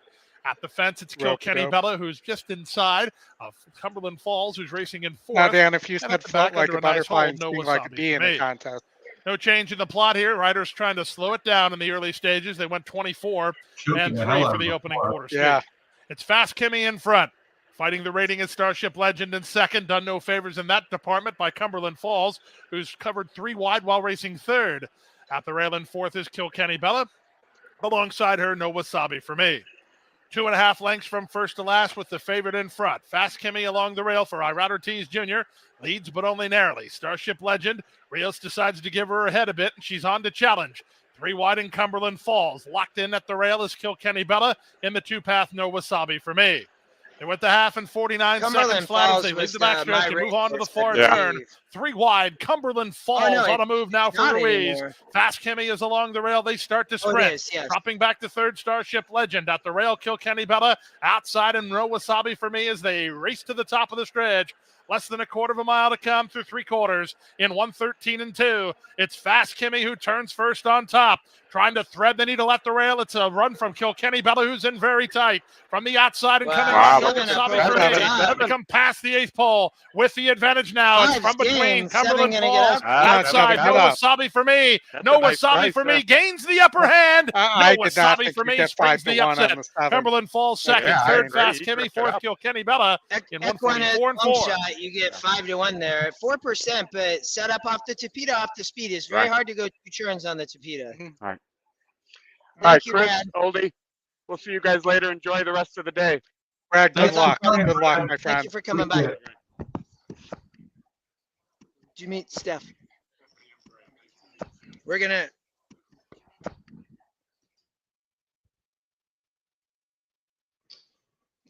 All right. Always a pleasure having Brad on the show. Brad's just a ton of information. All right, where are we at now? We are. Let's keep an eye on the mandatories. Next mandatory is 14 minutes away. Tampa Bay, race 9. Got it. So we got Oaklawn, then Laurel, then Tampa Bay, Santa Anita race 2, and then back to the Duct. And in 32 Did you say minutes. my next mandatory is on the turf right over at Tampa. It's a maiden special weight race 9. Yep. Okay. And it's a nice, at least it was before scratches. Let me look at it. Thought it was a decent sized field. Just again, another low GSR group. Blue Gas Stand. Brad, that's Brad Anderson. He won the Breeders' Cup Classic, Breeders' Cup Betting Challenge in 2019. And put he about also plays fantasy football with Justin and I. He beat our rear ends this year. Dude is very good bettor, very well structured. I wish I could show you his spreadsheets and everything else and his approach to all this fun stuff, because it's very Brainiac-like. A lot of math, a lot of preparation. And sitting at Brad's table also we'll have Matt Miller on later. Another BCBC winner, Drew Coatney, the winner of the BCBC with Flightline, Howard Kravitz, who has his own podcast, and Paul Halloran, who is his co-host as well. So over the next few days, stay tuned. Oli, you want to share for a few before you dump off here? It might not be the best idea right now because it looks like I can't get anything to load. I can't. I cannot either. I was going to ask you guys that. I cannot get up that Tampa race at the moment. Well, I'll give you. Let me bring Tampa over here. I'm gonna see if I can hit my remote desktop connection and get into my. Do I not have that on? Maybe I might have only turned yours on.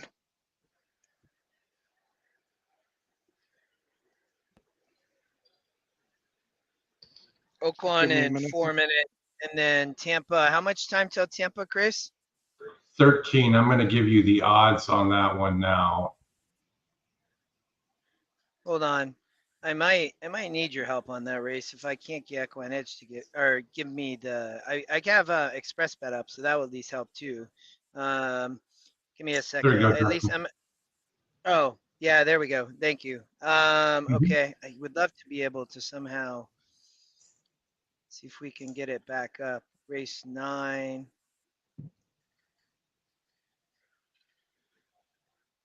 The next mandatory here. A lot of prices, big chalk in the one horse. Then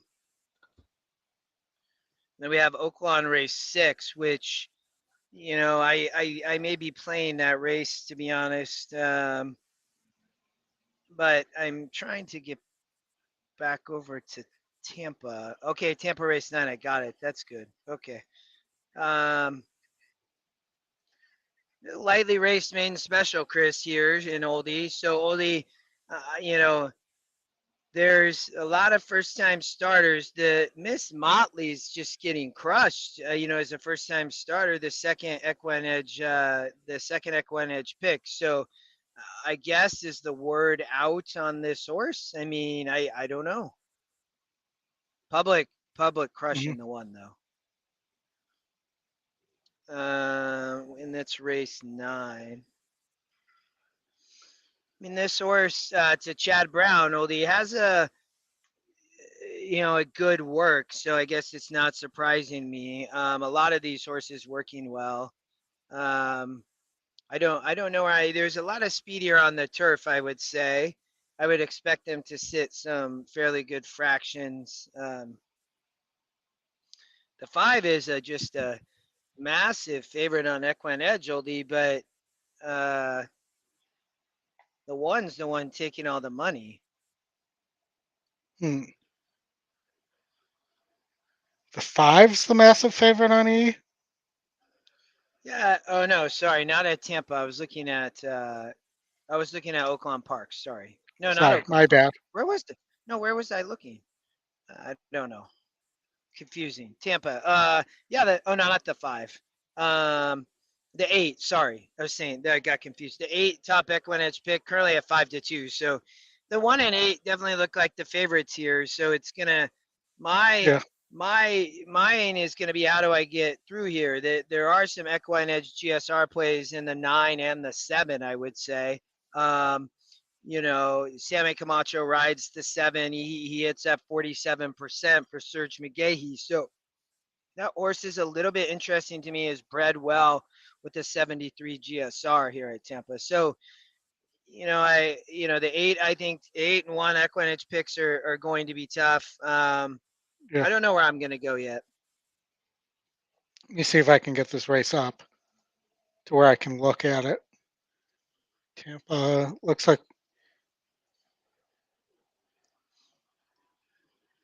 So, you know, it looks like the 8 and the 1. So let's see. I mean, I don't know where you're going to go, so I just don't want to. No, you're fine. But I know I was interested in, and I'll put it this way: there's a horse with a metric advantage on E. That's a first-time starter that I was interested in. Yeah, I mean, I talked about that horse. I think that's fine. I mean, the 8 and 1 have interest. I think you can see the money going there. The 1 is the big first-time starter taking all the money. You know, I think I'm going to share if I can. Well, that's Gulfstream race number 7. We're talking Tampa race 9. Yeah. I was going to show everybody what Oldie was speaking to. Yeah, so you have a couple first-time starters here. You have the one who's just taking a ton of money, second EquineEdge pick, and then you have the 9 and 7, both two. The 9 with a big GSR and also the 7. So both interesting long shots, I would say, coming off the pace on the turf. Both working, seems like okay, Oldie. Yeah, no, I think so. And then the long shot's a little interesting too. Yeah, 2 horse, 14-1. That's the other McGahee. So McGahee has the first time starter 7, and then he has the 2 that EquineEdge long shot in here. Morales hitting at 29% with McGahee, and then you go over to the 7 and Sammy Camacho hitting at just this whopping 47%, right? So yeah, I don't, I am maybe Oldie. Let's jump maybe back to video over at Tampa. I'm going to throw it back up there. I am curious to see these horses just in the walking ring. Oaklawn race 6 is up next, Oldie. Very just looks like yucky track, but it's been, yeah. I think some players have had some success there. We've seen, I don't think we've seen a ton of chalk, so. No, and I mean, there's a couple of interesting first-time starters there, including an E long shot first-time starter.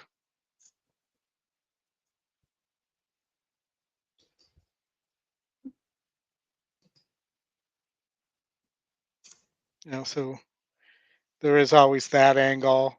Your top pick is currently at 2-1.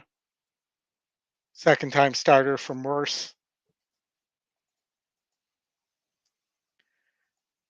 7 for Marquette or Marquette. I gave him an extra R in there. Gets, ran on the wet track last time, didn't seem to really enjoy it. And from a wet GSR standpoint, the 7, who I just mentioned, didn't seem to enjoy it as your top wet GSR. Here at Oaklawn, they're about to go 8 on the outside. I left this up, Oldie. You can see the pace advantage there on the 1. The 6, I think, was a little bit interesting as chalk, but on this sloppy track, it's what I would say, a good main special here. Yeah. I thought we could see a horse improve here, to be honest. So I think it'll be interesting. I played this race, so I'm curious to see what's going to happen. I'm curious what you played now that we're off. I played the too. 1 with Ricardo Santana on the fence here. Let's see if he can, there's the 2, which was another interesting horse. I talked about. First time Cassie. Yes. Yeah. I thought Ricardo could be dangerous here if he got the lead, and he broke well. We got 7-2 on the, which I was hoping to get around 7-2, 4-1. 22, very fast, but let's see what happens here. It is on the slop. The 2 running a big race at 9-1. 7 running a big race too. Yeah, no, I agree. 7 at 6-1 was the other EquineEdge pick. The 1 and the 7 were the 2 EquineEdge picks there that had some interest. And then it's the Asmussen horse. Come on, be game 1. Come on, Ricardo. Nope. Get him. Get up. Nope. Hang on for a second. 2, nice price there. Yeah. Hang on for a second. Left to the best. Gone. Yeah, absolutely gone. Romp there. All right, Oldie, want to, Chris, I'm going to show Tampa video. I got to figure out what I'm doing here in 2 minutes, so. I'll get the video. I got the video up. You should be seeing Do we have Tampa video up This right is the now? last race at Tampa. Yep. Okay. Closes out the Tampa card. Well, the one ran a good race there, but not enough of it. Get a little more money though, I'll take it. You know, another second place, but yeah, got to get you some wins.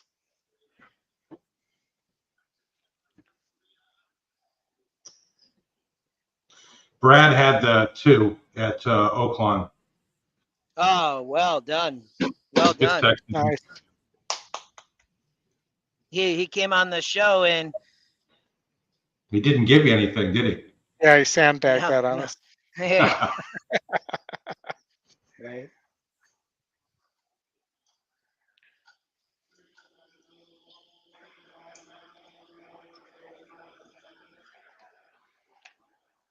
All right. Well,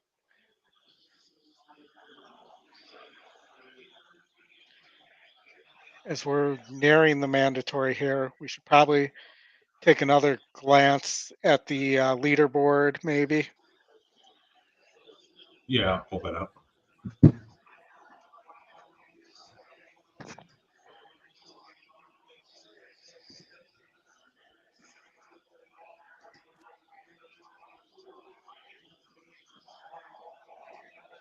Get a refresh.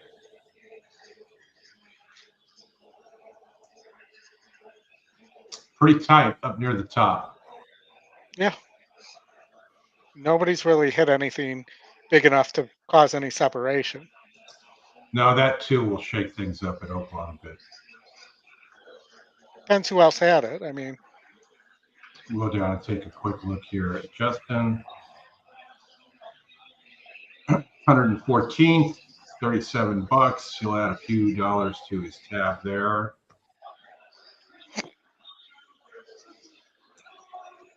Scotty's sort of in the same position that he was before. He's only used 1 optional on 1 ticket and 2 on the other, so plenty of bullets to fire.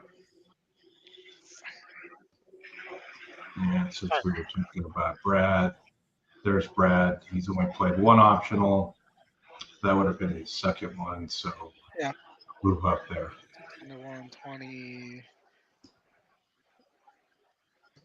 Probably about 40. Probably gain about 40, 45 bucks from that. Yeah.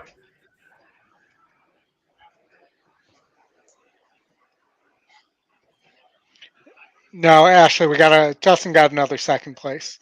Brad had the fireworks. hey, he came on the show. Look at there. Great Yeah. handicapper. Is anybody else's EquineEdge working? Yes. No, I just got the yield subscription notice thingy.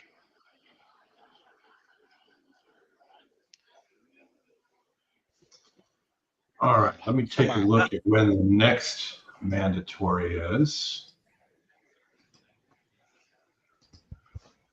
I can just look at the schedule. It's coming up very quickly. It's Aqueduct Race 8. I had some interest in Santa Anita here, but I can't get back over to it, so not sure what's going to happen there. Yeah, Aqueduct Race 8 at 5:02 p.m. Eastern. And then we've got Turfway and Santa Anita to round those out. And Fairgrounds and Golden Gate.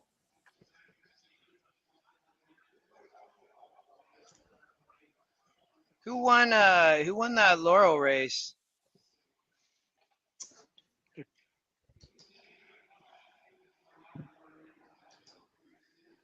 The Laurel race.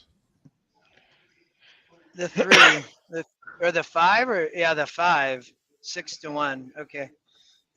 Laurel is done as well.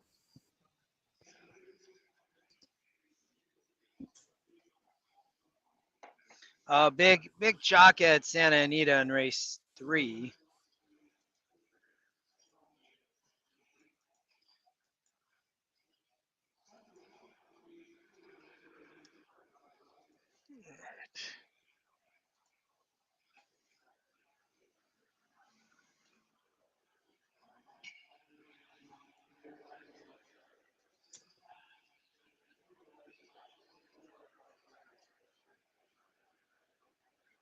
Yeah, we're going to be fast and furious coming up here.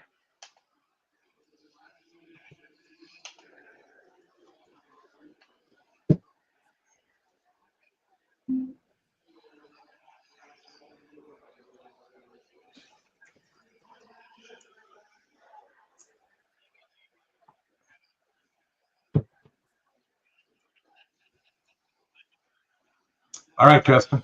Good luck here. Good luck, Justin.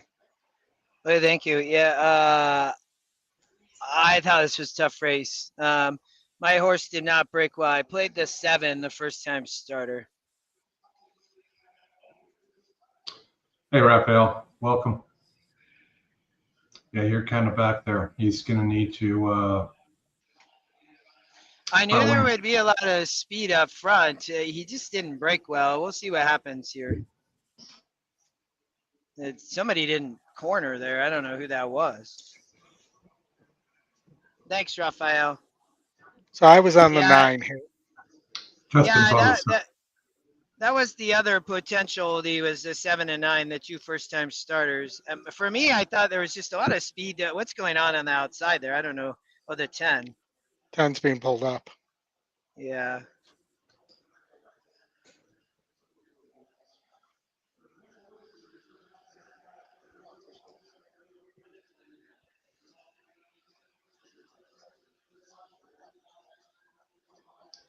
Well, the 7 isn't completely out of it. No. It just broke bad. It was just a bad trip. We'll see if we can get something here. They definitely The got 9. the pace to run into, with the 1 sitting a perfect trap. Just right in behind all that speed. It's going to be tough to catch. Somebody has the 9. I can hear them. 8 tough.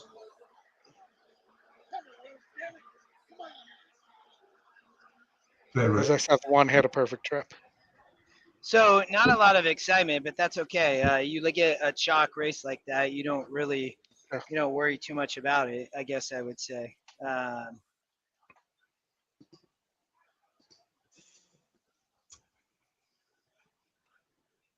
All right. We got Santa Anita race 2 up next. That's what I'm seeing. It went off already. Looks like. The 3-1. Who won the 3? Wow, The a heavy big chalk. price. Oh no, the heavy chalk. Yeah. I thought that was the price. I'm like, what? Yeah. Hey, Oldie, how much time do you have left? Not much. Let me see where the wife and the daughter are on the. Is it all right if I take a few minute break, Oldie? Yeah, go for it, man. Go for it. All right, before you head out, I'm gonna try to eat something real quick, okay? All right, no problem. I'll be back. What do you think? 10 minutes, 5 minutes? You have more than that. You have a few more minutes than that, but okay. Whatever. On advice of the track bet, scratch the 7. And then our next mandatory is Aqueduct race 8 at 2:02, right? In today's 7th race. Yep. Horses are approaching the gate. Scratch the 7 in race 7. We do have an updated leaderboard. Let me show you. Marshall Graham in first. Well, we hope to get Marshall maybe Saturday or Sunday. 8640. Where's Brad now? That hasn't been updated. Hasn't been updated.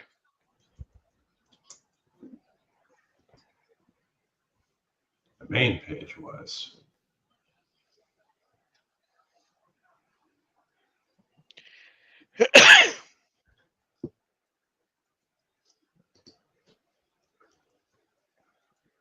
Justin's still there. Yeah, I'm kind of looking at my plays before I hop up here and try to grab something to eat real quick. We're at Aqueduct race 7. Bradley. Running time was 10.77 seconds. The third is up next, and today's third. I thought the 6 would be tough at Aqueduct. I'm not going to play it. It's 2-1. Well, with the scratch of the 7 too, who was the favorite at the time he scratched. Post time here for today's 7th. Gulfstream race 8 has a little bit of interest, but I'm gonna pass. I think. You're gonna throw the stick over the rail, right? And then we end up at Golden Gate Race 1. Okay, I'll be back here shortly, guys. Grandpa's Kid. Okay. 2 out.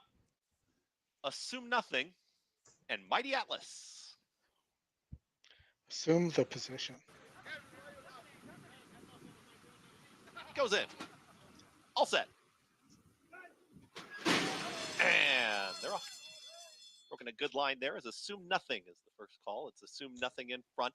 Right there comes Proven Hope is in the early mix and down towards the inside. Can't Beat the Rock. Joining them on the far outside. Mighty Atlas. Moderate tempo early as Assume Nothing has got the lead. It's Assume Nothing now a half length in front of Mighty Atlas. Is presenting a challenge towards the outside. In between horses there comes Proven Hope. Progressing forward, there's Grandpa's Kid is in that second grouping. A tight hold here. Can't Beat the Rock. Isaac Castillo very tight here. Down towards the inside. Wants to go is in third. The trailer is St. James, 24-1 for that opening quarter mile. Assume Nothing has the lead. It's Assume Nothing in front. Mild pressure from Trevor McCarthy on Mighty Atlas towards the outside here from second. Still just wanting to go. Can't Beat the Rock wants out of there. It's Isaac Castillo and Can't Beat the Rock in third. Held back in with less than a half mile to go. Proven Hope is in between horses and Grandpa's Kid. And moving in closer now is St. James from the back. Assume Nothing is still there. It's Assume Nothing and Mighty Atlas. Can't Beat the Rock down towards the inside. Grandpa's Kid is ranging up on the outside. That one is now a challenging third. Just behind them, Proven Hope, and from the back, St. James is trying to run on. It is still setting us up for the 4. Assume Nothing finding. Assume Nothing is in front. Mighty Atlas continues to challenge this leader. Proven Hope is trying to burst on through. Grandpa's Kid gets rolling down the center of the racetrack, and here comes Grandpa's Kid with a rally. Assume Nothing's trying to fend him off. Mighty Atlas in between horses and drifting in, just wanting to lug his Grandpa's Kid. He is leading. It's Grandpa's Kid who is now challenging Assume Nothing. St. James from out of nowhere. Grandstand side trying to swoop them all in. Will St. James last to first got up for lane. The one's going to get DQ'd because he didn't relieve the pressure. 4-7. That was a photo there. The one 18-1. James. Yeah. That's your winner. There'll be an inquiry here for sure. Yeah. They got real tight. And the one could have relieved the pressure, but he didn't. All right, Gulfstream.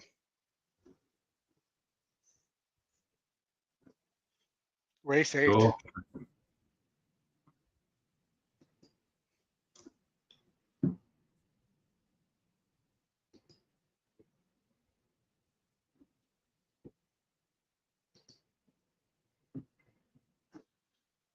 Gulfstream Park, race 8. Looks like we got somebody sitting down in the guest chair. Oh, it's Brian, I think. Okay.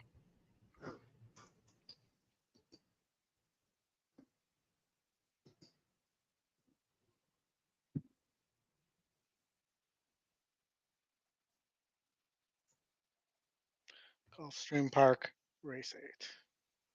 Marshall had the 1 at Aqueduct. Marshall's going to be sitting in a great position here. He was already in the lead, and that's 18-1. Mm-hmm. Yeah, that's going to put him way up there. Pretty good. Yes, Raphael, great. Marshall Graham, who is leading, will now be leading by a bit more. Yes. All right, Oldie, take him through this one. I'm going to hit the restroom, and I'll be back.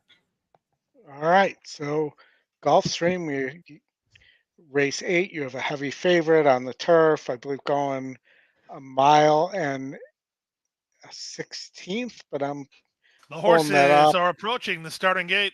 1 minute. The 8 is a Chad Brown horse, kind of a little bit of a hanger. You have the 6 Public Sector finish. First, the for Safi, who is 40% with Paco, and then you have the 1 Safe Conduct who looks like he's going to get the lead. Running time 1 minute 37.47. Has about a 10-point pace advantage. 7 is official.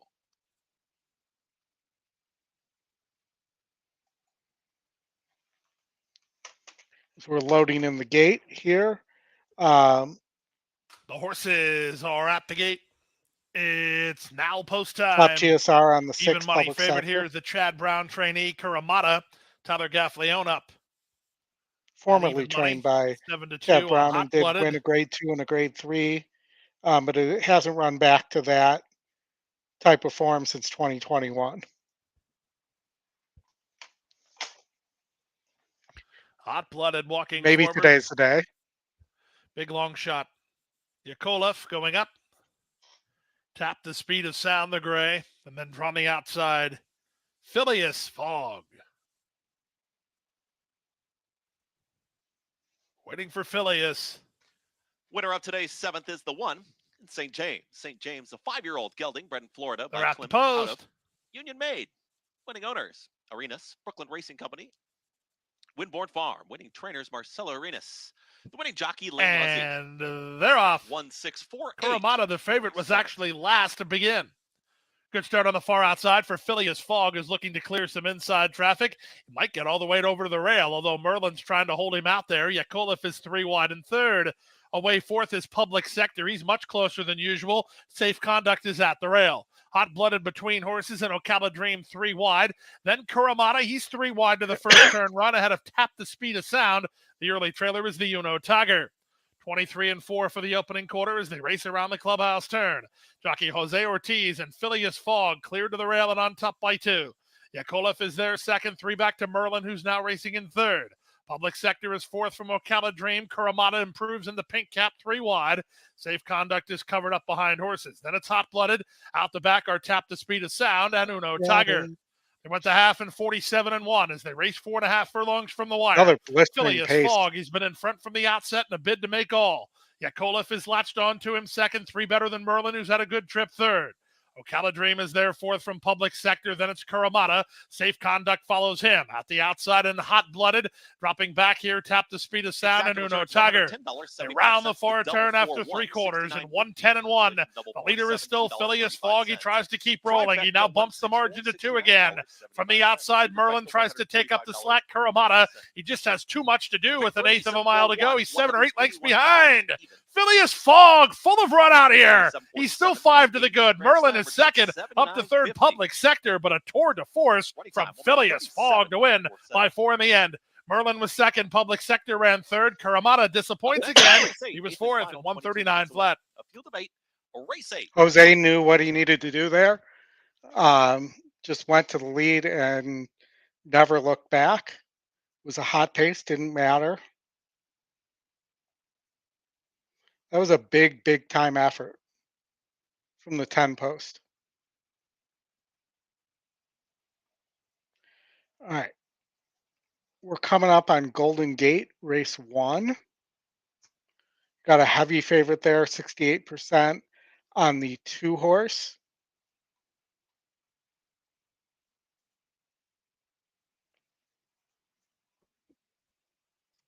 Pinball, huh? Yeah, gate to wire, sub 48, half. Didn't matter. 5-1, not a bad price. Yeah. Golden Gate coming online.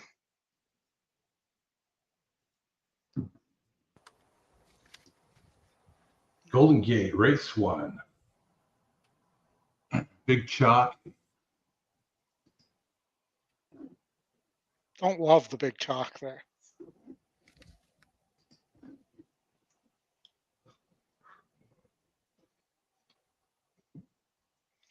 I mean, I don't really like anything there, but well, are they maybe close? Tamayo on the Tamayo second time gate. starter, the 5 horse with Castellanos aboard.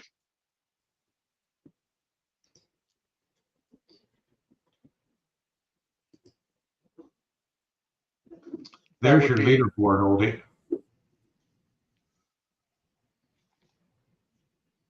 Marshall with a decent little lead there. Yeah. Stretching that lead out. Let's see. Did we get any Justin update here? No. It did. a little. He's 114th, I think, last I looked.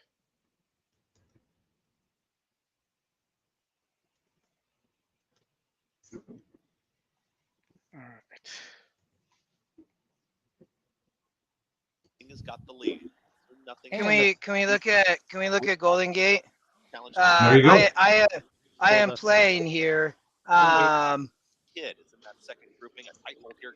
That just that one at to go 5.5 Aqueduct. It's St. James, 24-1. Yeah. Marshall has that one. Conditions. Has the lead. It's assumed nothing in front. You gotta turn the Aqueduct sound off. Yeah, can you kill that Aqueduct down? Wanting to go. Can't At beat the 70 degrees. Can't get a camera stabilizer. Right in the storm out. Giant earthquake in Golden Gate. Making a big drop down in claiming price. There's big chalk here in the 2-horse. I think the horse is going to be tough, but I do think there's a potential player Going here. up and in. And is not taking a lot of money. So I'm gonna style. play the price. I thought it, even if can run for second, I thought had interest. So Jim's Jet.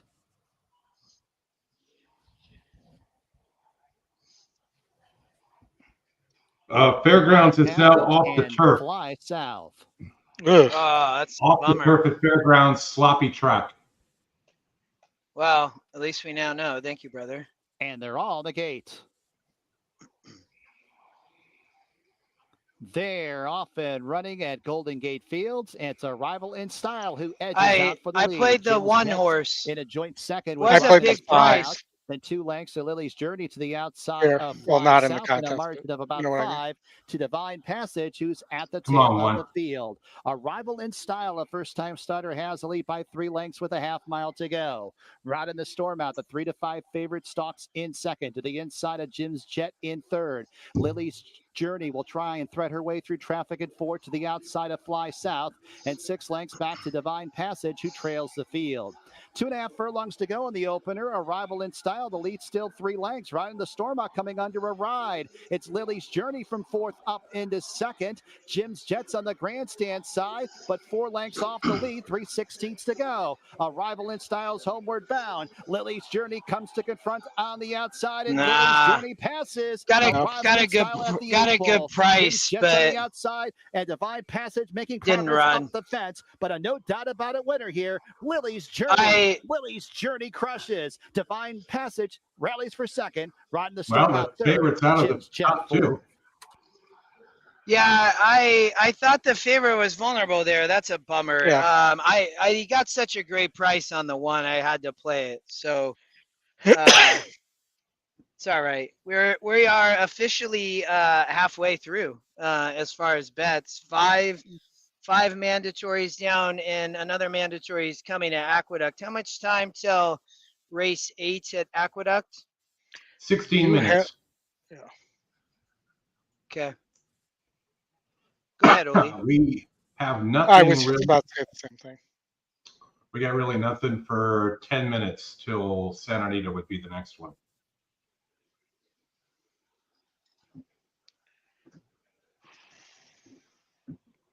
Interesting, the 4 over at Aqueduct. I don't know, Chris, if you want to jump to EquineEdge or if we want to watch, but I mean, taking a lot of money up on the pace. We have Oaklawn race 7 too coming up, right?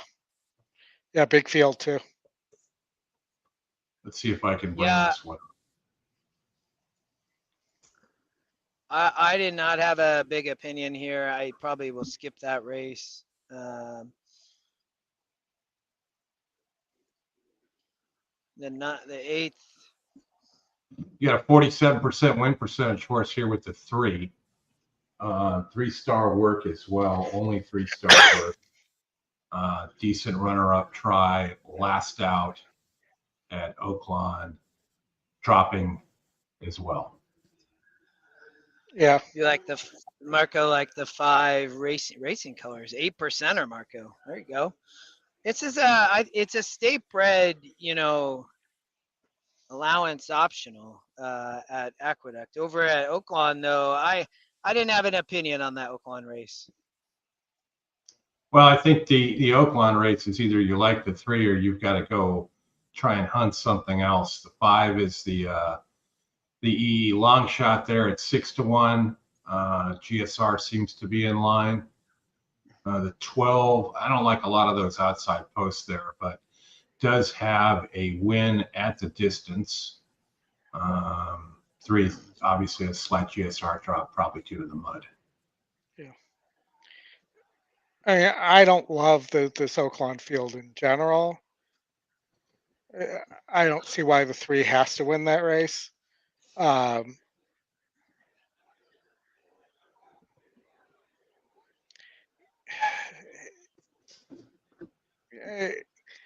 keep looking at the 9, like the 9 should have more speed and be better.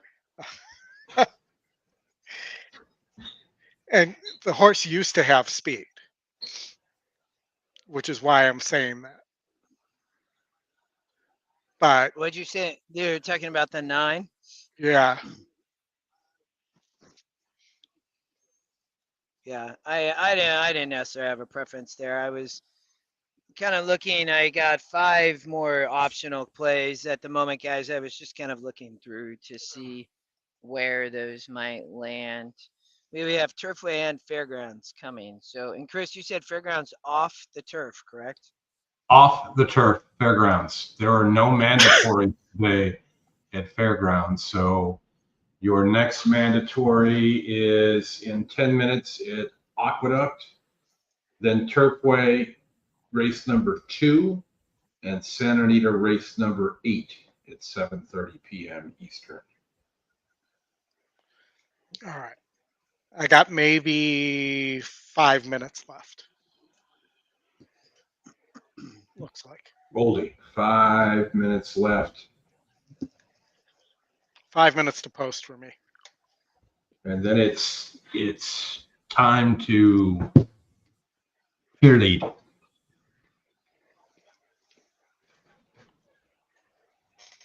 Rah. Shit.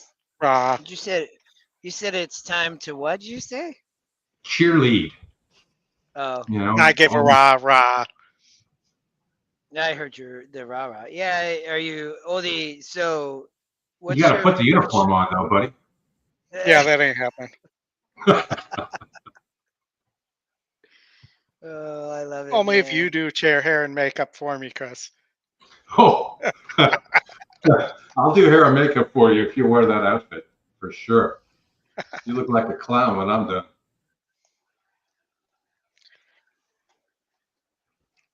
Bozo. Just call me Bozo. All right, so let me get my other screen up here so I can look at some lawn at the Oak. Lawn of the Oak.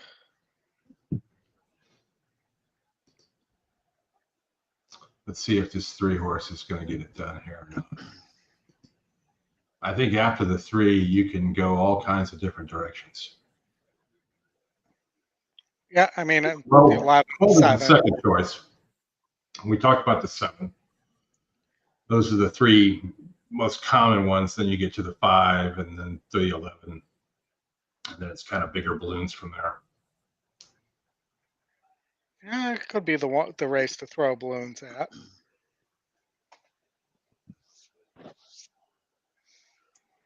I'm not sure which horse to throw the balloon at, but it could be. You've heard our opinion. Now it's time for the most important opinion of all, yours. Razor, my brother. Razor in the house. Razor. Who you like? Oaklawn race 7. The runners are now loading into the starting gate. Unstable Fritz has gone in. Humor me now, post 12, 3 back. Chrome Run. All right, after Razor, Oaklawn. if you want to pop on with us, let me know. Yeah, and after Oaklawn, I'm out. Yeah. Razor says 157 exacta try box Exacta and Tribach, Oaklawn Park race 7 to win. Like I said, Razor, if you want to pop online for a few minutes, let me know. I'll shoot you the link. Well out of it in the early stages after that. Ain't that a kick? Mr. Wooly Bully from the inside has the most speed. Chrome runs right there with him. Charging into the turn. Point blank caught a little deep into that turn. Takes the third position away from Hubert now. He's going to keep well off the speed today at the early stage. He's coming back to the lead here. Mr. Wooly Bully has conceded the Happy to take shots with you too, Razor. Mr. Wooly Bully. Third, approaching the backstretch run. He's running 3 lengths off the pace. Another 2 to Calrissian the pace. Fetches Brum outside of him. They're a length and a half clear of another pair. Air to Greatness and Hard to Come By. Another 4 to Unstable Prince. Humor Me Now well behind. He's about 5 lengths ahead of Star Nation. And then comes Assumption. Ain't That a Kick? And another zip code off the tearaway leaders who went 23-3 for the opening quarter. The half, 48 seconds flat. So not only a fast pace, but obviously very contentious as these two have opened up on the third place runner by about 6 lengths here. Chrome run on the inside. Point Blank is outside. Let's see if they can keep going. Calrissian a clear third around the turn. Closer, doing it okay. Well, Hard to Come By has come under a hard with Calrissian around the turn now. Chrome run is given away. Point Blank looks like he's going to get swallowed up here. And the favorite Calrissian goes to the front with Hard to Come By. Air to Greatness is getting into the race now, and these early leaders have given way. This has turned into a pace collapse here. Calrissian trying to fend off Hard to Come By. Air to Greatness coming between horses. Even Unstable Prince is in it. Calrissian with the head lead. Air to Greatness inside in a tight spot with Unstable Prince and absolutely slamming the brakes. Air to Greatness has the lead close to home, and he's won it. Great move. Calrissian, photo. Yeah. What were the odds on those horses? 8 to 5 and 3 to 1. Oh, okay. That's good. Razor, in honor of you showing up, buddy, shots. All right. Good luck, Justin, the rest of the day. Good luck, Scotty and Brad and everybody. Are you out, brother? Yeah, I'm out. All right. I appreciate you coming. Yeah. Oldie, have fun. I'll talk to you tonight, I'm sure. Thanks, brother. No problem, guys.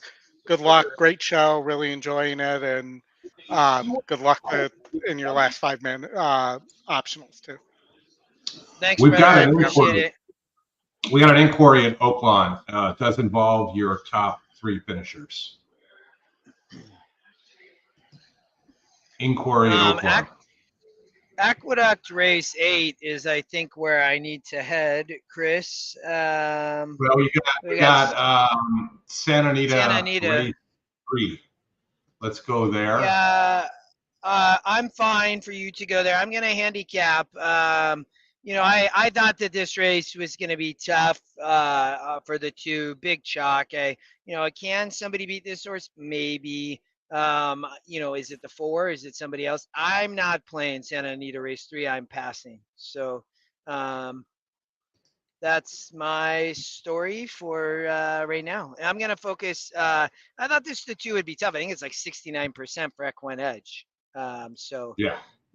It just looked to be tough here. I'm going to jump over this 8th race mandatory at Aqueduct is a doozy, I would tell you. I mean, there's, the 1 horse not taking any money is Big Price, top EquineEdge pick.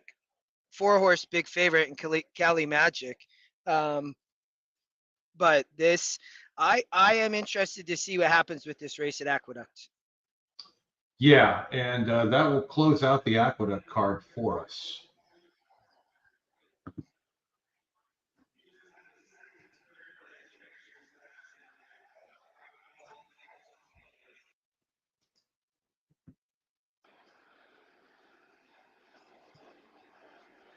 Looks like they're approaching the gate. It's this very small pick 4 or pick 6 pool for a Friday, $40,000. Wow.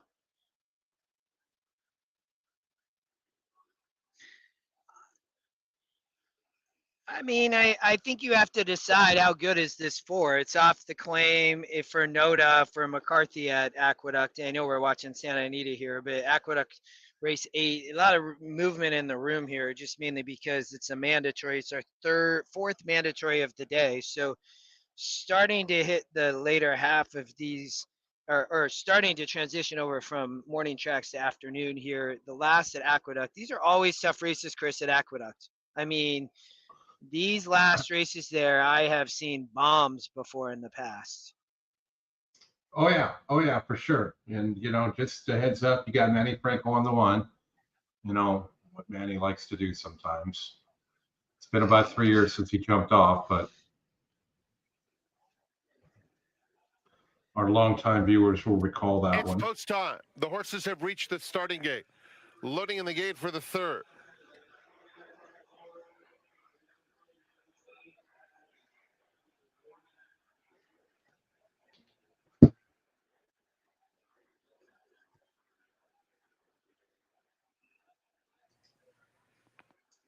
Winning Luck coming up. Creative Quality. Nancy Griffith to the outside. Thanks everybody for joining today. This has been awesome to play along too. Yeah, appreciate it, everybody. Hit the like button. And they're off. 2 did not break well. Winning Luck is sent hard out of the gate for early speed. Eva's Party is up close. In between them, Creative Quality in the mix, and Will Do It Live comes through on the inside with the white blinkers, and Will Do It Live is quicker than all.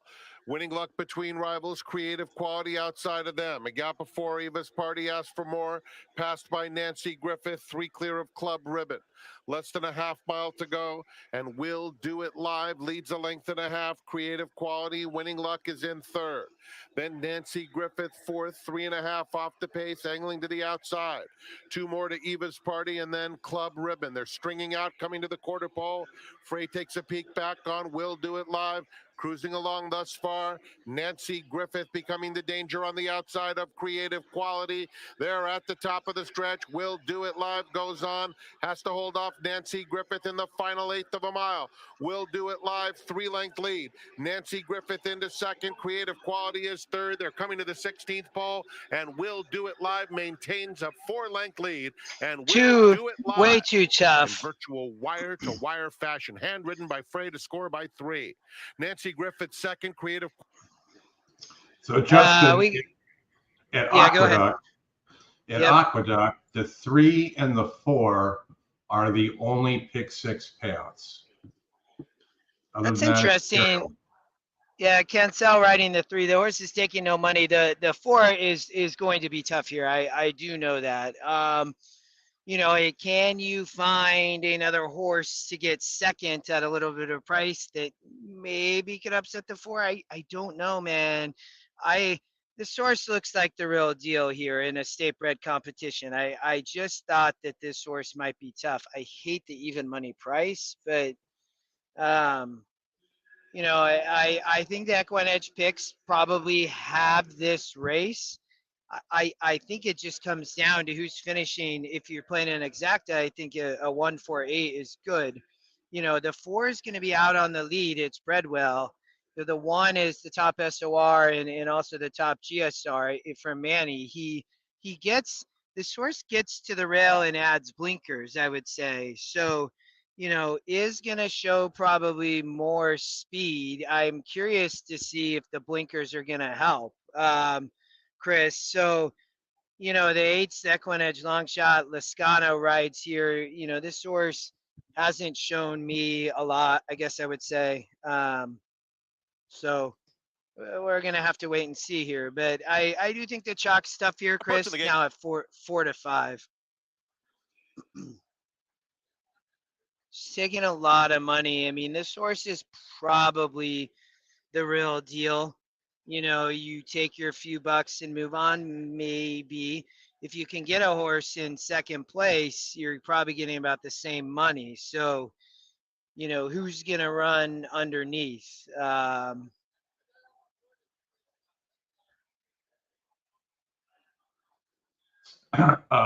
Marshall Graham with another winner. He had that 7 at Oaklawn.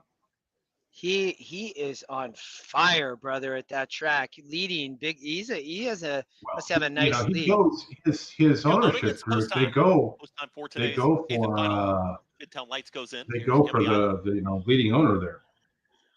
Racing Colors. I'm going to see if he can send Matt or Howard over after the last Kali Gulfstream Magic race. now 3-5. Yeah, I also told him, Chris, they could come by tomorrow. Atlantic. Yeah.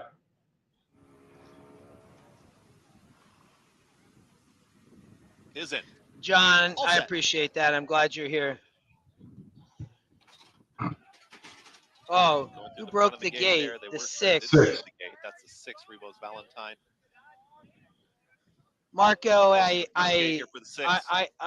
could see some pressure there.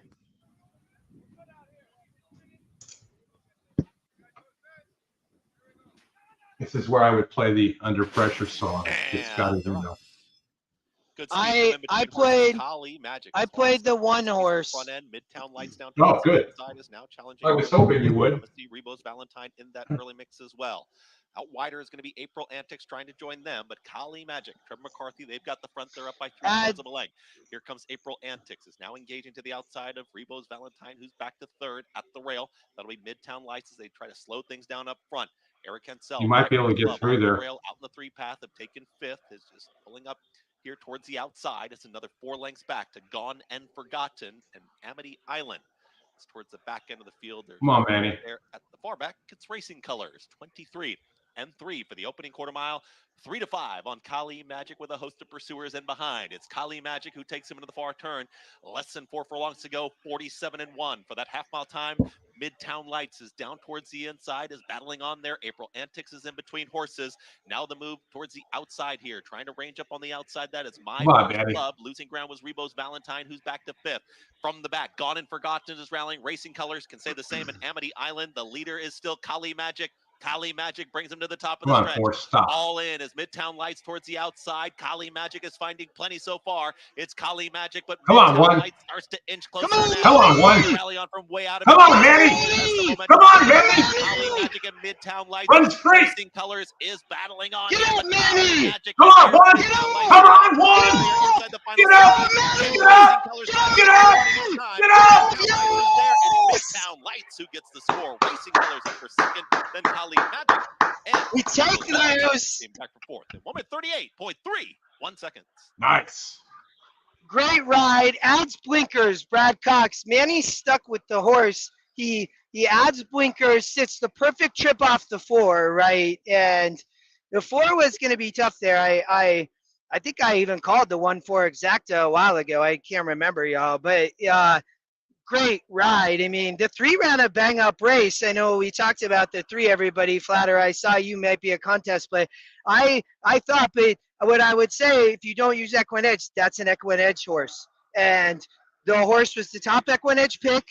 It was the top SOR, and it was the top GSR. I talked about it, and so I will not give you my horse, but I will talk about it. And a great trip. The 5 ends up running second there, Racing Colors with Herman Harkey. Yeah. 4-1. 4-1. Didn't jump off. Love it. All right, we let's Chris. I definitely we're gonna end up fast and furious here. I think EquineEdge. I'm not sure. Let's see here. I think we've got Santa Anita race Gulfstream. 4. No, the Gulf 23 minutes. We got this, and then we got 5 minutes to final live race of the afternoon. Proud to bring you racing via the Latin American Racing Channel on the Gulfstream Sports Simulcast Network. Stick around for racing from Santiago, Chile. Some Chilean racing to enjoy on your Friday evening.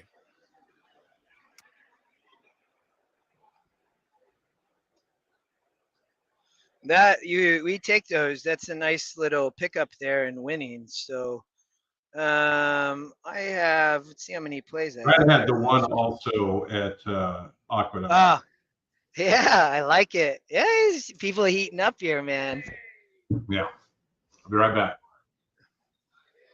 All right, brother. Gulfstream Race 9, you all. We got it live with Pete Aiello. We will let Pete call. Chris, will you make sure to fix sound on Gulfstream if we don't have it? You might already have it, but.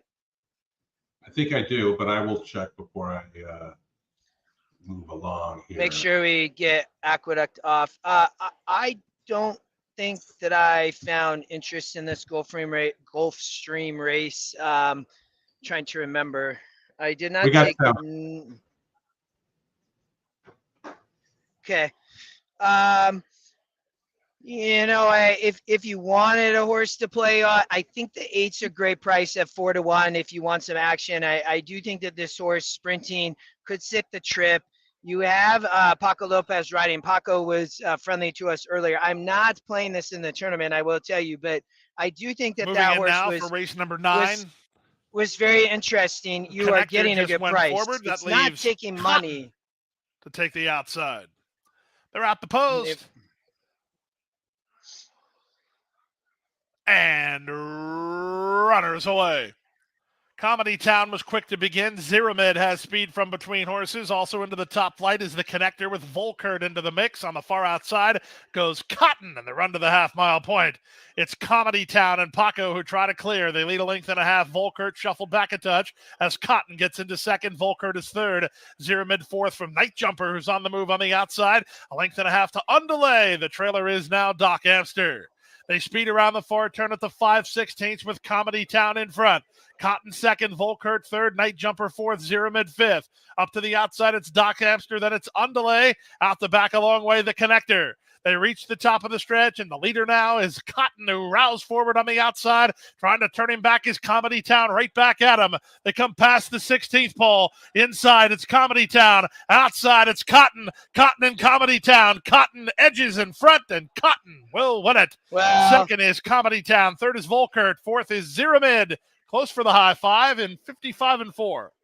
So I knew that 8 was going to run. I mean, we get beat there at the wire. I did not play it. I didn't think I was not quite, I just didn't know, that was a tough play. But you got a great price. Ended up running second there. Thought might hold on there, but 9 gets up over the top. So, yeah, Chris, I said the 8 would have been, I did not play that race, but that was my pick. And, got nipped at the wire there. I didn't like that. I'm hopeful. I have not looked at Gulfstream tomorrow or Sunday. I'm hopeful to see, maybe a little bit better card there this weekend. Golden Gate race 2, maybe, Chris, is that where we're headed? That's where we're going. We got Oaklawn race 8 after that. I think the one is going to be tough here at Golden Gate. After my own heart, big favorite, 3-5. I think this horse is overbet. Approaching the starting gate. I do not know if the 2 can run. I would tell you all. I think this horse on the front end, I do worry it may stop. It has never gotten the lead before, though. And at going 2 turns, I don't know how fast they're going to go, Chris. I don't know if I can take 9-2 on that horse. I'm looking at my plays left, and I'm actually counting 6, which I feel like is off. So I need to kind of figure that out here in shortly. But I thought the 1 and 2 would be tough here at Golden Gate. It's where EquineEdge is going. The 1 is the top pick. Win percent 62%. Espinoza rides, and then you have Brayville and the 2 horse. With Herrera riding, and you're getting it's EquineEdge long shot on the 2.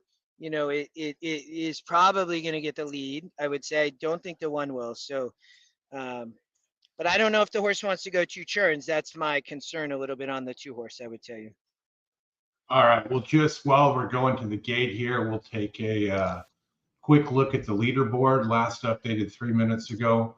Marshall Graham in first place with $164.20. Justin, you're right here at $42.20 in 149th place. Not bad, because remember, top 10% of the entire field after tomorrow will move on to Sunday. So keep plugging along. We'll take a look at Scotty here, still kind of sitting where he was before. He's made a few more optional plays. I think he's got, what was today's optional count, 6 or 7? Yeah, can you pull me up, Chris? Just if you haven't, after Scotty again. I know I wanted to see. So that has me at 4220. Will you refresh? I'm after the 1. That does not include the 1 with Manny at Aqueduct. I don't think so, Justin. I don't think so. They're No. only really updating this here. The ones at the top. Last updated was 4 minutes ago. All right, I have 5820. Can you leave it there? I want to see what place I'm in, but I'm more interested, Chris. I'm trying to look at my optional plays. My understanding is that we had 10, but when we, after this race, if we can jump back to that, I want to make sure I'm tracking my optionals correctly. If anybody, I thought the 2 was interesting. Here's a long shot. I did not play it though in the tournament. I'm not sure it can go 2 turns. I think it might stop, and I think the 1 might be tough. And they're off. It's Breville who sends out for the lead. Little Mischievous on the outside. Violet Thunder is now up into second and contending for the top spot.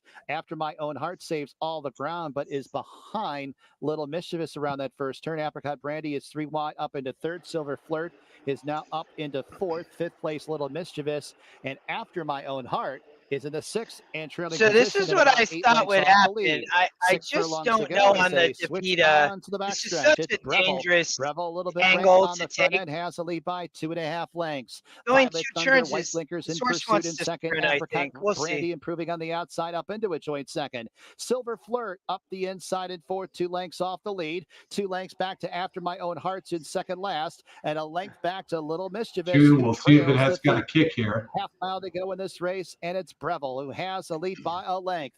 Violet Thunder second. The half was in 48.73.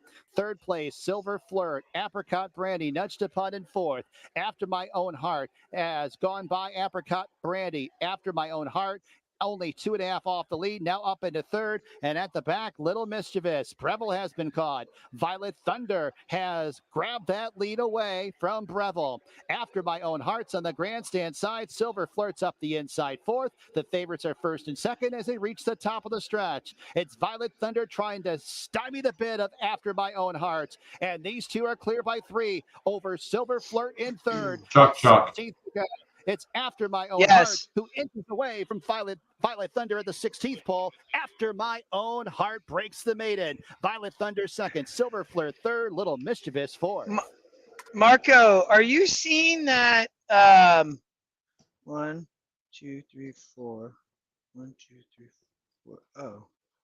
Yeah, I am with you, Marco. Actually, Oaklawn race 2 I played, and then I played Laurel race 6. I played there, and then I played Gulfstream race 5. And then I played Oaklawn race 5, and then I played Oaklawn race 6. And I played Tampa race 9, and then Aqueduct race 1. Oh, I never. Oh, you know what? I never played the Golden Gate 1 horse that was like 19-1 earlier that didn't run. So, Marco, I appreciate that. Yeah, I do have 6 optionals left. Thank you. Hold on, guys.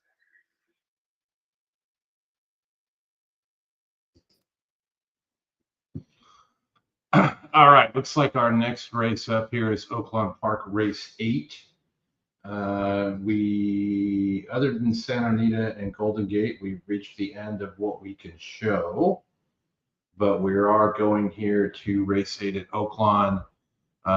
We know that they're sloppy. Taking a quick look at the GSRs here, which is all using the wet tap by default here when the track goes sloppy. So you can see here that 73 down to 68, which is indicated here with the down arrow. Next one up there would be the 5. Ran okay here in the slop. Don't see a lot of yellow here. Don't see any yellow. Obviously, it's a maiden race, but this could be one that could make a little bit of noise here as we get further down. The 8, 0 for 11. Not sure I would recommend that one. 9, lightly raced, ran in the mud here back in Ellis, almost a year and a half, 2 years ago. Didn't seem to run too bad. The second is the second pick, Chris Hartman here, 18% on a first lifetime start. 8 to 5 is the price on that, and you've got a 59 on the GSR. The long shot and the money bags here, 7, 15 to 1 morning line, dropping down to 6 to 1.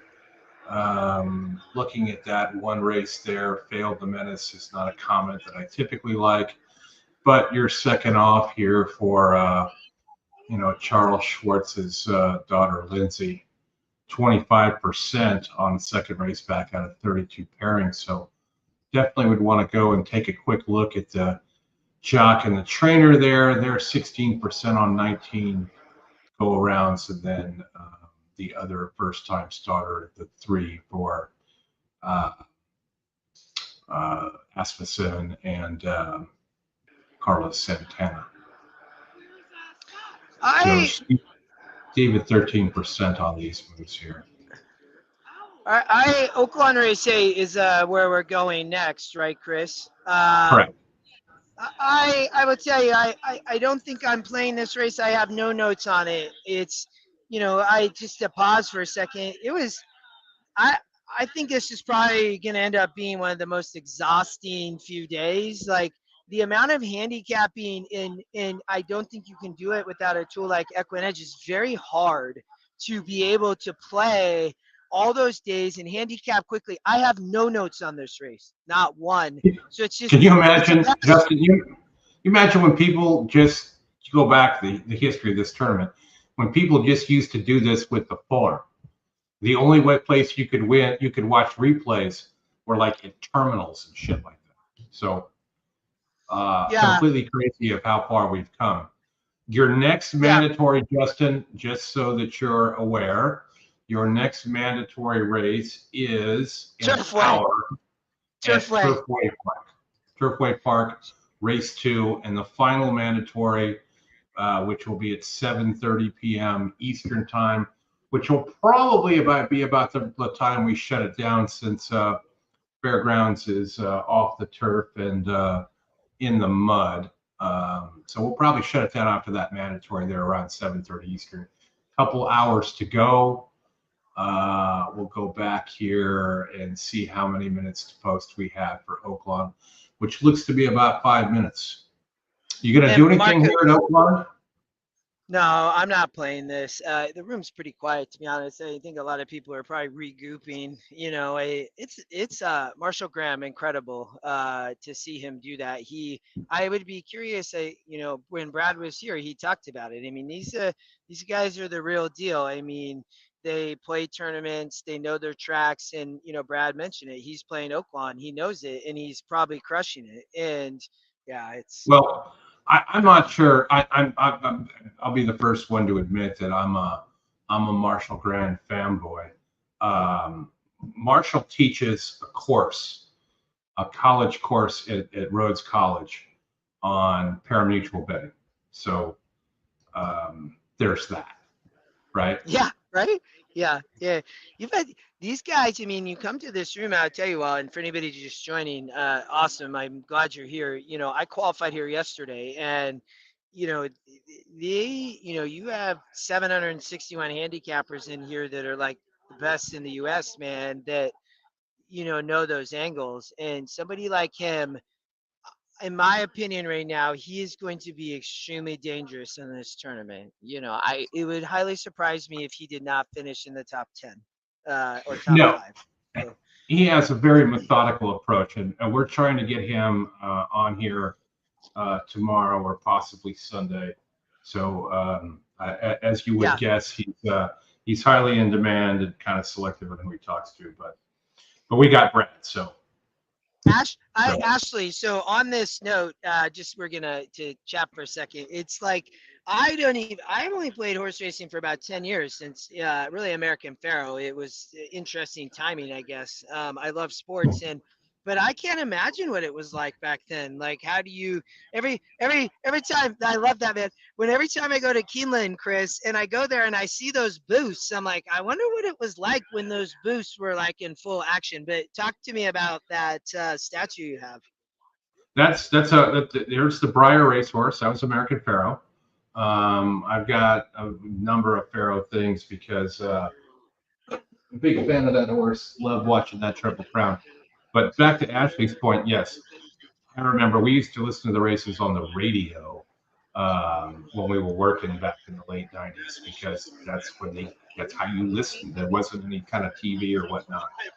I worked in Century City at the time, which was about 7 or 8 miles from Hollywood Park, and we would literally send people there to make bets for us. So good stuff.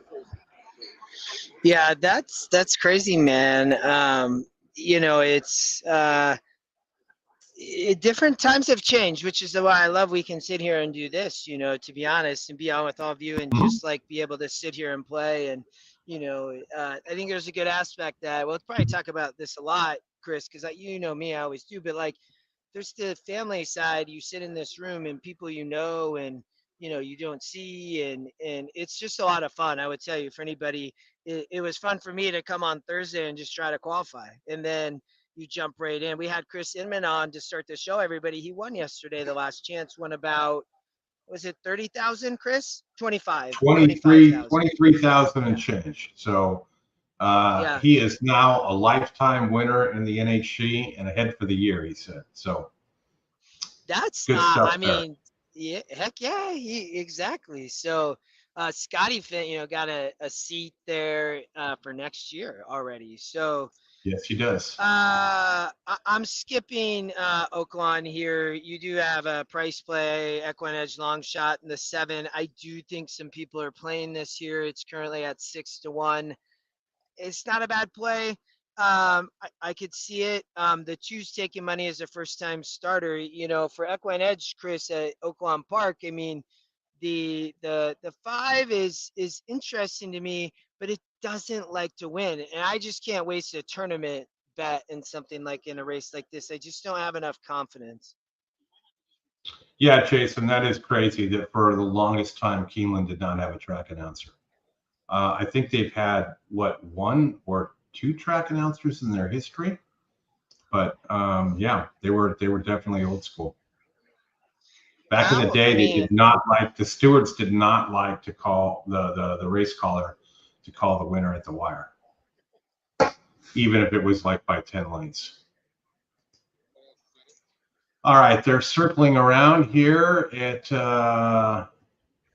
Oaklawn, and let's see what we have coming up right behind that, because these things usually creep right up on Santa Anita race 4 in 4 minutes, Chris. I mean, I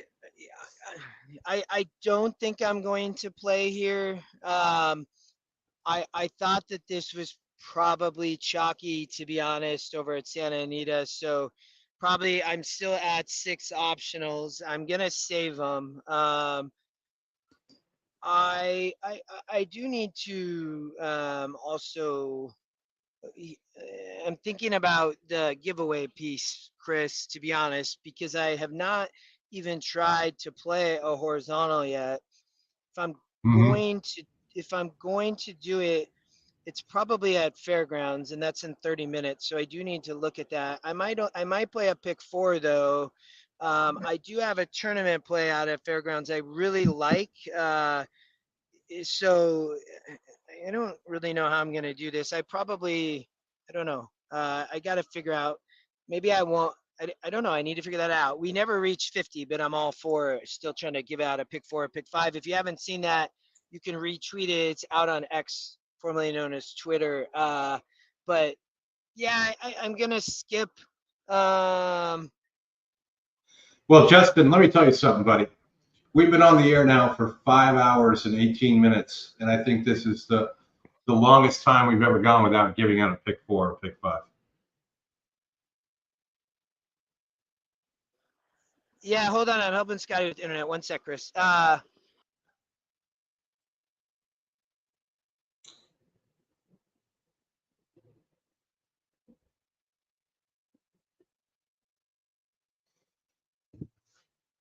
All right, looks like Scotty might be coming on here. They're getting things ready. Oaklawn is at the gate right now. I don't know if you can hear Dinnerman or not. If you can, say something. So what happened here, just a heads up, folks, is they just put the horses at the wrong numbers. I can hear Dinnerman. Here they put Pineland in post 8. They put Simovich. Do you hear me, Chris? Yeah. Adjust this, no problem. Simovich goes in. They put the horses in the wrong gate at Oaklawn. I heard Matt say that. I thought that's what I heard Matt say. I don't know how we're having all of this stuff happen, but I would appreciate at Oaklawn that they at least caught it would be the main thing. So here's Memphis Pharaoh. 2-1 for number 2 Baton Rouge, 5-2 for Castle Warden and Simovich. Memphis Pharaoh a little bit reluctant here, is going to try to load once again.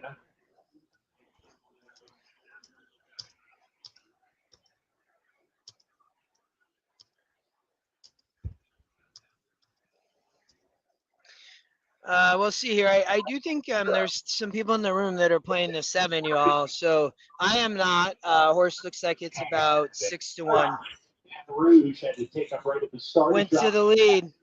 Pineland out of the lead today. Castle Warden takes the second spot, and he's clearly in the second now. Memphis Pharaoh draws level with him. Simonovich is right there between horses. Miller's right behind them. Baton Rouge takes the second last position after making slowly. He's running 3 lengths behind and another 5 to Lear, who's the trailer. That 2 is loaded, but he ran up on heels.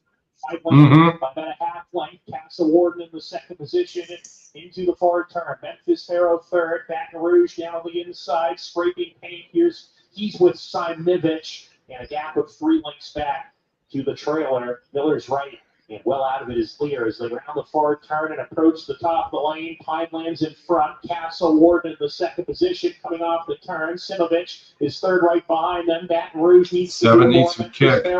As they come down the lane. Castle Warden in front. Who's coming? Not the 5. I would like to see Chalk here personally. You're going to get it. Yes. You want that there. The 7 ran a good race, so you're going to get... I got nipped even though. That's brutal by the 5. 5 favorite. That's as a tournament player, that's what I like to see there. So that's good, brother. We like to see Chalk come in like that. Oh, we lost Chris. You got me then, y'all.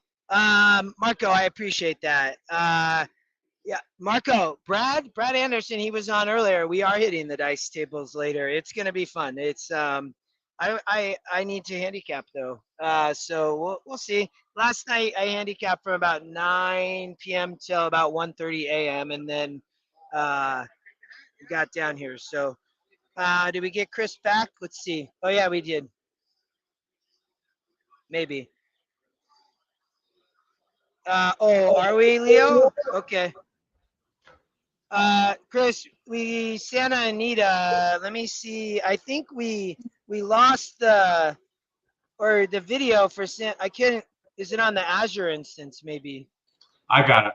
Just give me a second here, Justin. I thought the 2 would be really tough at Santa Anita here. It's the Chalk. The 3's coming, but 3 might get there. 3 is gonna get there. Yep. What was the price on that horse? 9-1, right? Yes. Yeah. Wow. That was the EquineEdge price play. I was just talking to somebody about that. Came flying. Thanks for joining, Marco. Appreciate it. All right. I had killed inadvertently killed a tab.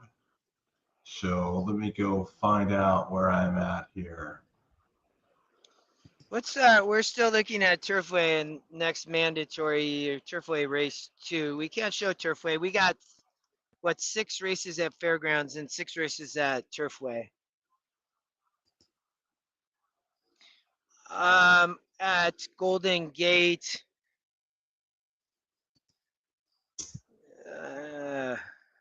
We got 13 minutes to Golden Gate race 3. So I can give you that one for now. You've got a huge field of 5. Chris, let's go there though. At the moment, I would like to go there. I'm probably not playing Golden Gate in the rest of my plays, but you know, I'm mainly just looking here. I mean, you have an EquineEdge horse that's sitting there at 9-2, so you know, the one looks tough, I guess, at 0 for 11. The 4, Valerie's 0 for 22. If that interests you, most people are not playing this race. I would guess would be my opinion.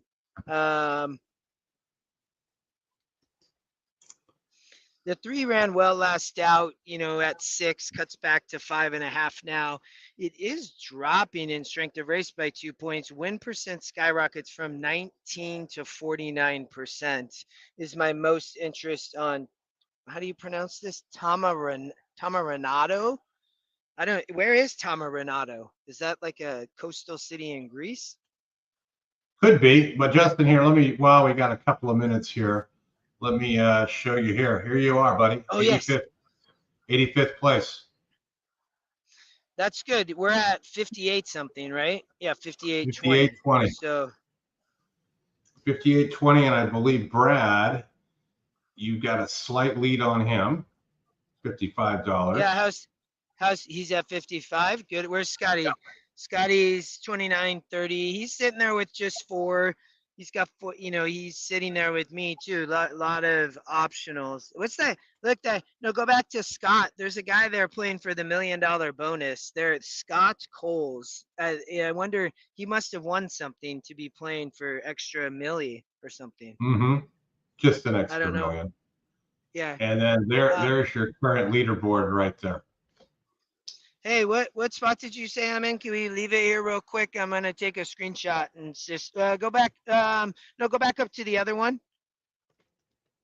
Oh yeah, that one works. Yeah, you can leave it there. I got it. Perfect. Thanks, brother. And then there's the official leaderboard. Yeah, Marshall. I mean, that's amazing. 164, just a great day. I mean, you're gonna click in here. You're gonna click in here on the right in just a minute because they're going over. They cycle through the rest of the field. There you are, 87. I love it, brother. We're hanging in there. Marco, yeah, Marco, my goal was to get to $80, brother. That was the plan. So we'll see if we can do it. I did not. Today was more difficult, I would say, than yesterday was when I qualified.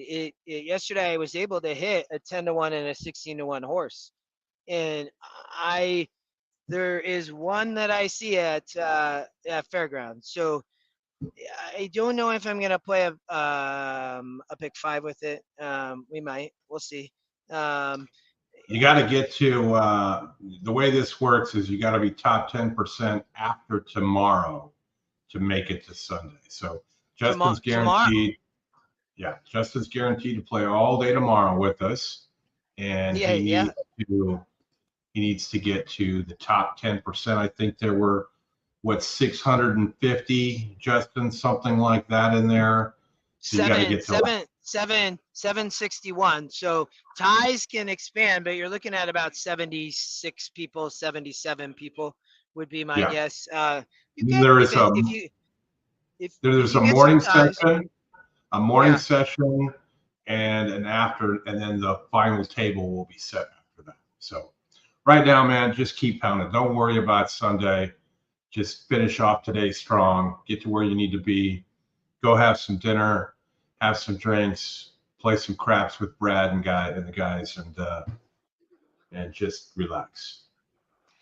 You know, I mean, it's funny. You were on the message, and we have a chat, and I said in the chat, I was like, after I won that tournament yesterday, I bought 4 entries and almost got 2, got 1 that's why we're here. So it was awesome, but it was 500 each and $2,000. And I said in the chat, I'm like, I kind of feel like I'm free rolling now because I'm in my hotel room at 9 p.m. handicapping and not out like all night doing whatever, which is true.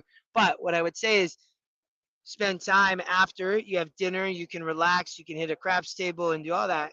And then you still got a handicap.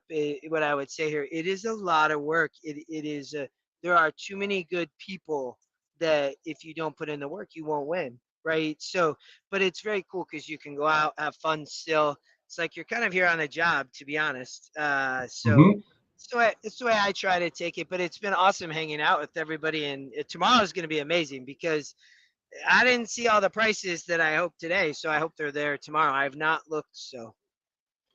Well, you might get a little bit better surface at Oaklawn tomorrow and at Fairgrounds tomorrow. They might be back on the turf.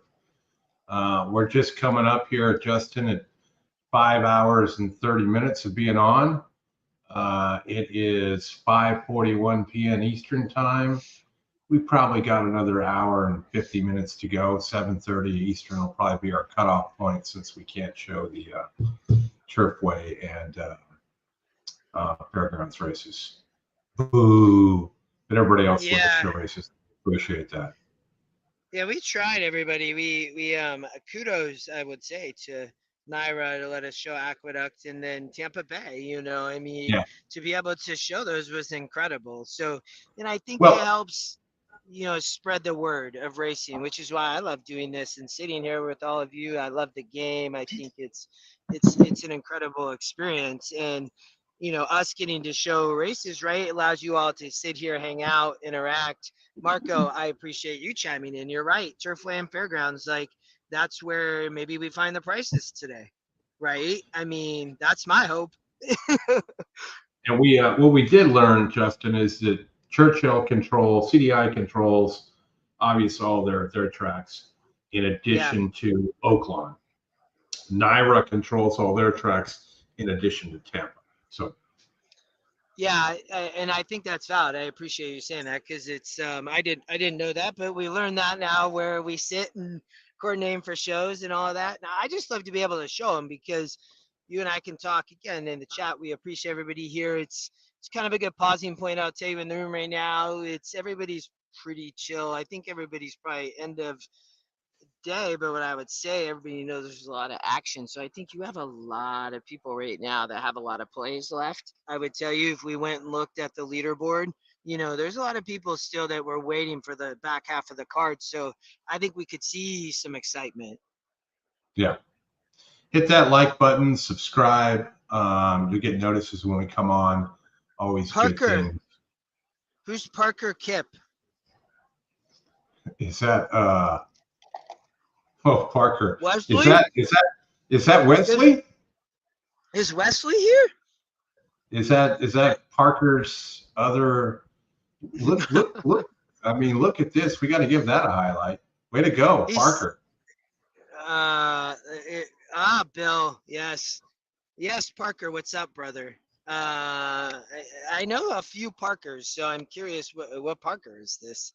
I appreciate you're here, whoever. Parker Stevenson from the Hardy Boys. Yeah.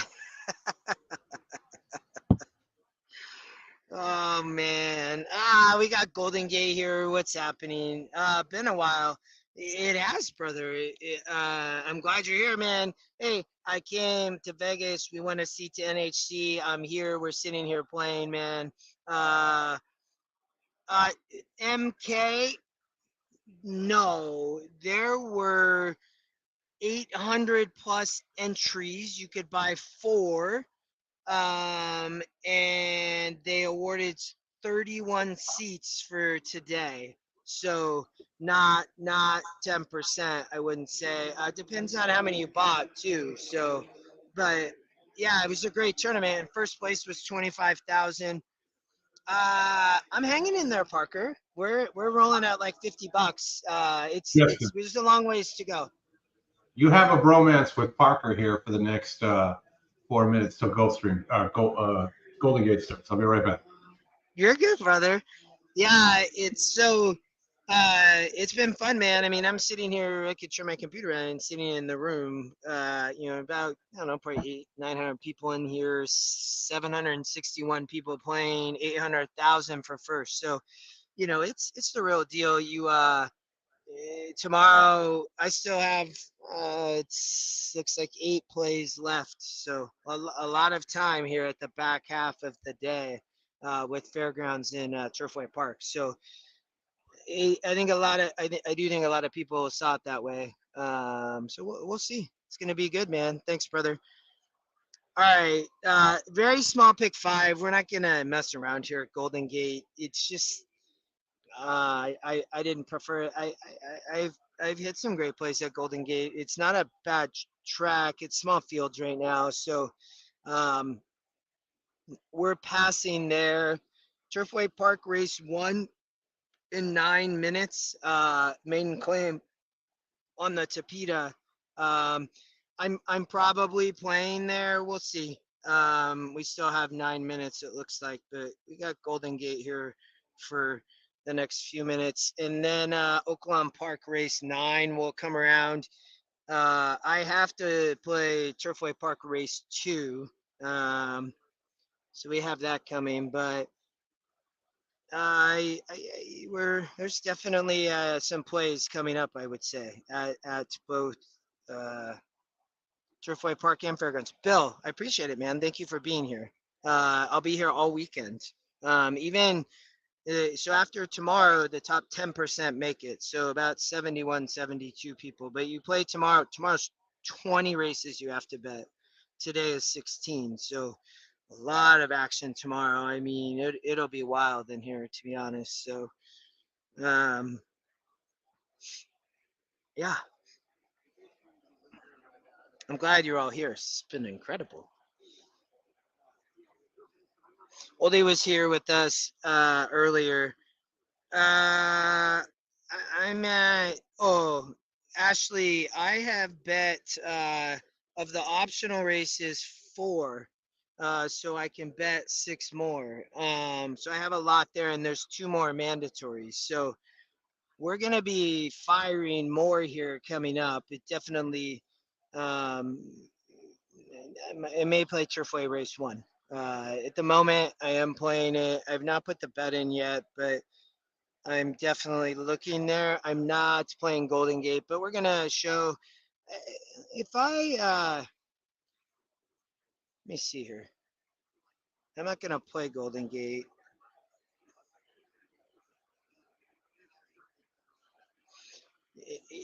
You know, the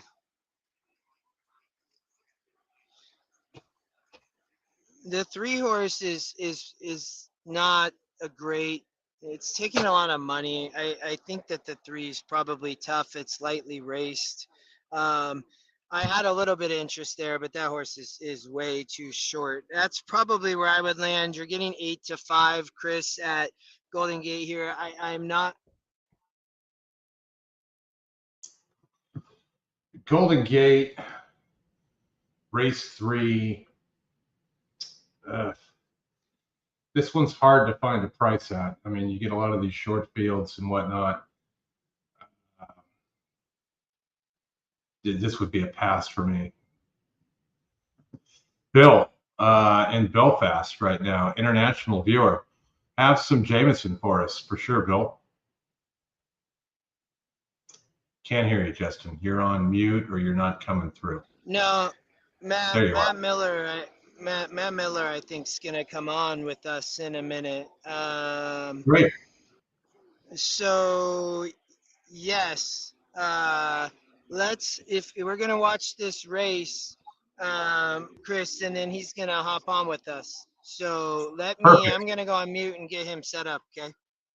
Okay, don't forget you got 6 minutes to Turfway. Yeah, I'm gonna. I appreciate you telling me. I'm gonna put in the bet because I think we're playing there. Thank you. Turfway race 2. Turfway race 2 is your mandatory, not race 1. So you got time. Yeah, we're gonna play race 1 though. So, Okay. I'm gonna hop up. Give me 1 second. Gotcha. Make sure I've got the audio turned on here. We are ready for a start. And they're off. Pretty good dispatch. Tamburando Coast gets the early lead. Valerie on the outside of her. And then it's Whirly Gurly at the fence. Smile and Profile in some tight quarters. In a joint third with Whirly Gurly in 3 lengths to Party Time Gal, who trails the field. Valerie emerges with the top spot and scampers clear by a couple lengths. Tamburando Coast outside in second. Whirly Gurly up the inside third. Smile and Profile 3 wide and 4, 3 off the lead. And 2 lengths back to Party Time Gal in the 5th and trailing position. On the far turn, it's Valerie, the leads all length. Tamburando Coast takes another crack at that one in second. Smile and Profile glides up to the outside in third. Whirly Gurly behind rivals in fourth, and Party Time Gal trails the field as they reach the top of the stretch. Valerie has the lead. Whirly Gurly splitting rivals, and Whirly Gurly gets the split at upper stretch and strikes the front. Tamburando Coast outside second, and then it's Smile and Profile, and Valerie 16th to go. Whirly Gurly at Tamburando Coast. It's Whirly Gurly victorious. Tamburando Coast second. Smile and Profile third. Valerie fourth. 9-5 there. Beats the 3-5 chalk.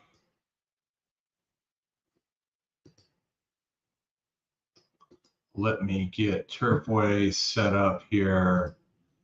Race 1, 4 minutes. Wait for this to flip over. And there we go, Turfway. Race 1. 6 furlongs here. You got maiden claimers, 30K. We like to look at the GSR first. St. Peter's Bay, 19% top win percentage. Not one of the top picks claimed out of here by Daniel Leach.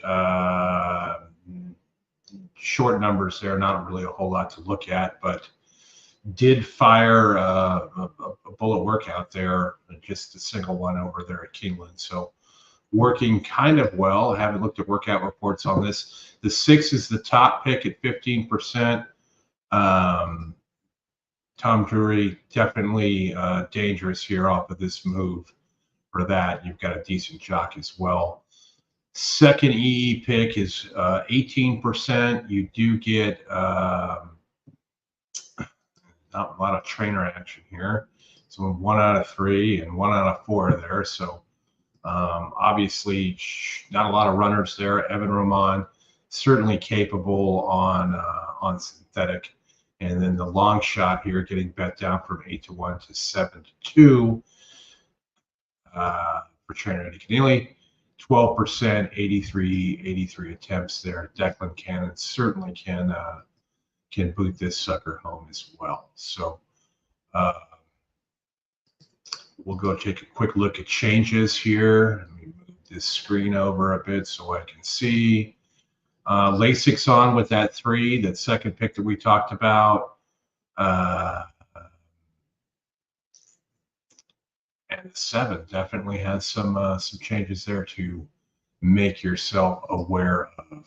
But Turfway, definitely kind of a crazy place here. We'll take a look at some of these bigger prices. The 5, Mr. Mellow at 10-1, 9-2 morning line, flipping up there, dropping in class.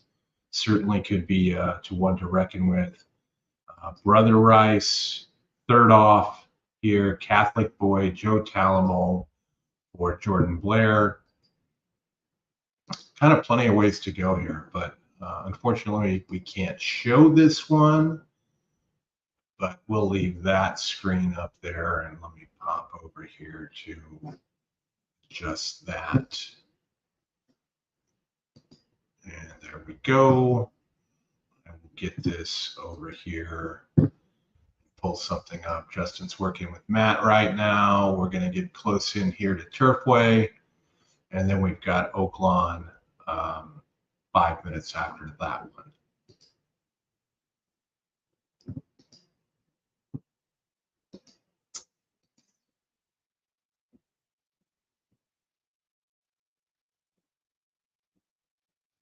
Thanks again, everybody, for joining. It's been a long afternoon so far, but having a good time. Glad to have you all along. And they're getting over here to the gate.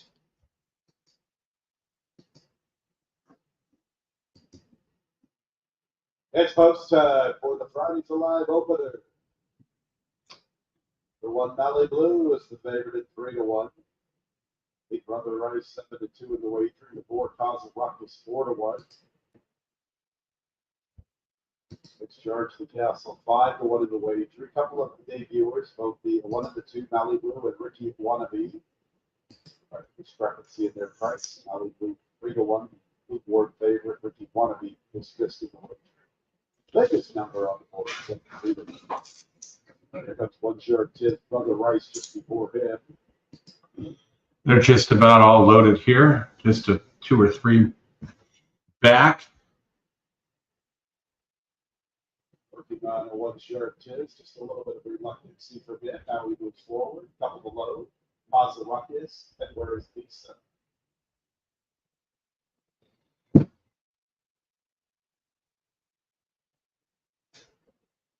Ready for the Fridays Alive open.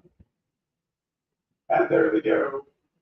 Pretty good start for where is Lisa. I played the 3 horse here. All right. Sitting second in between the 1 and the 7. Third last turns the gas. Second last. Counts a ruckus. The last of all. About 7 lengths from first to last. With the lead, one of the first time starters. Valley Blue has the lead for other races from the boat outside. Nah, horse backing up. I'll be curious to see what happens here. The 8's the price, the 6, the 7's 7-1. The ruckus, that's about 7 lengths to make up. Mr. Mello steals outside. Further on the field, where is Lisa? Charge the castles at the back. Here comes Brother Rice and St. Peter's Day. Ricky Wannabe up the inside. Oh, took out the 2 at a big price, 21-1. The 7. 7-1. God, that 2 was loaded. That 2 was loaded and got taken out bad. Yeah, you can see it anywhere there. We'll keep an eye on it. Yeah. All right. I'm gonna try to get Matt hooked up here. 1 sec. Okay. If we get an inquiry on that, folks, if you would let us know in the chat while we get Matt set up to come in and chat for a few minutes.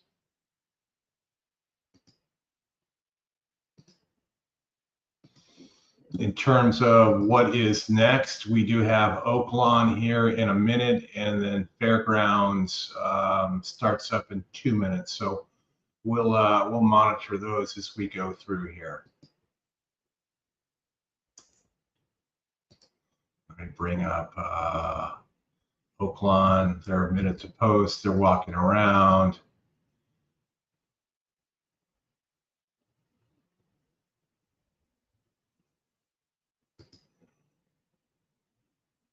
Let me get Fairgrounds set up for us as well. They have race 1 going off in 2 minutes.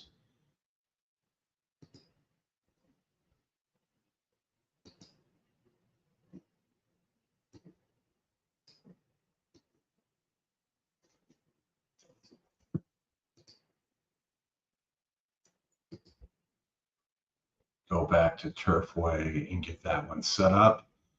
Hopefully Justin is ready to go here in a few.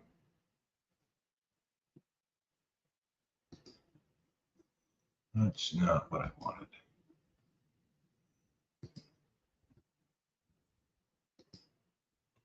Doesn't look like there's anything up, but Turfway is usually pretty late to get anything up in terms of inquiry. So.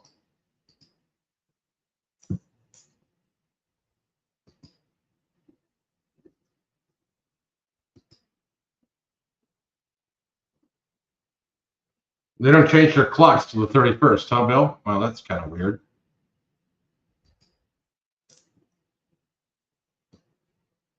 Oaklawn's walking around. Fairgrounds is getting ready. They look pretty muddy there. Not surprised they're off the turf. And the 7 looks like it's going to stick there. Pretty big prices if you like the 7 deuce.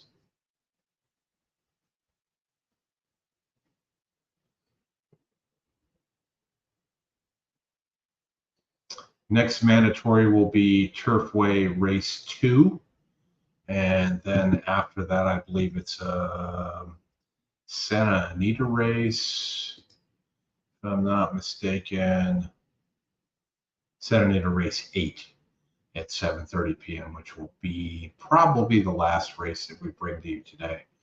Marshall Graham still sitting at the top of the leaderboard, up by $44.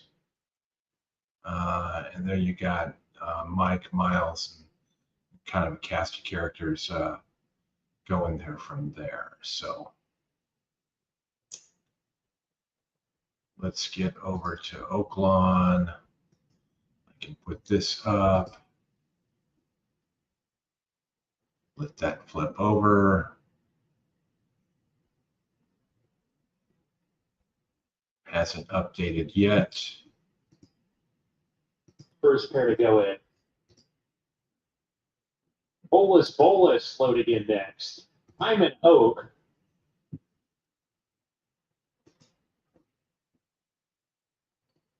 Hit Seaton goes in, 20 to park.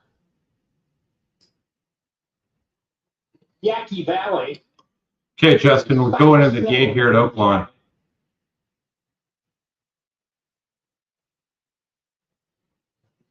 Turfway is official. 7254. Here's Midnight Taxes, goes in. Hess to the outside. Waiting for Hess.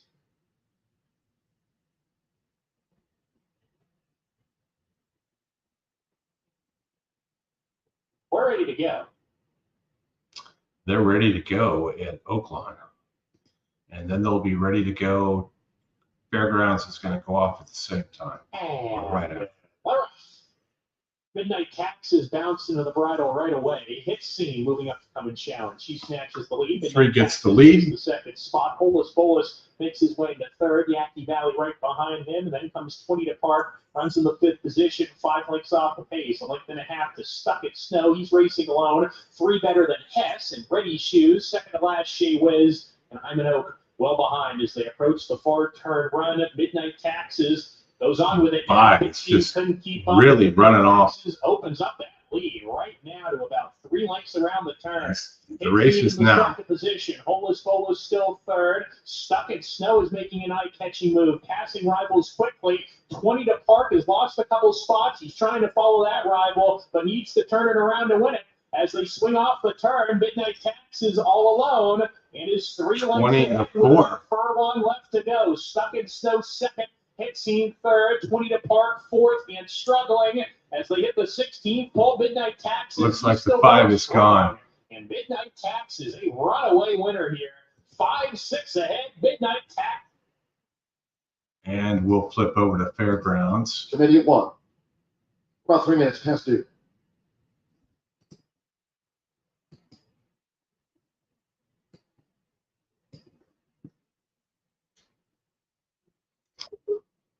All right, Fairgrounds. Where are we at? We're having technical difficulties, Chris, so I gave up. So just because Fairgrounds race 1, Justin. How many minutes? Right now, they are in the gate. Okay. I don't think Well, they were in the gate, and then they got out of the gate. So I think somebody scratched here. I originally the 9 horse was going to be a play for me in this race at Fairgrounds. I did not play it. I still think it's probably a worthwhile play if I wanted some. What's the price? Is that 3 to 1? Oh wow! Who scratched the 9? What happened? They were all in the gate and until they weren't. But did they go? No, they're dancing around right now.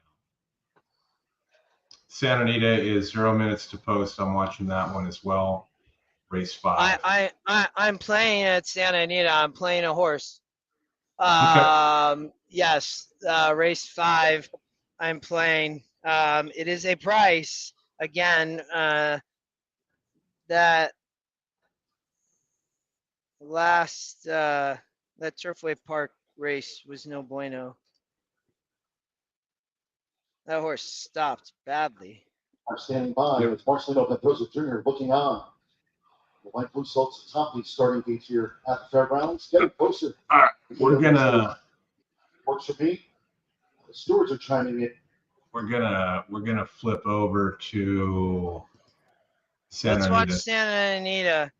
Yep. Yeah, I'm playing a horse here at Santa Anita. Okay, we got Santa Anita up. I'll let you know where Gulfstream or Fairgrounds ends up.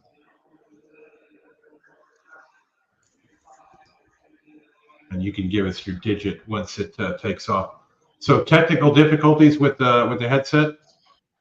Yeah, I don't. It stopped connecting, and like we messed with it even on Brian's computer. I felt bad for Matt, so I told him we would come in.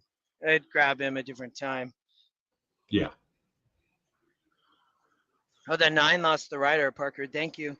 I actually appreciate you saying that. That's why the horse stopped being the favorite. People took their money off. It looks like they scratched the 9. They did. They scratched the 9. 9 scratched.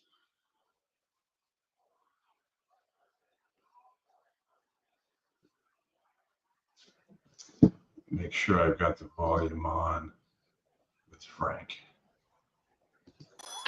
I played the two horse at Santa Anita. And Perfect in Gray with sharp debut speed right up alongside. Ace Baby moves up to claim third. And on the outside, it's Fascinator fourth. Susie's Darlin broke well, now 5 off the lead. High Flying Gracie and Spicy Ride. It's Perfect in Gray going to the 3/8 pole, leading by 2 over Ace Baby, who takes up the chase second. Easter coming back, retreating to third. Fancy. Yeah, horse needed to get the lead. The 5. We'll see if it can run it all. But fifth with a quarter of a mile to go, and Perfect in Gray, the one to catch, doing it easily thus far with Ace Baby 2 back in second.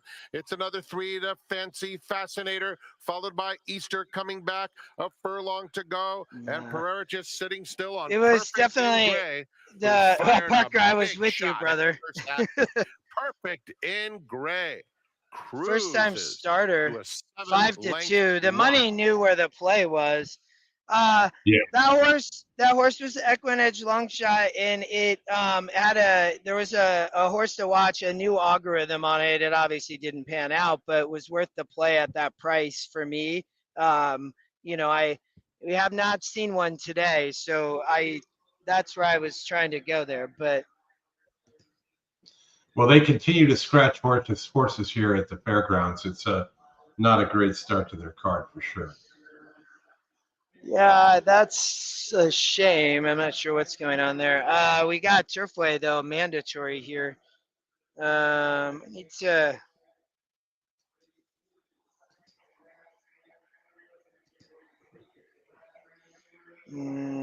what do I got left? We have 2 mandatories? Yes. Yes. And then I have 4 optional plays left. Missed the last 2.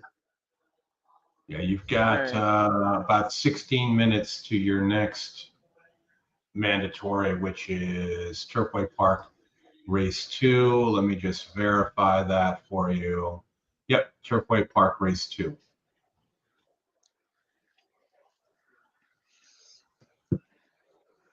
All right. We've done... Mandatories have been our friend today, to tell you that, man. We have had 2 winners there, I think. Yep. Manny at Aqueduct, and then we had the 9 horse at Gulfstream Park. This Turfway. Yeah, we got Fairgrounds. All 9 races will be run on the main track. Main track money to kick off Starlight Racing. Here we go. Good luck. William running at the fairgrounds. Committee of 1 broke short.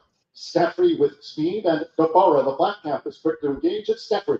So Staffrey comes away in front here for Jose Guerrero. Crosses and clears in a nifty early move, leading the dash past the half mile. Jaime Torres and Gabara with the rail. Brian Hernandez Jr. and Committee of 1 is up close in third at the 3.5. With Corey Bowery, Carper was running in fourth. and with James Graham, Coin Miner trails the quintet here in the Friday opener. Both those 7-1 horses are EquineEdge horses. Steffrey leads Committee of One, who draws within a length of this leader. As these three rolls turn for home, Steffrey, Committee of One. Gabar's third toward the inside as Coal Miner looks to sweep around. The 7 hold off. Look at the 1 loaded too. Waits toward the inside. Committee of One. Second EquineEdge pick, you get 6-1. The charge for Corey Mallory. There comes Gabara and Coal Miner. They come past the 16th. Here comes the 2. The 2's 11-1 up over the top. Wow. Price. Dark room to get a beat Committee of One at Steffrey. Somebody, yeah, 11-1 dark room. There's a few people had that. You could hear it. Definitely a couple handfuls, probably 10 people, maybe more. Big price. What's the biggest price of the day? Right? I think. Yeah. I am almost positive. I think that is. Bobby, really? Chris, is my microphone fuzzy? A little bit. I just made a change on Justin's mic. Let me know if it gets better. It's difficult because you've got a lot of outside noise in the room and whatnot. So hit and miss. We made a change. We'll see if that gets better for folks.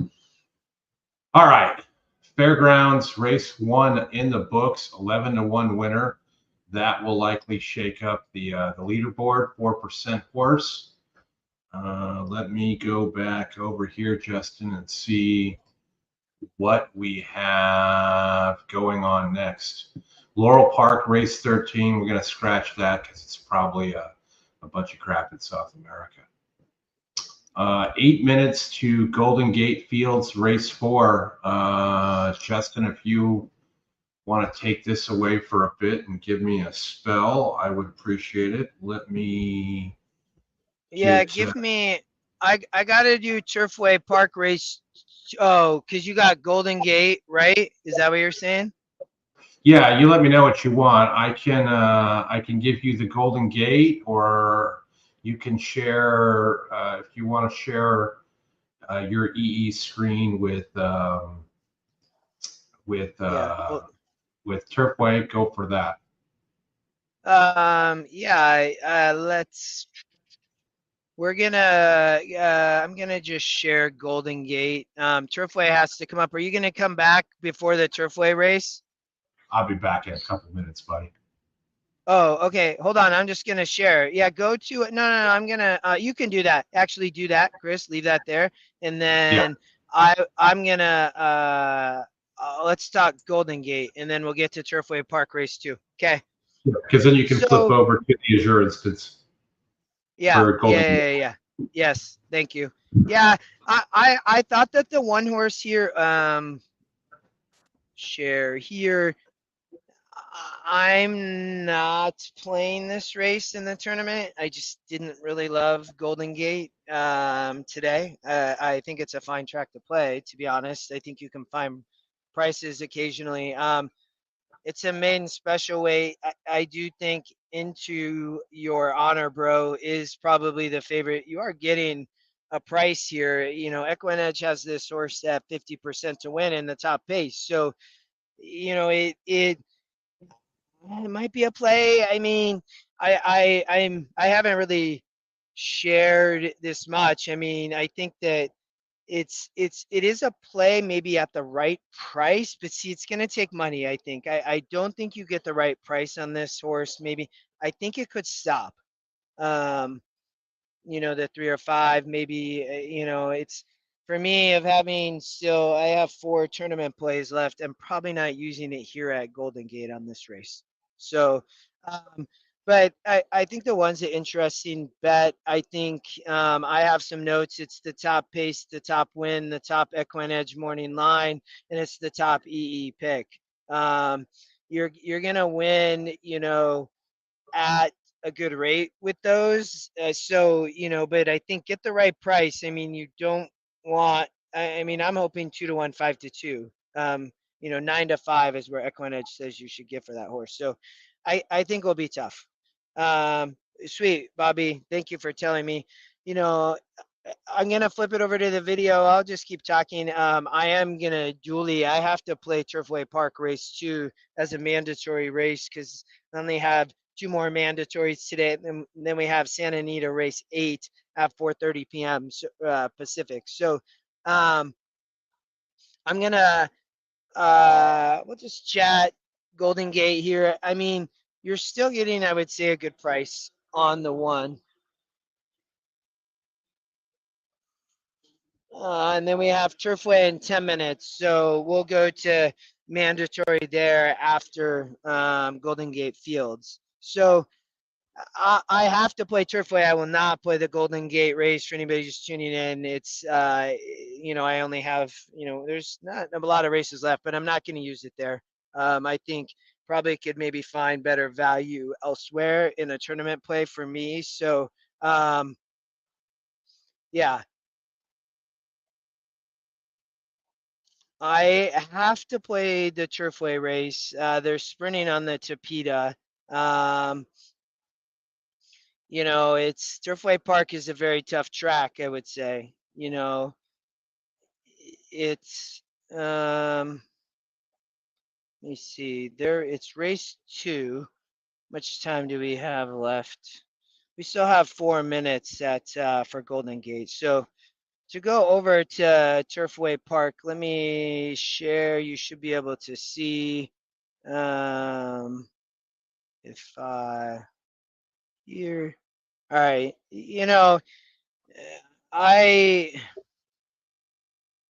There's a horse to watch here in the old EquineEdge algorithm in the 8 horse. It was not finding horses to win. They were coming and hitting the board. It's not best, I would say, here in a race bet like that. The 4 horses, the pace on the front end, the horse is taking money at 7 to 1. So, and then you have the 5 Rolliston, the 7, the big favorite right now. And it has top GSR and has, a win and a second on the Tapeta. So, that is definitely of interest. The 3 horses just getting crushed and taking a ton of money, but the morning line expected to that. So, and then you have the EquineEdge long shot, which you're getting really good value in the 6 horse. So, it is a very tough race, I would tell you. I think in a race like this, you're going to find separation, hopefully from others at the end of the day, but it's hard. I mean, the 6 horse has not run in the last few, has been really close to the lead, so it definitely prefers dirt. You can see that. So, is the pace what's gonna happen on the front end? The 4 is just getting crushed at the moment, down to 5 to 1. So, Chris, I'm just talking Turfway. This is a tough race, man. Well, I think, Justin, if you're playing tournament, no tournament or whatnot, you kind of got to look at those last 3, the 6, 2, and the 8, and figure out whether or not you can make a case for any of those, right? Because those are a little bit more longer odds horses, which I think we all typically gravitate towards at Turfway, even though yesterday during the last chance tournament, both Turfway races were chalk. Yeah, it can do that. I think I don't know what I'm gonna play, to be honest. Why I'm spending time on this right now. It's there's a lot of interest in a lot of these horses, and the chalk's not awful if you really like it. It has shown, in the 1, these horses have won on the surface and distance. The 1 horse won here on the Tapeta that, in a 50, stocking off the pace, and then missed last out in a 48. So can this horse improve still? I don't know. I mean, it I think could fit here. It is the top EquineEdge pick. A horse like the 3 is the second pick. And we still have 6 minutes. Golden Gate, we will flip over. But, this is an 8-year-old mare. I mean, she's claimed 2 back. She was claimed and then didn't run last out. But what I would say, that was starter allowance restricted company. So, I don't know, Declan Cannon rides here. Is this horse ready to go? You're getting a great price at 5-1 in the second EquineEdge pick. It interests me. It is also the top SOR, I believe. Yes. So, so that was where I was looking originally, Chris. I don't know if you have any thoughts.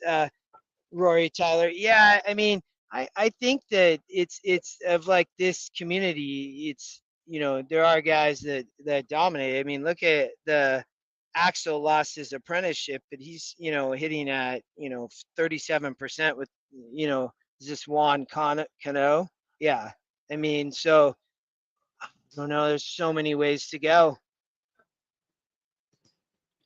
All right, we're getting ready to go to the gate, the Golden Gate. The red light is on, Justin. So I'm going to add that here to the stage, and we'll cover this one and then get over to Turfway right after that.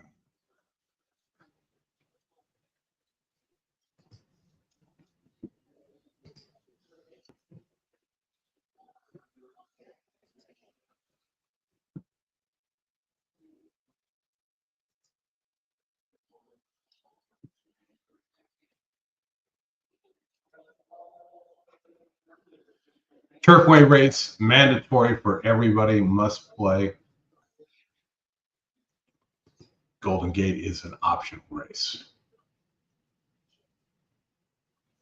This is a tough race, man, at Turfway Park.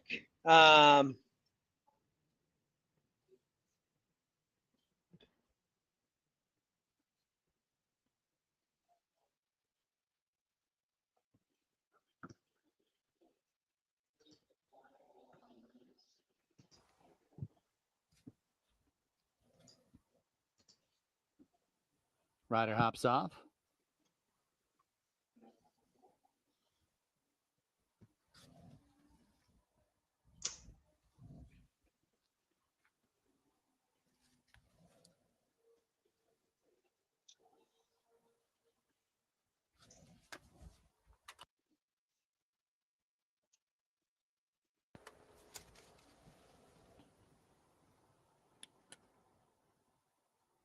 And they're all in the gate.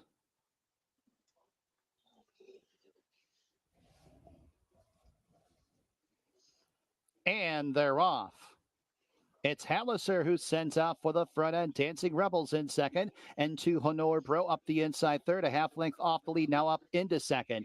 Fourth place is Crystal Cowboy, who's a neck in front of Mr. Big Heart, who's advancing. And then 5 lengths to the trailer. That is Cool Wind. They leave the half mile pole behind. It's Halliser and N2 Honor Bro. These two dueling for the top spot. Mr. Big Heart in contention in third. And then in fourth, that's Dancing Rebel, followed up by Crystal Cowboy. And 2 lengths back to the trailer. That is Cool Wind. 2.5 furlongs to go. N2 Honor Bro on top. Dancing Rebel engages on the outside in second. Mr. Big Heart wants somewhere to run. Will go to the far outside. Halliser drops back, and then it's Cool Wind on the stand side. 3/16 to go. And it's like Dancing more Rebel chalk. has headed N2 Honor Bro for the top spot. And then in third, that is it Cool makes Wind on the sense, grandstand man. side, but Yeah. 16th to go. It's Dancing Rebel who's well clear. Give Kevin Yes, Orozco a Roman running. gets Double it. Dancing Rebel by 3. Cool Wind second, third, N2 Honor Bro, fourth, Mr. Big Heart. It didn't. Flatter, thanks. It's been awesome. Thank you. Come back. I'll be here all weekend. It's we're just getting started. They're approaching the gate. I had to play here. I went with where my original thought process was to go in this race and just stuck with it, to be honest. I think this is a very hard race, though. To me, it was. I probably one of the toughest. It was definitely the toughest mandatory, I would say, today. Yep. All right. Turfway's hard, though. Oh yeah, it's highly unpredictable. The second race is a mandatory race in the 2024 National Horseplayers Championship Handicapping contest. through Sunday at the Horseshoe, Las Vegas. 765 entries are competing for $800,000 first prize. 800 grand, Justin. You're still alive for 800 grand, buddy. Yeah, right? Your will pay is still 800 grand. I love it, man. That's posted for tonight's second or state mare. All right, we're getting right into the thick of things here. Well, it's with the 7. Each kit is 2 to 1. The 1 to 8 is 5 to 2. 7 each kit has the favorite on television. Flatterer, thank you for the kind words. Do appreciate it. Hit the like button. I'm gonna watch the race up behind me is why I'm turning my head. Stacy attack. Flash of Tonic will be the last of the 8 mares to the outside. We got 1,096 of you watching right now, so appreciate the you joining us. It's been fun. We got about an hour to go for day 1.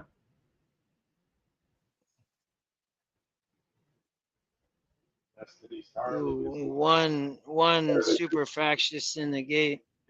Yeah, both the inside and the outside horse did not break. I played the 3 horse.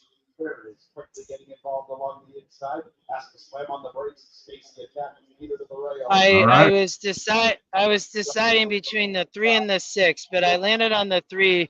It was the SOR play I thought in the second. I believe it was the second pick. So it was the second. The 6 is running much better. I would say. I don't know if who's the favorite was the 7. I thought would be tough here.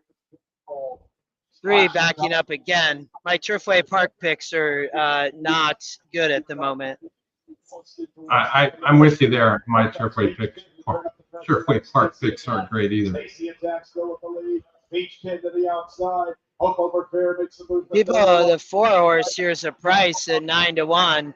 Come on, 7, get up. I want the favorite here, man, to be honest. But that 4 gonna hold on. Wow, 9 to 1. Another good price. Stacy attacks going to win it, and Julio Felix getting awfully close to 4,000 career. Yeah, the pace square there, Justin held up. After that beach kid in Gulfstream. Yeah, Scotty didn't have it either. I can see he's not happy. 4% horse, like. Yeah, well, I mean, this happened yesterday. It was the pace number, right? Horse got the lead and kind of kept going, and that happens. It happened. I have it here. It's the top pace. The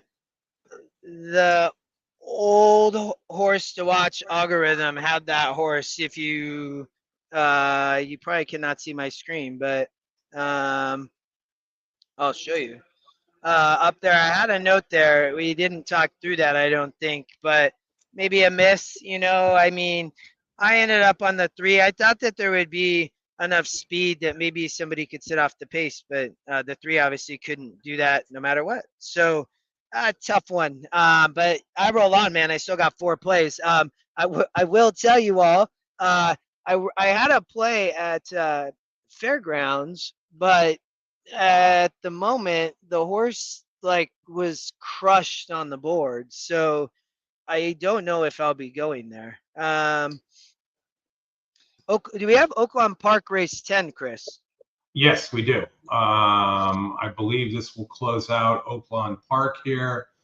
3 minutes to race 10. Let me get over here and let's see. What are we showing right now? Okay, you've got Oaklawn Park race 10 up. Good. Yeah, I mean, you can see some of my notes. I thought that 2 and 3 might be tough here from an exacta perspective. Rocket Sanders is not taking money right now, so it's what's kind of going on there. I mean, I thought that horse would take money. You have some of these others. The 11 here in outside post sprinting is not awful. It has a GSR. It increases on getting over probably to a wet track. It does. So. Is this horse gonna maybe like a sloppy track. What do you, the 7's a first time starter. You're getting 10-1 here. I don't know right now, to be honest. I'm catching this kind of late just to see. I have 4 plays left. Turfway is not being kind at the moment. So no, I mean, you got a ton of horses here, Justin, that have 3-star works in the 3, 4, 5, 6, 7, 8, 10, 11, 12. I do like the blinkers coming off the 11. Bejarano knows how to ride this. Hartman's a decent trainer here at this circuit as well. You've got the ultimate anchor on the 7. Julian, who's won a few races here. Most of the races he's won have been stakes, but things to consider. Yeah, I don't know if we're going to get to a golden hour pick or not. We haven't done any multis today. We're really just focusing on the NHC. Oh, maybe I should. That's actually. We'll see. Maybe I do need to figure that out. I should have done that before the show. So maybe we might just be doing a ticket generator play, to be honest, and giving that away. I don't know. I don't think we reached the tweet level, but I'll still do it. So, well, we could always do a golden hour, Justin. Well, the mandatory is race 7, which is 37 minutes away. So we'll see. Yeah, Did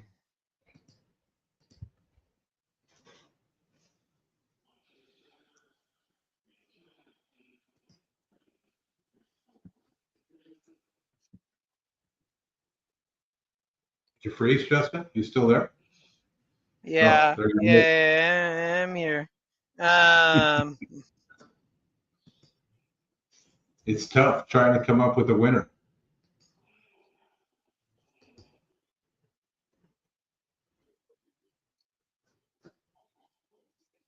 All right, 0 minutes to post at the lawn. They're entering the gate now. Second to last. And hey, look at me to the outside. What do you got, Justin? I am playing here. Lose tomorrow, first post noon. I'm an 11 race car. I'm playing the long shot. I mean, I think this horse could get back in like a sloppy track here, maybe potentially. It was a race I looked at last night a little bit, and I thought it was the first. I thought this horse could improve here. In the finale, Clear Echo was off slowly, hopped in the air. Strato, like a rocket ship, going right to the lead, broke beautifully today. And Strato leads the way by about 2 lengths down the backstretch run. Strike Bridge takes the second spot. There's the 11. I talked about that horse earlier. Get 10-1. Is running 4 lengths off the pace. Another 2 to Willie Cat sent along already with $2 Eddie. Task is next in the field. Rocket Sanders 21 and 4, very fast. Yeah, they're flying. This could melt down. Strato is first. Strato went fast. 21 and 4/5 seconds. The opening quarter mile for Strato, who hits the 5/16 marker a half length in front. It comes to 3. Second position. He's 3 lengths clear of Macho Striker. Sent along from that position. Rhino Wrecker is next as they come down the lane. Go very wide and out there. So. Oh, the 11's going to get it. Outside, trying to run by him. He's got a shot. Strike Bridge outside for the Chris Hartman barn has overhauled. Yeah, gosh darn it. Come on, 3, get up. Strike Bridge and I talked about that 11 too, man. Yeah. Yeah, it didn't get second either. No. I was close, man. I talked that 11 at Bejarano Hartman, right, man? I was trying to send it to you kinetically. Do the 11. Yeah, I mean, that was the other play there. I mean, the GSR increase. I mean, it's definitely second time starter going to be dangerous, man. You know, 10% wins. So blinkers off. Yeah. Blinkers off as well. Been working well. 3-star work. Yeah. That was a tough race. Well done, MK. Good job, man. Oof. All right. What do we got? Fairgrounds? Let's see. Santa Anita race 6. They're on the turf. I didn't even, you can see I have no notes, so I didn't handicap this race. I'd usually like turf races. I just never got to it. I'll tell you, well, the 5's the top SOR, has a good GSR, state bred, Maldonado rides. They rail at 30 feet. 3 EquineEdge long shot has a, you know, out on the pace, has a good GSR, sand to the sea. Chris, you want to flip to the video? I'm on it. Oh, yeah. Okay. I'm. The horses have reached the gate. They're loading in the gate for the 6th.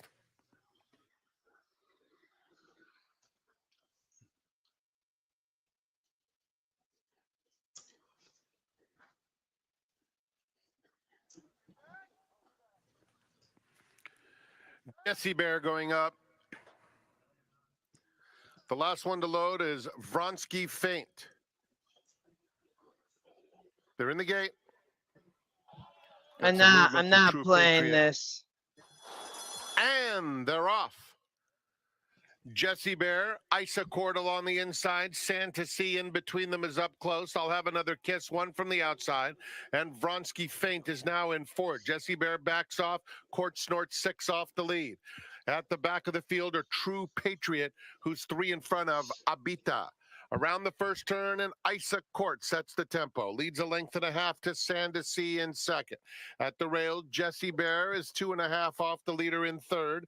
And then I'll have another kiss in 4th. Down at the rail, it's True Patriot, a joint 5th, racing on the inside of Vronsky Feint, who's 3 deep at this stage. Court Snort in the yellow, comfortable between those two. And Abita is at the back. 7 lengths covers them, half mile to run, Isa Court to catch.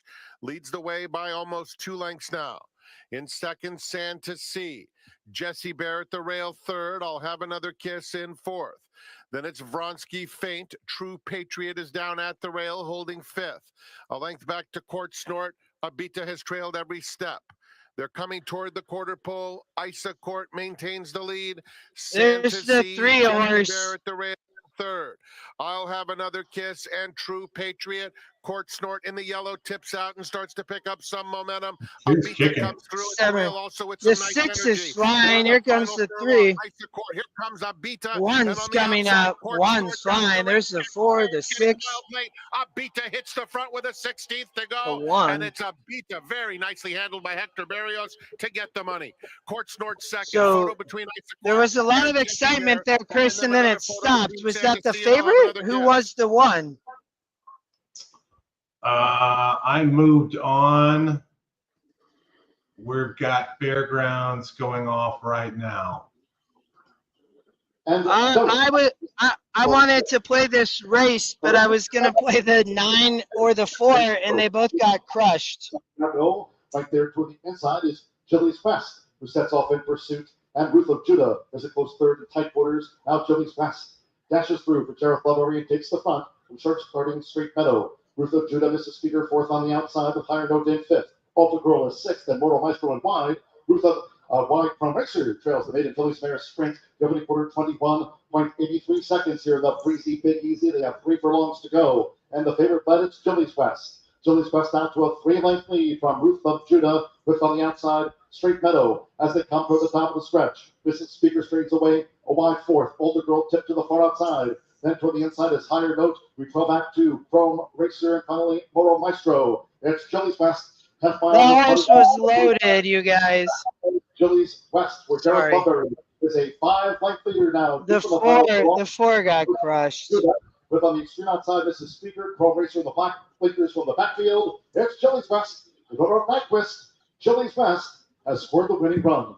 Chili's West by 4.5.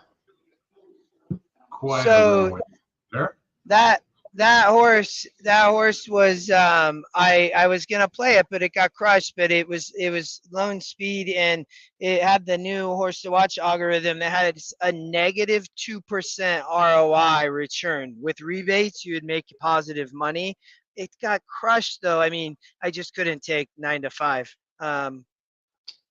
Would have gained a couple of bucks, but yeah. All right. Golden Gate race 5. Golden Gate race 5. I think we've got a few minutes before Golden Gate race 5. 12 minutes to go before that one starts. So we're thinning out a bit here with racing. So while we have a minute, maybe I'll go over. Hey, Chris, there's Kentucky Downs or Kentucky Derby future bets that are showing in the on the across the top. Yeah, we'll get to those in a minute. Let's take a look at the leaderboard. It's been a minute since we looked at this, so we'll give it a refresh. It was updated 3 minutes ago.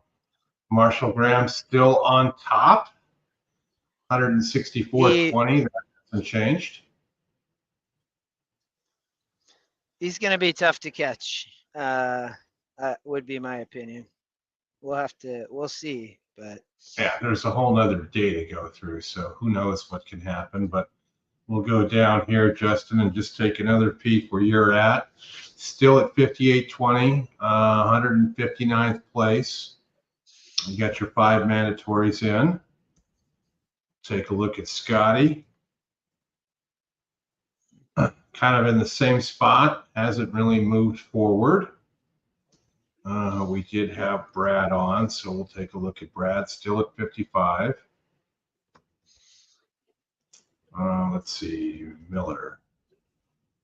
Matt Miller, he's in 510th as well, 22.80. Howard, who we'll have on later, Howard Kravitz, same thing. Drew Coatney, 33 bucks, 387th place. So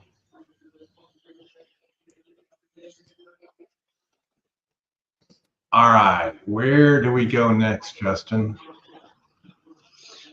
Yeah, I'm trying to figure out where my plays are going to be honest.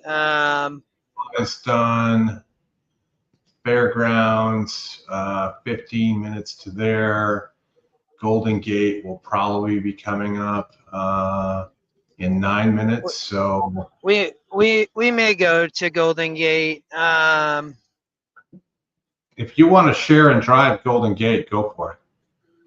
Yeah, give me a second. Not yet. I'm just looking. I'm trying to. I have 3 more optional plays. Chris, so I'm trying to figure out where I'm going to make those. So I have Golden Gate. So I have races, Turfway 3, 4, 5, 6. Okay, so Turfway and Fairgrounds both still have 4 races. Yep, and then you've got the 8th race at Santa Anita is your final mandatory. Okay. Yes. I'm looking at Turfway Park right now.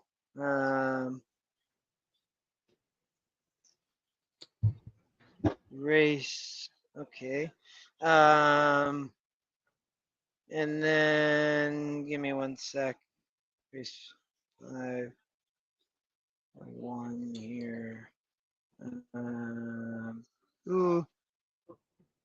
In the first race at Turfway Park, they came off the pace, and then that horse won on the lead sprinting. They were both sprinted, 2 different outcomes. Interesting. Why don't you share your screen? I'm gonna go turn my sprinklers on. Flattered. I appreciate that. Like I actually, to be honest, I appreciate you doing that because I got to bet 4 of them. Yeah, Chris, you're good. Go for it.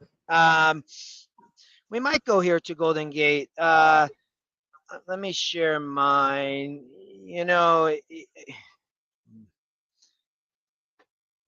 you have the one. It's only a 5-horse field, so is the 4 going to beat? The 1 is up on the lead. GSR likes the 6. I need to look at one other thing. We finished at Oaklawn. We're definitely done at Tampa. Turfway, Golden Gate, Fairgrounds. And this is Golden Gate Race 5. All right. So, yeah, I mean, there's going to be a lot of speed up here. I mean, they're sprinting on the Tapeta going 6. The 1 going to be on the rail. It won on the rail back off the pace in a 38, but today's a 52. So, it's not that it held on in a 48 last out on the lead. The horse is tactical, so you could like that from that perspective. She's able to, wire or sit off the pace. So I think there's, a little bit of interest there. It's the second EquineEdge pick. It's 4-1. It doesn't necessarily have to probably have the lead. The 2 horses a price play.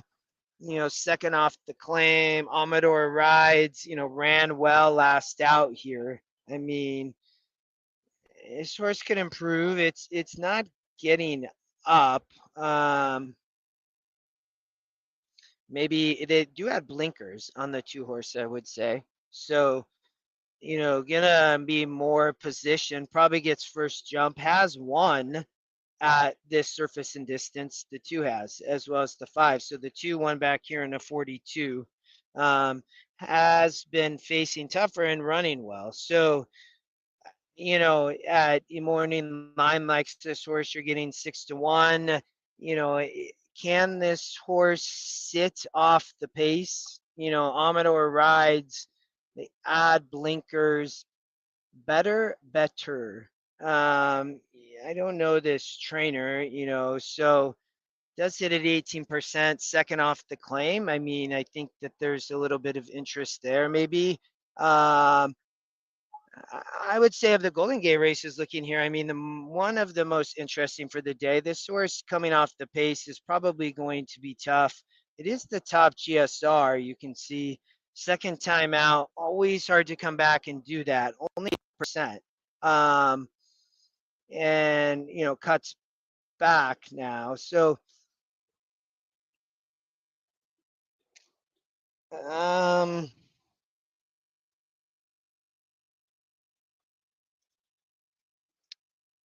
not sure where I'm going to go. Let me see. We should have, Chris, we didn't have video, so I'll wait till he gets back. We have a few minutes. What do we, Turfway Park in 7, Santa Anita in 20, big favorite there. And then Golden Gate here in 4 minutes. So I don't know if I'm going to play this one.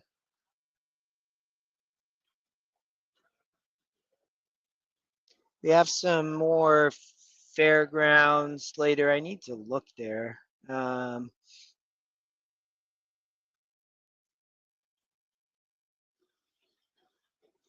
big favorite in the next at fairgrounds if we jump over here. So the one, its GSR is dropping, but onto the turf, but then now they're back on the dirt. So this horse probably preferred that, I would say.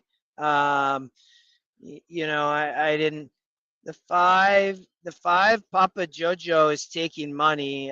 Is 0 for 10. I thought had a little bit of interest. The 6 horse scratched. It wanted a turf course. I thought was interesting before the scratch, as well as the 8 was interesting to me and scratched. I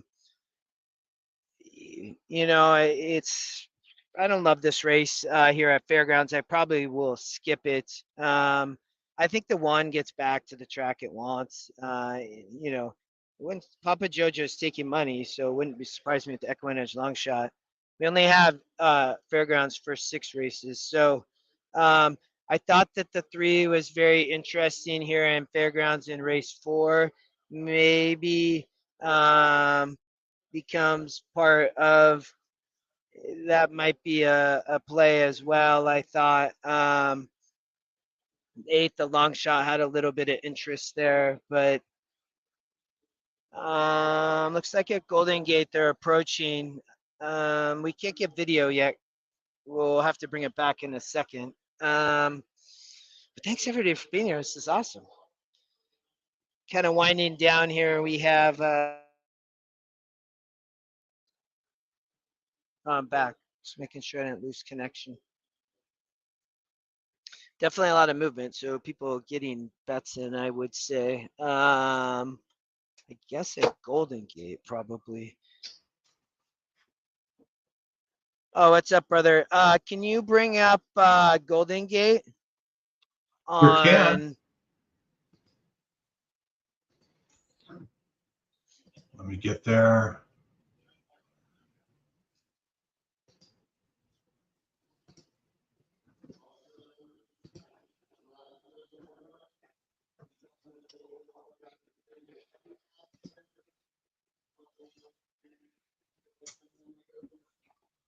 And then I think we also have Fairgrounds popping off here in just a few as well. Turfway will be next. 4 minutes to Turfway.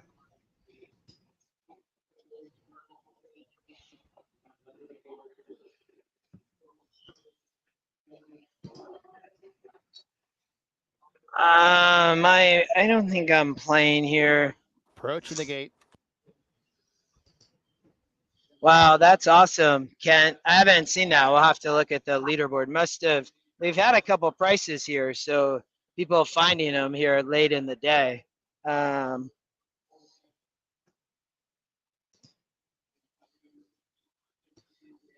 you like the 4? I could see the 4. I think there's a couple horses here. I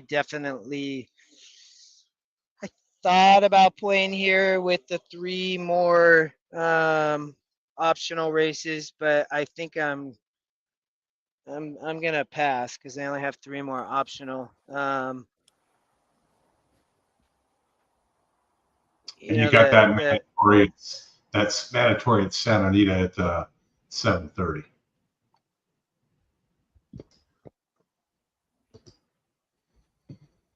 Okay, Golden Gate. Have reached the starting gate for race number 5 from Golden Gate Fields. Field of 5. 3-year-old fillies going 6 furlongs. 6 to 5 on the 4 hot and spicy. Hey, we need to 2 to 1 look on the at 1 Bronze Girl. Scoreboard, Chris. As soon as this race is over, we'll get to that. Between that and 2 minutes to Turfway Park race. Better going up into the gate.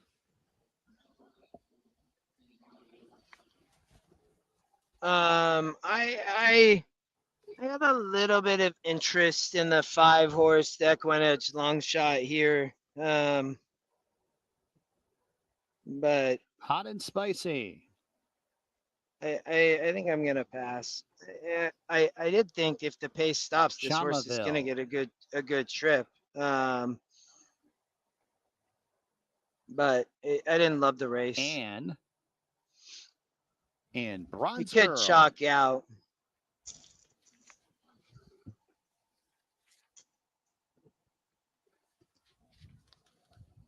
Thanks, Mo. Trying, man. It's still a bit cold at the moment.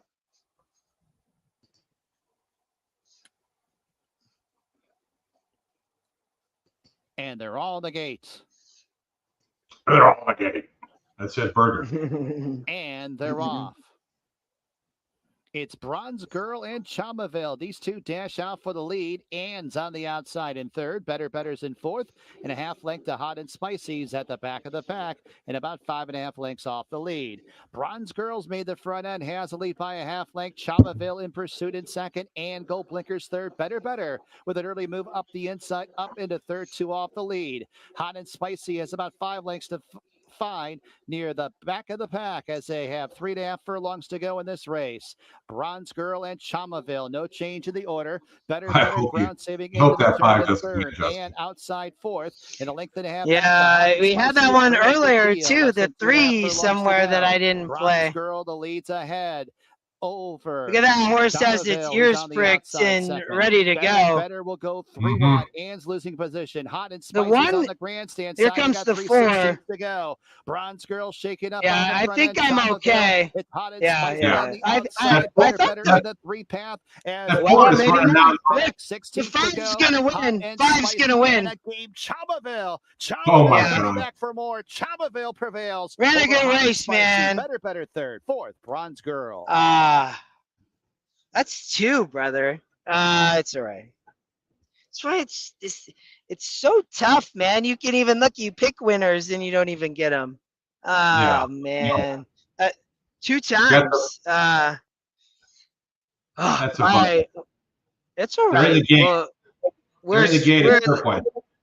we're at least seeing it clearly. I'm not playing Turfway Race 3. I am probably playing Turfway Race 4. 10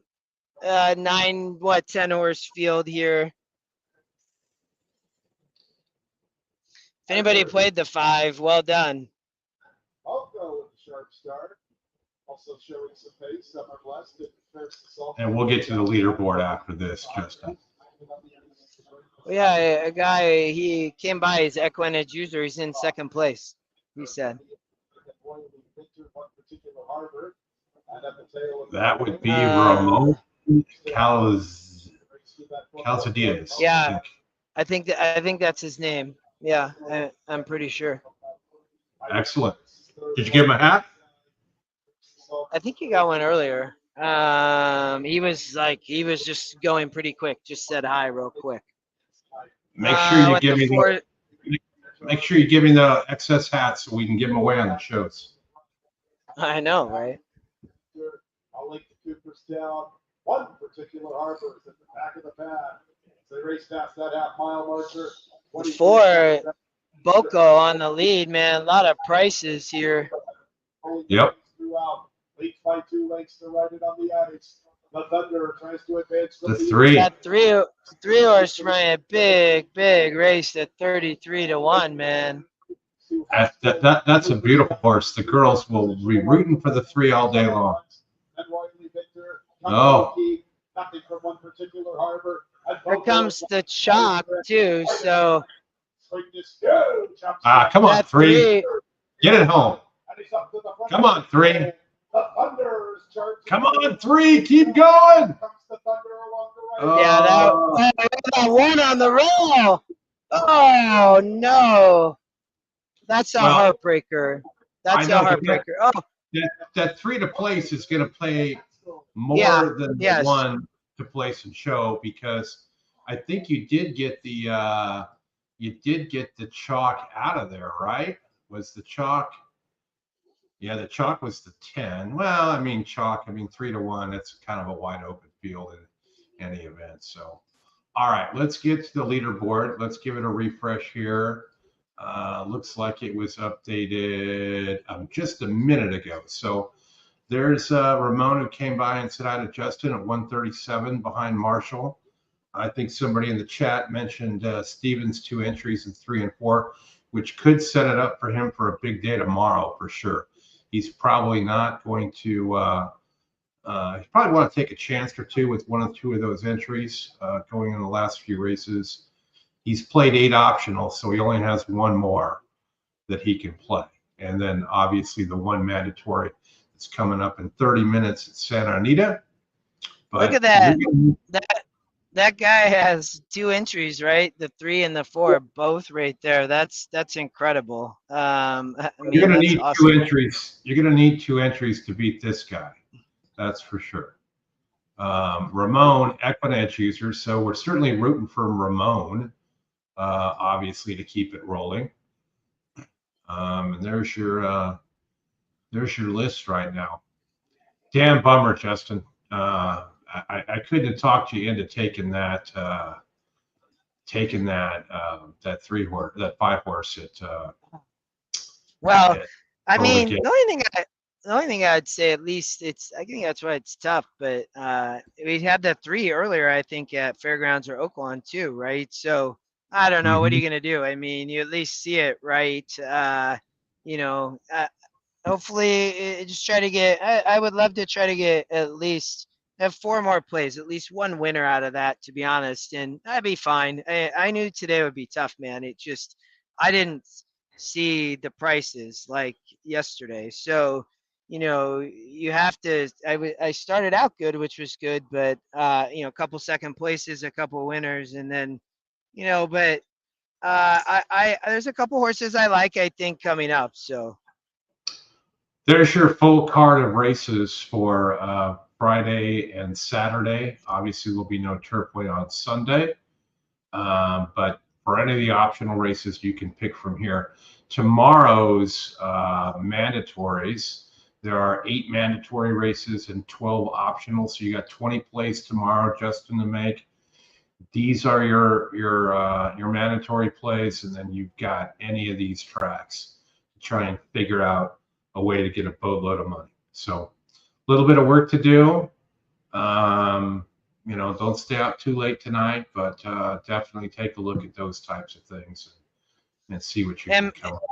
MK, you think the cut line for 10% is 160? Yeah, no, I see where you're going. Yeah, I was trying to get to 80. That was my goal. So yeah. we should be there, but that's okay. You know, that's why it's tough, you know, I mean, and you gotta, it's hard to handicap all those races and then figure out what plays are you going to make? What are the key plays you want to make, right? And I think that's probably one of the toughest things, I would say, because there's so many races. Tomorrow there's even more. At least you get to play with 20 of them, but that's where it's super tough. No, I mean, the thing is, the way, you know, I think, let me go back here. I think it was Mo, if I scroll up. Yeah, Mo said it best here.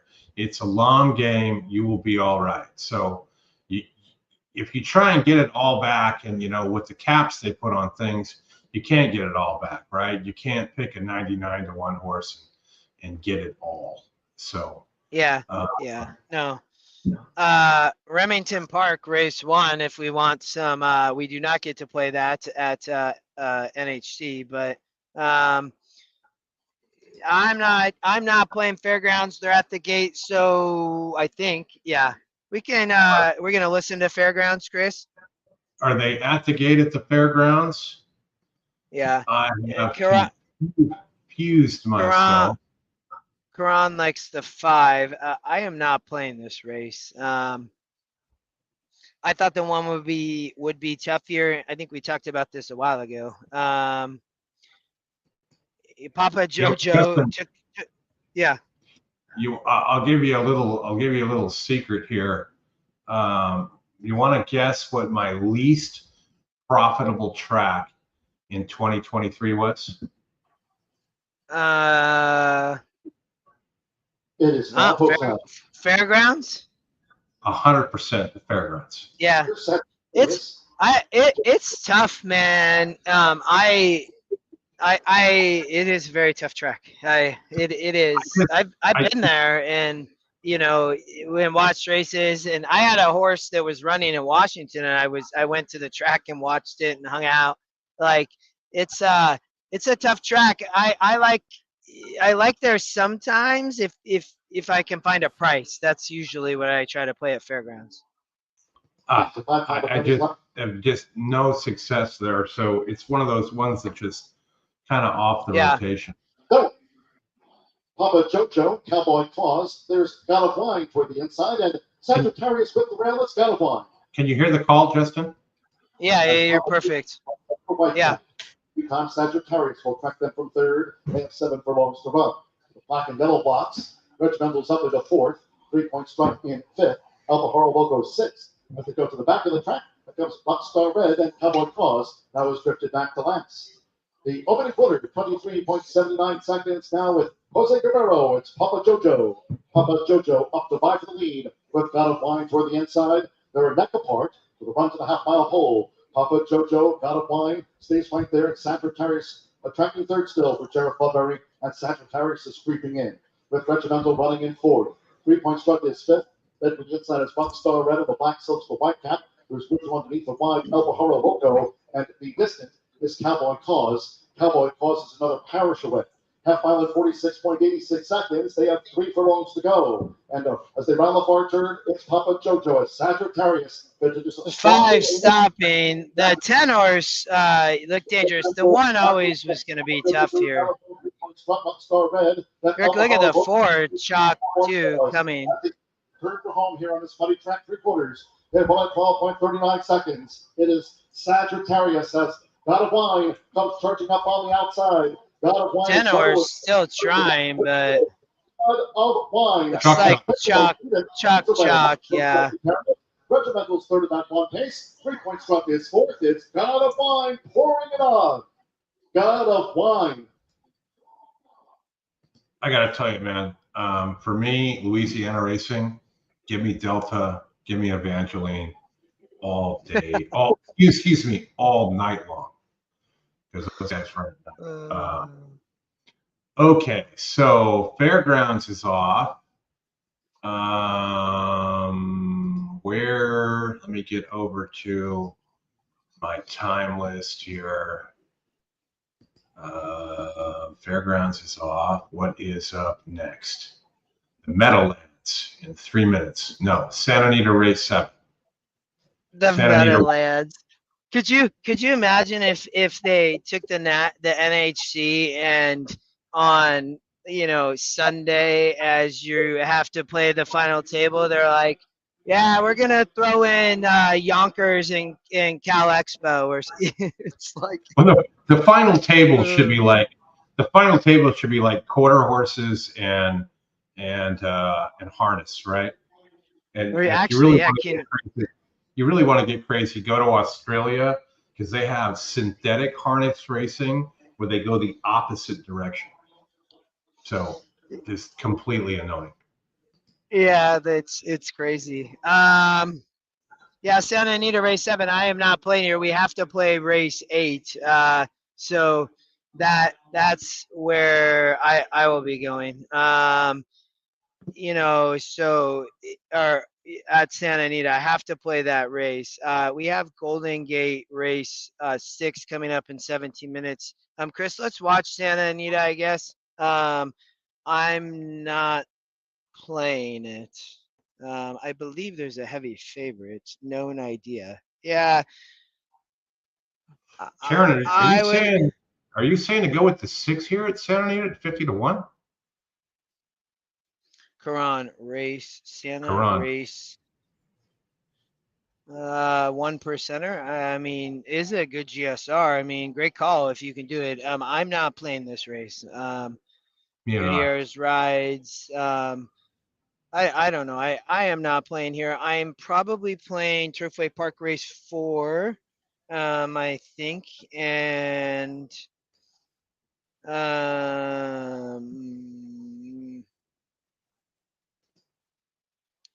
Fairgrounds, Turfway, Golden Gate, Horses are maybe at the gate. It's Santa post Anita. time. They're moving in for race 7. Oh, I like a horse at Turfway Park race 4, but you'll have to find it. Deal. To the gate. Oh, Drive for show coming up. Oh, the tote board went down. Can you imagine the tote board going down this weekend? Where? Last one is Anyway, Mystic what if the Spirit. tote board went down like they had the meltdown last weekend? You might be playing hard. You might be. All the races have now been shifted to Yonkers. And they're off. Known Idea and Mystic Spirit vying for the early lead with Special Club showing good speed in between them third. Striking Thunder, Uncle Chili at the rail. Jay Dutton, not the best of beginnings, but right into contention now, up to third, only a length off the lead. And Drive for Show at the back of the field. It's the favorite Known Idea, carving out the fractions, pressed by Special Club, a half length away second. Jay Dutton on the fence in third, Uncle Chili fourth. Mystic Spirit close in fifth, just 2.5 off the lead. Another 2, Drive for Show on the outside of Striking Thunder. Known Idea midway on the far turn, doing it well, has it a half leg. Special Club trying to close that gap once again second. It's 2 more to Mystic Spirit in third, followed by Uncle Chili and Jay Dutton there at the top of the stretch, and Special Club is right to the head of Known Idea. Good They're race. nose to nose, Known Idea. Great Special race. Club duking it out past the 8th pole. 3 Duking. more to Uncle Chili and Mystic Just Spirit. bobbing, Coming to the bobbing. 16th, Known Look at Idea, the 2 Special Club. coming. Known Idea, Oh, Resilient, too Special late. Club on the outside, Special Club. Four Known Idea. game. Those 5, two 5. hit the I don't wire know. together there in So seventh. close. Special Club. So Known close. So Idea, close. and Uncle Chili was on the move late for third. It's very close for the win. Outside, inside. Sorry, John. Good to see you. Thanks for dropping by. I think it's been an hour or so, Justin, since we asked for the like button. So hit the like button, please. Helps the channel subscribe. If you subscribe, you'll get the alert tomorrow. We go on a little bit after noon, and the same thing on Sunday, a little bit after noon Eastern time. So let's get over to Turfway. We'll share this tab, and then I'll let Justin, you can take over here if you want to go through. Will you put they're looking maybe either at who won or DQ or something. Can you put the Golden Gate video up on the cloud side? Gilly, thank you. I appreciate that. I love doing Golden this. Gate Awesome. or San Antonio? No, well, we're gonna need both, but I might be playing at Golden Gate, so. Well, Golden Gate, they're in the paddock. Where are you at? No, I know. So, well, Turfway Park's 14 minutes. Yeah, inside horse. The 4 got there. It looks like, wow, that's a heartbreaker. If you had the 5, man, that is brutal. That was so close. 100%. Yeah. So the next race to go off, Justin, is Golden Gate in 12 minutes, Turfway in 13 minutes. Red one. Yeah, you can see us again. The 5 just pulls back just enough for the 4 to sneak in there before the 5 gets the nose back down. Number 4, Known Idea was first. 5 special. All right, there's no inquiry or no nothing there.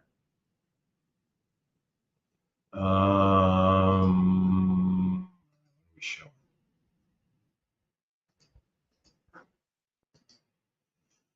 So Justin, do you want to go over Turfway or Golden Gate? This 4 horse, big favorite at Golden Gate. Gonna maybe try to beat it. Let's hold on. Actually, man, it got like cold in here. We missed that horse last time here at Golden Gate. That was a bummer. But the 1 horse scratched out of this race, Chris. And so I became a lot more interested after that happened, obviously. Let's go to Turfway Park, actually. Are you going to hang or are you going to take a break? I'll let you go because if you're going to play Turfway, you go through it, and then I'll tell you my thoughts once you're down at the end. That way we keep this stuff on. Yeah, I don't know if I'm going to play there. It's race 3 or 4? 4. Well, you look at it, and then when I come back, you tell me if we see the same thing. No, yeah. Are they still looking at what's happening? Oh, the 401. I don't know. A lot of discussion here all of a sudden in here. I looked here. I don't. This is an interesting race. I think the 5 can be beat. So I thought the 2, Blame It on Paris, had interest as a win and a second tier 6-1, 8% horse. EquineEdge long shot. You know, it is a horse to watch from the old horse to watch algorithm. So when I think about that, when I look at this race, is this horse going to be able to close on the Chapita? It's done it once at 6.5 back here in a 44. you know, it was facing way too tough. So she gets here, is dropping again in SOR. This was this race back here was a 48, was actually tougher. So she broke awful though, is the biggest concern. But she ran really well. So I think there's interest there in the 2-horse for sure. Over at Golden Gate, I'm just watching that favorite. So here's where, sorry, I was missing the screen. So 2-horse, the 4-horse is the pace here. I think is a little bit dangerous or interesting, to be honest. I think has a little bit of interest. We have Fairgrounds race 4, y'all. Hold on, I want to jump over here real quick. Okay. All right. I think I'm passing on Turfway Park here, maybe, but when Chris comes back, he can definitely talk. I'm not sure I'm going to play here. I do think the 2 has interest. The 4, I think, is interesting on the front end at a big price. I mean, they're sprinting 6.5, but Vivid Exposure won last out at 6.5, just off the pace, but that was a 32. A 32 strength of race is very low, and the win percent drops. So, you know, I thought maybe you have some cheap speed here. This horse, you know, goes from 1% though to 36%, and Wrapping Wish is a big favorite. So it's a big drop, but it doesn't mean that the Wrapping Wish has to win, in my opinion. You know, the 3 is the top EquineEdge pick, right? So they're 21%. I mean, I think there's a lot of speed maybe here on the Tapeta. I mean, if somebody can sit the right trip, like Blame It on Paris, I think, you know, again, taking a little bit of a drop. This is, again, where I had some amount of interest. The 1-horse as well is taking money. So yeah, it's an interesting one here, I would say, Chris, at Turfway Race 4. I'm not sure if I'm gonna play it, Chris, to be honest. So I mean, you're welcome to chat through anything. Sure. Let me get over here to Turfway and go over here. At the stage. Back over to here. All right. So the one I thought that was the most interesting, that kind of like comes off for me here, Justin, was the 2, Blame It on Paris. I get it that we're going to Eric Reed from where he was with Brissett. Probably some level of ownership change one way or the other, but coming off a layoff, I like, this was the thing that intrigued me the most, to where if I didn't like whatever races I had left, then this is kind of where I would go at 6-1. That was really mainly it. I mean, it's an 8% horse when you're looking at the win percentages here, but it's, you know, people usually look at, these are the 3 that are going to be the most common used in pick 3s, 4s, 5s, and all that. Then it's these ones here are the ones that, you know, end up upsetting the apple cart on your ticket, right? So if you look at the 10, you know, another one for 7, claimed out of here, goes to Foster, 18%. That's not too bad there. And, you know, you're going to 6.5 again, where I think this horse had a little trouble, or it was weirder than this when I watched the replay. But, you know, so the 10 there, 5-1 off a 15-1 morning line. And then this one was the speed, obviously. Maiden Breaker, Philly. These horses can get brave. If this 4 can get the lead, it could be tough in the stretch for sure. I mean, you're getting a great price on the 4. I mean, it's not, I mean, you could sit here and be like, I should have played the pace there on that horse, right? I mean, this horse could. I think the 5 is fast. I landed again. I think Blame It on Paris at 6-1 is a great, 7-1 is a good price, to be honest. So, what up, dude? All right, Golden Gate. We've gotten 5 minutes. Did you look at that one at all? Do you want to sit? Hey, Scotty just coming over my shoulder. Say hello. What are you sitting at right now? Oh, yeah, I'm at like 50. Are you still playing? Yeah, me too. 3. I have 3 plus Santa Anita. I was looking at the long shot. Maybe blame it on Paris, but I don't know. You're getting a good price. I think there's a lot of speed here. I mean, the 4 even has a big pace number, so the 5 is just a huge favorite. But no, I agree with you. I don't disagree.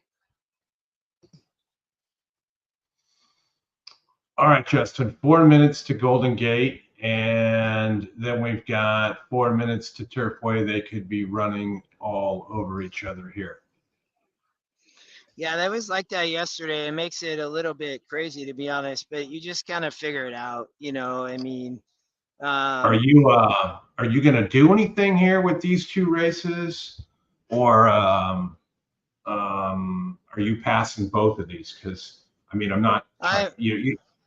It's up to you what you want to do, but you'll be running out of daylight at another hour. Yeah, no, I appreciate. Yeah, I'm playing at. I need to see if I'm going to play at Fairgrounds. I have to play Fairgrounds. I have Fairgrounds, Golden Gate, and Turfway Park here. Well, Turfway is where you'll find your prices. I mean, historically speaking, just on a week-to-week basis, right? Mm-hmm. I mean, you're not going to get 18-to-1 horses at Golden Gate because they don't have. You need to have more than 5 horses for that.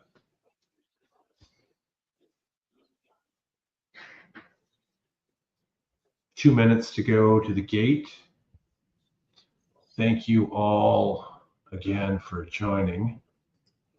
We'll keep going here for a little while as Justin looks, thinks, conjures up what he can carve out here to try and get to his goal at 80. He's at 55. He needs another 25 bucks. Figure that 25 up, Justin, however you can figure that up with the amount of bets you have left. 4. Yeah, it's this race. Are you playing this race?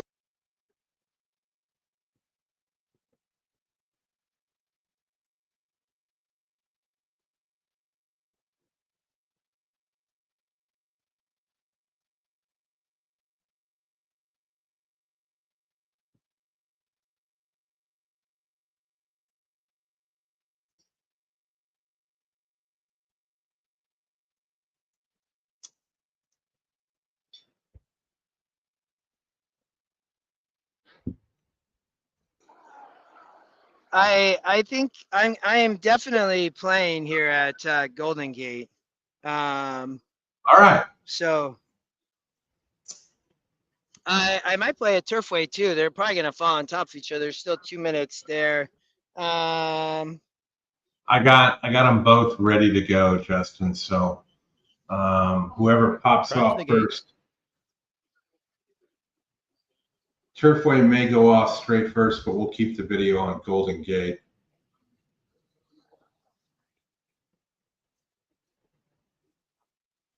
It's been a good day, Justin.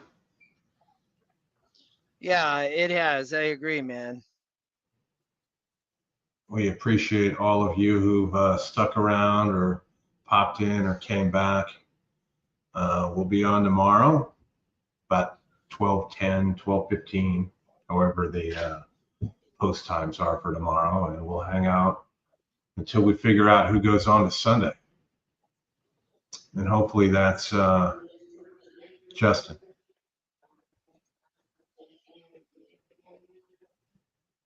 but still, long way to go. All right. This is going to be super I'm playing close. Golden. I'm playing Golden Gate for sure. Who wants to bet on? Who wants to bet on who goes off first right now? And the horses have reached the starting gate for race number 6. Close. Golden Gate's going to go off. Golden Gate Fields. They have less horses to load. Got a field of 5 to go, 6 furlong starter allowance. That's the advantage when you have less horses to load. You go off first. I'm just gonna play Golden Gate here. Okay. I don't even know where it's at in here. Somewhere lost on the screen. Nobody else playing. It's probably a good thing. Touch of Zen, the first to go up.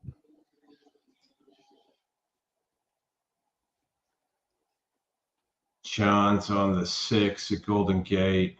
Town Performer. Quran, Fairgrounds, race 4, the 8 to win, he says. Yeah, they're gonna.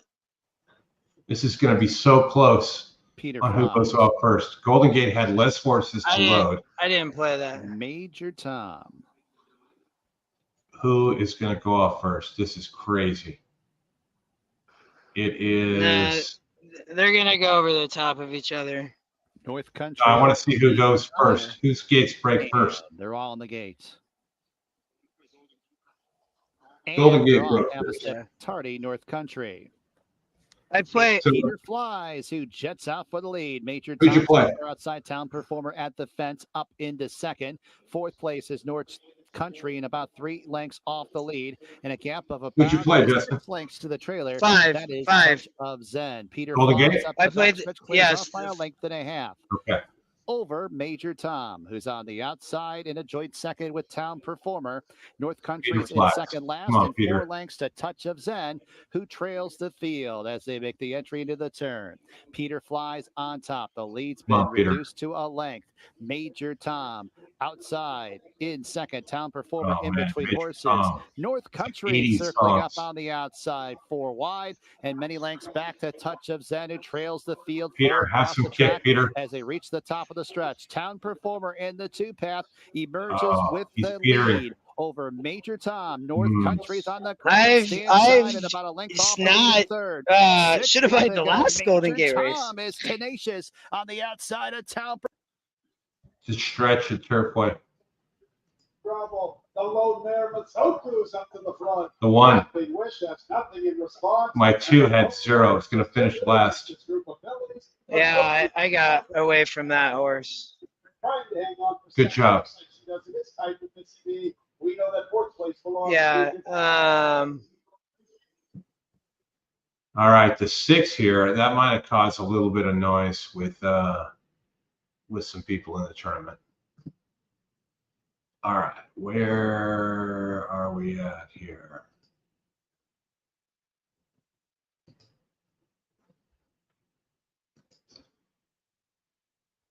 So the last and final mandatory coming up.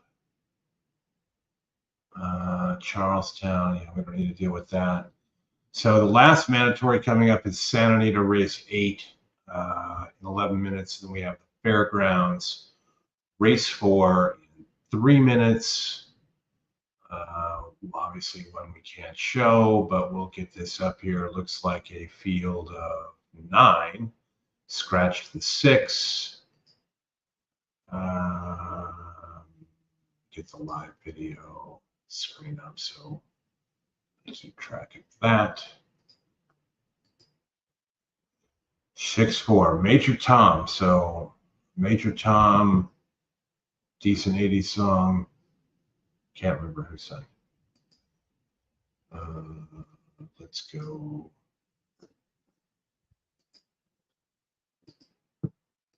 Over to the Fairgrounds. I don't know what Justin's doing. I don't have that screen up at the moment.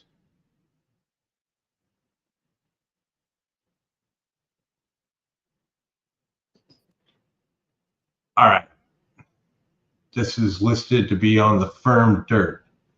So quick check over at Fairgrounds, and they're definitely on the mud. So I would want to check one thing here. when looking at the GSR is what is the system getting? And it's got it as dirt, as dry dirt, when we know it's money. So when this happens, because there's probably an Equibase reporting issue here, you've got to go flip this from dirt to wet to see that that's the same. So we've had to do this for a long time, but you can I can get rid of the two. I'm just really looking for horses that are going to tell me something on the wet. I'll leave that one for now. I'll leave that one for now. But these are ones where this isn't it's not the end of the world for me, but it's just something that I'll use to just kind of take a measurement of what we're looking at here. A lot of ones that are the same. This one should be interesting. 45 to a 43. I already don't like that.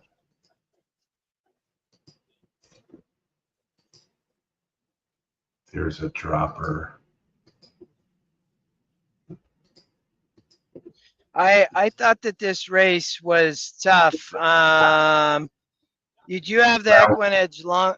You have the EquineEdge long shot at a big price, and you also have the 3-horse I thought was interesting. That was kind of my initial inclination. I thought the 4 was interesting. It's absolutely getting crushed. It's only a 4% horse, so you know, it would not surprise me, you know, to see a horse like the 8 run well-ish. I don't really know, to be honest. If we were playing our Wednesday Horseplayers Tourney contest that we've been doing, we're going to play that again Wednesday, all GP, all Tampa, live on horse tourneys. So join the WhatsApp chat if you want to do that. But I would land on the 1 in that type of tourney, right? Because 6 to 1, 9 to 2, it's giving me all that. I don't know if the horse can really rate or whatnot, but it's got speed. It's on the mud. Well, my horse just hopped at the gate at Fairgrounds, so I played the 3-horse. Not gonna be good when it hopped at the gate. On the outside and improves her position. Daisy Dior with the red. Talking to Girl, part of that scramble with the spiteful on the far outside. After breaking slow, Real Evangeline trails the Felice Mare's sprint. Governing quarter at 22.13 seconds, but now with inside 3 to go. It's Run Dreaming with the bouncer Jose Rodriguez. Run Dreaming's in front. That's one have enough. There's coming with a strong bit now for Victor Laurel. Put the inside down out. Dancer Christina strings away. Watch this 3-horse. Talking to Girl. Gosh, man, so brutal. They're forward bound. Here comes Hero Storm. Come on, come on. Get up 3. Come on, 1. Get up 3. On the rail. Come on, 1. Get up on the rail. Get up on the rail. Get up on the rail. Get up on the rail. Get up on the rail. Get up on the rail. Get up. Get up. Oh, ran second. With Real Evangeline, Eurostorm. Yeah. The horse broke like 20 lengths back. I know. And you got absolutely screwed there. And look, the system had it. I don't remember who finished 3rd, but it was the one for me to just run that race again in the mud, right? And you knew you had the GSR was good enough to be there, and for me the price was right. Hey, good call. I mean, we should have paired our horses. The 1, look at the 1. I can't believe the 1 came back there. I thought it was an amazing job by the jockey to get the horse to see the 3 there at the last second. And it just figures. It figures we're not doing like the regular Saturday show where we would have just crushed this 3-1, this 1-3 exacta for 28 to 1. Instead, we're just trying to find winners, right?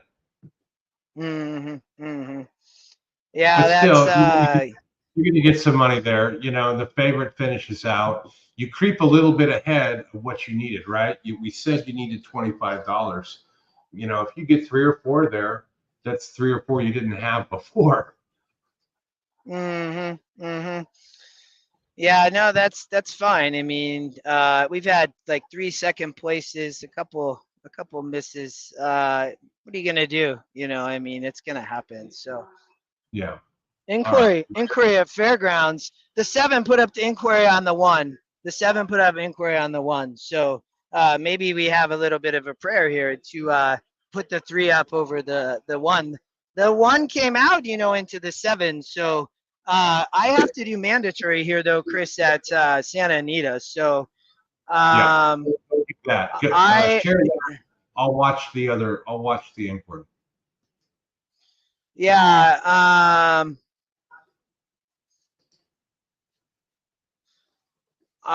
This is a tough race at Santa Anita, I would say. Share your screen.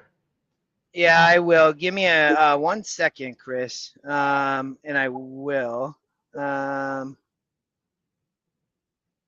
I don't think they DQ the 1. Yeah, I don't think so either. But we never know. Never know. Well, he pushed him way out, but the horse was how much time? Hold on, Steffi. Oh, 2 minutes. I said I gotta do this. What's that? You got 3 minutes to rate save at Santa Anita, Justin. I don't know. Yeah, I know. I'm trying to figure it out. Mega Moon here. Flavian Pratt rides for Peter Miller. Has a second and 4 tries. One last out going 9. Cuts back. I mean, Flavian, I'm a big fan of, and that horse won at 54 is going to really have to improve, and it has not been able to win. So was on the lead there. I don't think we'll be on the lead today. I think the 5 has interest. I would tell you all this horse is working well off the Bruno Works.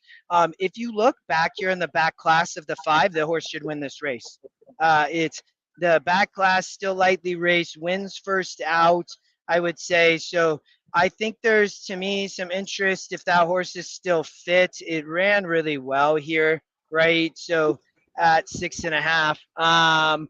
So I have some interest there, Chris. I mean, single track mine, the long shot at 10-1. I'm not probably headed towards. I'm probably not looking at some of these bombers if they come in. I'm not playing the 1 at 8-5. I didn't love the horse. I originally landed on really the 4, 5, 7 where I thought you have really good GSRs here. You have the 8, the top GSR. I just don't know if the pace sets up for the 8 to win the race. I just not sure that I see it, to be honest. So that's my 2 cents, man. I think I'm between the 2, 4, 5, 7 is where I'm going somewhere. Okay. I mean, the inquiry is still up at Fairgrounds. Yeah. They just keep showing the same thing over and over again. I mean, the 1 comes in, they don't make contact. I don't see them making a change here, but you never know.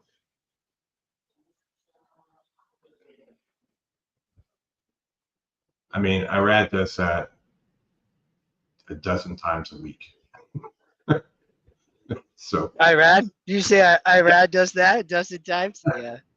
Dozen times a week. Hey, I mean, I don't know. I'll take. So I'm looking at it now. I do have my pick at Santa Anita in. So, you know, I would assume the horse doesn't come down, but I mean, I'll take whatever I can get today. Well, he did come out a lot, so he didn't touch the horse. So, I mean, maybe he did a little bit there. He was very aggressive. Yeah, but the other horse was, as he moved over, the other horse was moving over. I mean, if you watch, yes, here we go. Yes. I mean, they're coming down the lane here, right? So the one had enough of a lead. He's not clear, but he's not trying to clear. You know, he's hitting him left-handed, and the horse is we got it. You got, sorry, sound. Sorry. Yeah, sound is on. You're just not talking. Oh wait, we gotta add. I'm gonna have to. We're at hour 7.5. I appreciate everybody for being here. It's awesome. I'm gonna have to like get something for my throat. It's gonna be a little bit crazy, Chris. You too, man. I know. You got to get some stuff. Google it. Bourbon works too. 2 more. Mega Moon and Silent Heat. All right. We are riding. We will talk about it in a minute. This inquiry is still going on. This is promising, but sometimes they do this and then they don't make a change. So. In the gate. I don't know how many times they can show this and not come to where your mind was. Explain this audit, bobbled, and then back. I played the 5 horse. Going to the front with Mega Moon second, Tarantino down at the rail, and Silent Heat joins the fray as well. Amber Hall racing on the outside of Golden. We talked about this. We talked about this horse working well second off the layoff in its back class. So I thought the 7 was interesting at 2-1. It was where I thought it was between those horses. Second is Silent Heat, followed by Tarantino, and Mega Moon is 4th, 3 lengths off the leader. Golden Eye is down at the rail. He's a touch eager at this stage, 3/4 of a length in front of Amber Hall.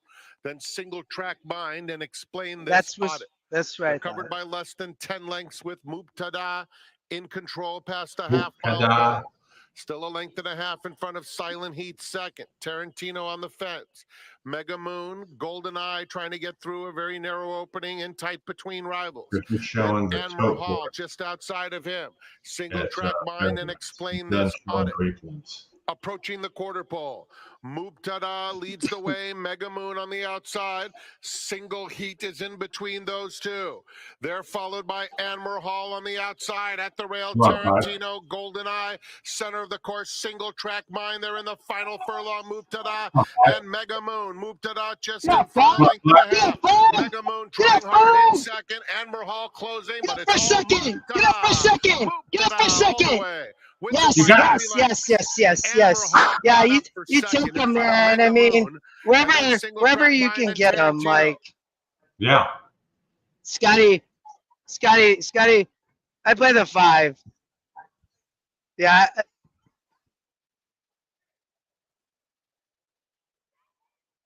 Don't change the fairgrounds. Yeah. 3 up. They put the 3 up. Yes. 7 Mubtada was first in the photo for second. You got what you needed there, Justin. You got what you needed there. I just told Scotty that I played that, and you know what he said to me? He said I played. I won't say the amount, but I played a lot of money on the 3 at Fairgrounds. That's probably why it went down to 3-2. Yeah, you agree, man. Harold, that's awesome, brother. I saw that. And we get, I talked about the 5 and 7. I thought they were the 2 toughest horses there, to be honest. So, yeah, I mean, the 5, I'm pretty sure got up for second. Fairgrounds, we got 1440 at Fairgrounds. 1440 at Fairgrounds. 1440. You were at 55. Yes. And then we'll pick up there. We get second place. You get hopefully we'll get a little good price there. We'll see. Let me I think I have one more play. Chris, you are welcome to hop off. The last at Turfway, I don't know. I got to make one more play. 58.20, and you just got 1440, right? 1440. Yeah. You're at 72.60, pending your second place at Santa Anita. So I'm gonna hang with you, buddy. We're gonna hang loose here. Yeah. Let's see. Let's go over here. We didn't get prices in yet from Santa Anita, did we? No, not yet. Our 8th race today, a mandatory race at the National Horseplayers Championship handicapping contest at the Horseshoe Las Vegas. 765 entries, going for an $800,000 first place prize. He's talking about it. I love it. Yes. Yeah, that's good, man. plus 6.60. You're at 79.20. 80, within 80 cents. You know, I missed my second seat to yesterday by 90 cents. So it's going to be a close game, I will tell you all. It's going to be interesting. Yeah. I gotta All right. go one more play. Nice. Yeah, I have one more too. 79. Thanks, man. Okay, where do you want to go for your last play? I'll just control. I guess I'm gonna jump around, so let me do that. 80 cents, MK, right? We're right there. One play left, I believe. Let me double check that. Just gonna double check. I'm almost positive. Yes. Take your time. Make sure you know exactly where you're at. I mean, I don't have any notes on this Golden Gate race. It doesn't mean I won't play it. We picked a winner there, but did not play it. But that's gonna happen. We've had 2 of those today. You know, I'm just doing a little bit of cursory review here. The 4 is not taking any money, which is kind of interesting. The 7's getting crushed. Good ribbon. You know, Alvarado rides there. I'm sure that horse is live. They're saying that the pace is going to stop based on the betting. You know, I haven't read the pace very well today. I might look elsewhere. We have Turfway Race 5 and Turfway Race 6. So I have no notes on Turfway Race 5. I did look at the 1 horse here. So the Luan Machado rides, right? So, you know, Malaya rules or Amelia rules. I mean, claim last out. You know, the one thing I would say that you want as a horse owner is that you step up. They move here from 30K claiming into a 50K claiming. So, you know, they claim for 30 and go up to 50. I mean, nicely done. So I think this horse is probably live. The morning line was really far off. So this is a play that in a tournament is something that I would definitely heavily look at. I would be looking at the 4 a little bit as a long shot with EquineEdge, one last out, claimed out of a 30 with the exact same play and a 52. So it's a similar angle, Chris, on the 1 and 4. I think that those are both interesting horses. And for viewers, you know, I'm not playing Golden Gate Race 7 for sure. That's not gonna probably be on the agenda. So we will be done at Golden Gate. So I believe we're just gonna be looking at Turfway 5 and 6 and Fairgrounds 5 and 6. So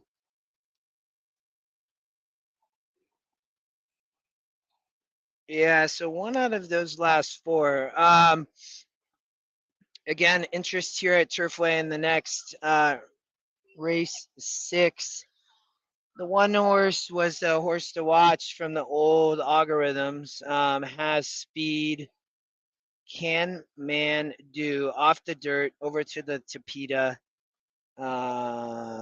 The date on mobile? Bill, I don't know. Like in the mobile app?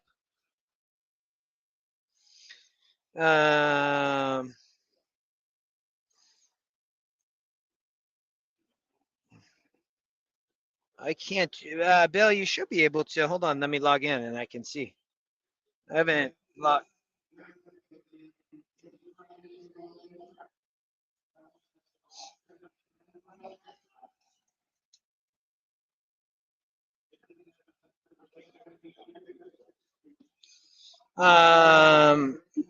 Bill, I don't. My mobile is not working on my phone. Is your mobile working? Mine's not actually working. But I mean, getting back to Turfway here, I think and then I have Fairgrounds. So it's always a tough track. We got lucky there with the DQ. I thought that the 1 horse was very tough here. I can't take this horse at 1 to 5. I had interest in the 1 horse as a tournament play, but not anymore. It's just not of interest to me. So I think on the 2-4, the last race at Fairgrounds is a little bit interesting to me because I think there's opportunity for some prices. That's not for 36 minutes, Chris. So I'm good, man. You want to wait till, if that's your last race at Fairgrounds that you think you have your best shot and best opinion at, then certainly let's go there.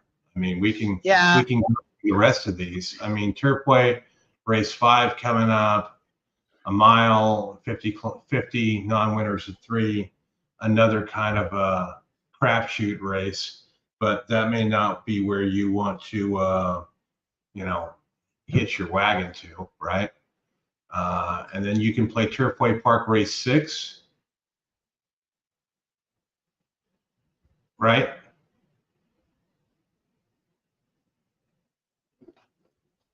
I was just talking to Scotty and we were talking about trying Chris to get more EE users to try to qualify and prepare for next year. So I'd be curious what you all think of that, of just, whether it's last chance or I think tournament plays. That's why we had Brad on earlier, right, Chris? And I find them more interesting, to be honest. So I think from that perspective, I do. So I think look for more of that from EquineEdge, to be honest. Well, like I said, we're going to continue. We got 6 weeks left of Gulfstream and Tampa on Wednesday and doing full card at each. It's like 17 races. It's on horse tourneys. We do it anywhere between $10 and $25 a piece. If you're in the chat, we post it there. I usually create it the day before and distribute the link. And then most of us that all know each other kind of get in there and play it. And it's live, or you can do pick and pray, whatever works for you. If you're working, you can change up until post. But join the chat. Maybe I'll post it on Twitter this week, and we'll send it out. But it's fun. Setting up a league like that where you played 6 or 8 weeks or whatnot, and you did something through League Save is a fantasy tournament. So yeah, Vinny, the problem is with the Nevada guys. The thing is, the easiest thing is for us to do it on horse tourneys because that's kind of makes it all legit, and not doing it there and doing it other places doesn't make it legit and causes problems. So that's kind of the rule there. But we could also do one where we could do fantasy stuff. I mean, people create different fantasy tournaments all the time. So, but to Justin's point, tournaments are fun. Lots of people, that's all they play, and their goal is to get to the Breeders' Cup betting challenge, and that's very different than this tournament. This tournament is picking winners. The Breeders' Cup is betting. This is just straight picking winners. All right, Justin, where you? What race? What race is it going to be? I don't know. We may play Turfway here in a minute. Just checking that out. My phone lost connection. We are not playing Golden Gate, so we won't be watching that. But I do have interest here at Turfway Park. I think that it's worth a shot. I'm not loving race number 6 there, to be honest. So I'm thinking maybe here. I looked at, so Fairgrounds was my other option. There's 2 races there left, race 5 and race 6. I'm not going to play race 5 because they're such a big favorite, to be honest. In race 6, I'm not really. I think that race is very hard. I would not be surprised to see a price. At the moment, I'm playing Turfway. We're going to find out here unless I change my mind, but I probably won't. Turfway race 5.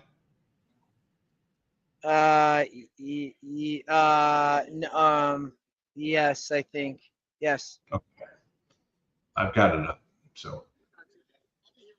Yeah, Turfway race 5. I was looking briefly at Fairgrounds race 5, maybe. Turfway race 5 is a smorgasbord of prices. The favorite's 4-1.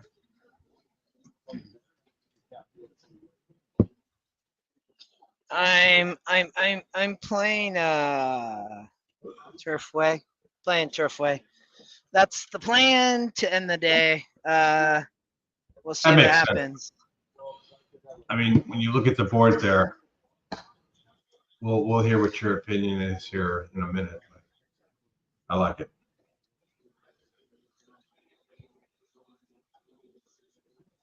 You thought it through. Looks like they're loading. The 12's a favorite way on the outside here. 4-1.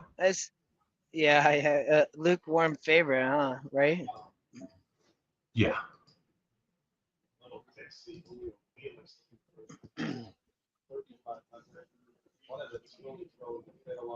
All right, let's see. Fractious in the gate all over the place. Wow.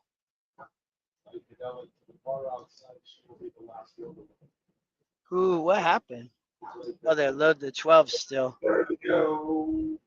Lily Lade wanted out of her respected post. She bounds away. I played the 1 at Turfway Park. All right. Lawan Machado rides. Big morning line angle, top EquineEdge pick. Psychedelic makes a move in the third. Deborah can't keep me down. 5-2 for switch sheer. I don't know what price we got. 7-1 right now. Oh, okay. She's a good 5 or 6 legs from the leader, who is Honey Holler. Towards the tail, West Coaster, Little Dixie. Wave Skippers, the last of 12. 24 3 minutes after 5/8. Honey Holler and Psychedelic are 1-2. Can't keep Well, you're in position. From the rail. Share runs with them in the 3 off the pace. In position. Need to keep on. Trying to advance along the inside is Tap Dancing Lady. Tap Dancing Lady. Not really gaining much ground at the moment. We'll see. There you come. Come on, Lawan. Should set a good trip here. Yeah, just can't get momentum stoppage. More dangerous on the front end, man. Wow. Yeah. 14-1. Big price. A 1 gonna run probably third, it looks like. 7 gonna run second. I mean, the horse ran a good race. Hey, man. You came within 80 cents, right? Yeah, brother. That was good. Dude, that was fun. Everybody, I appreciate everybody being here and hanging around. We will be back here tomorrow at the exact same time, 9:10 Pacific. We'll be doing it again. I appreciate everybody being here. It's been amazing, Chris. You too, helping prepare. It's been a lot of work, but it's been fun, man. Hey, Justin, before I hit the end button, thanks everybody for joining. Hit the like button and hang out for just a second, Justin.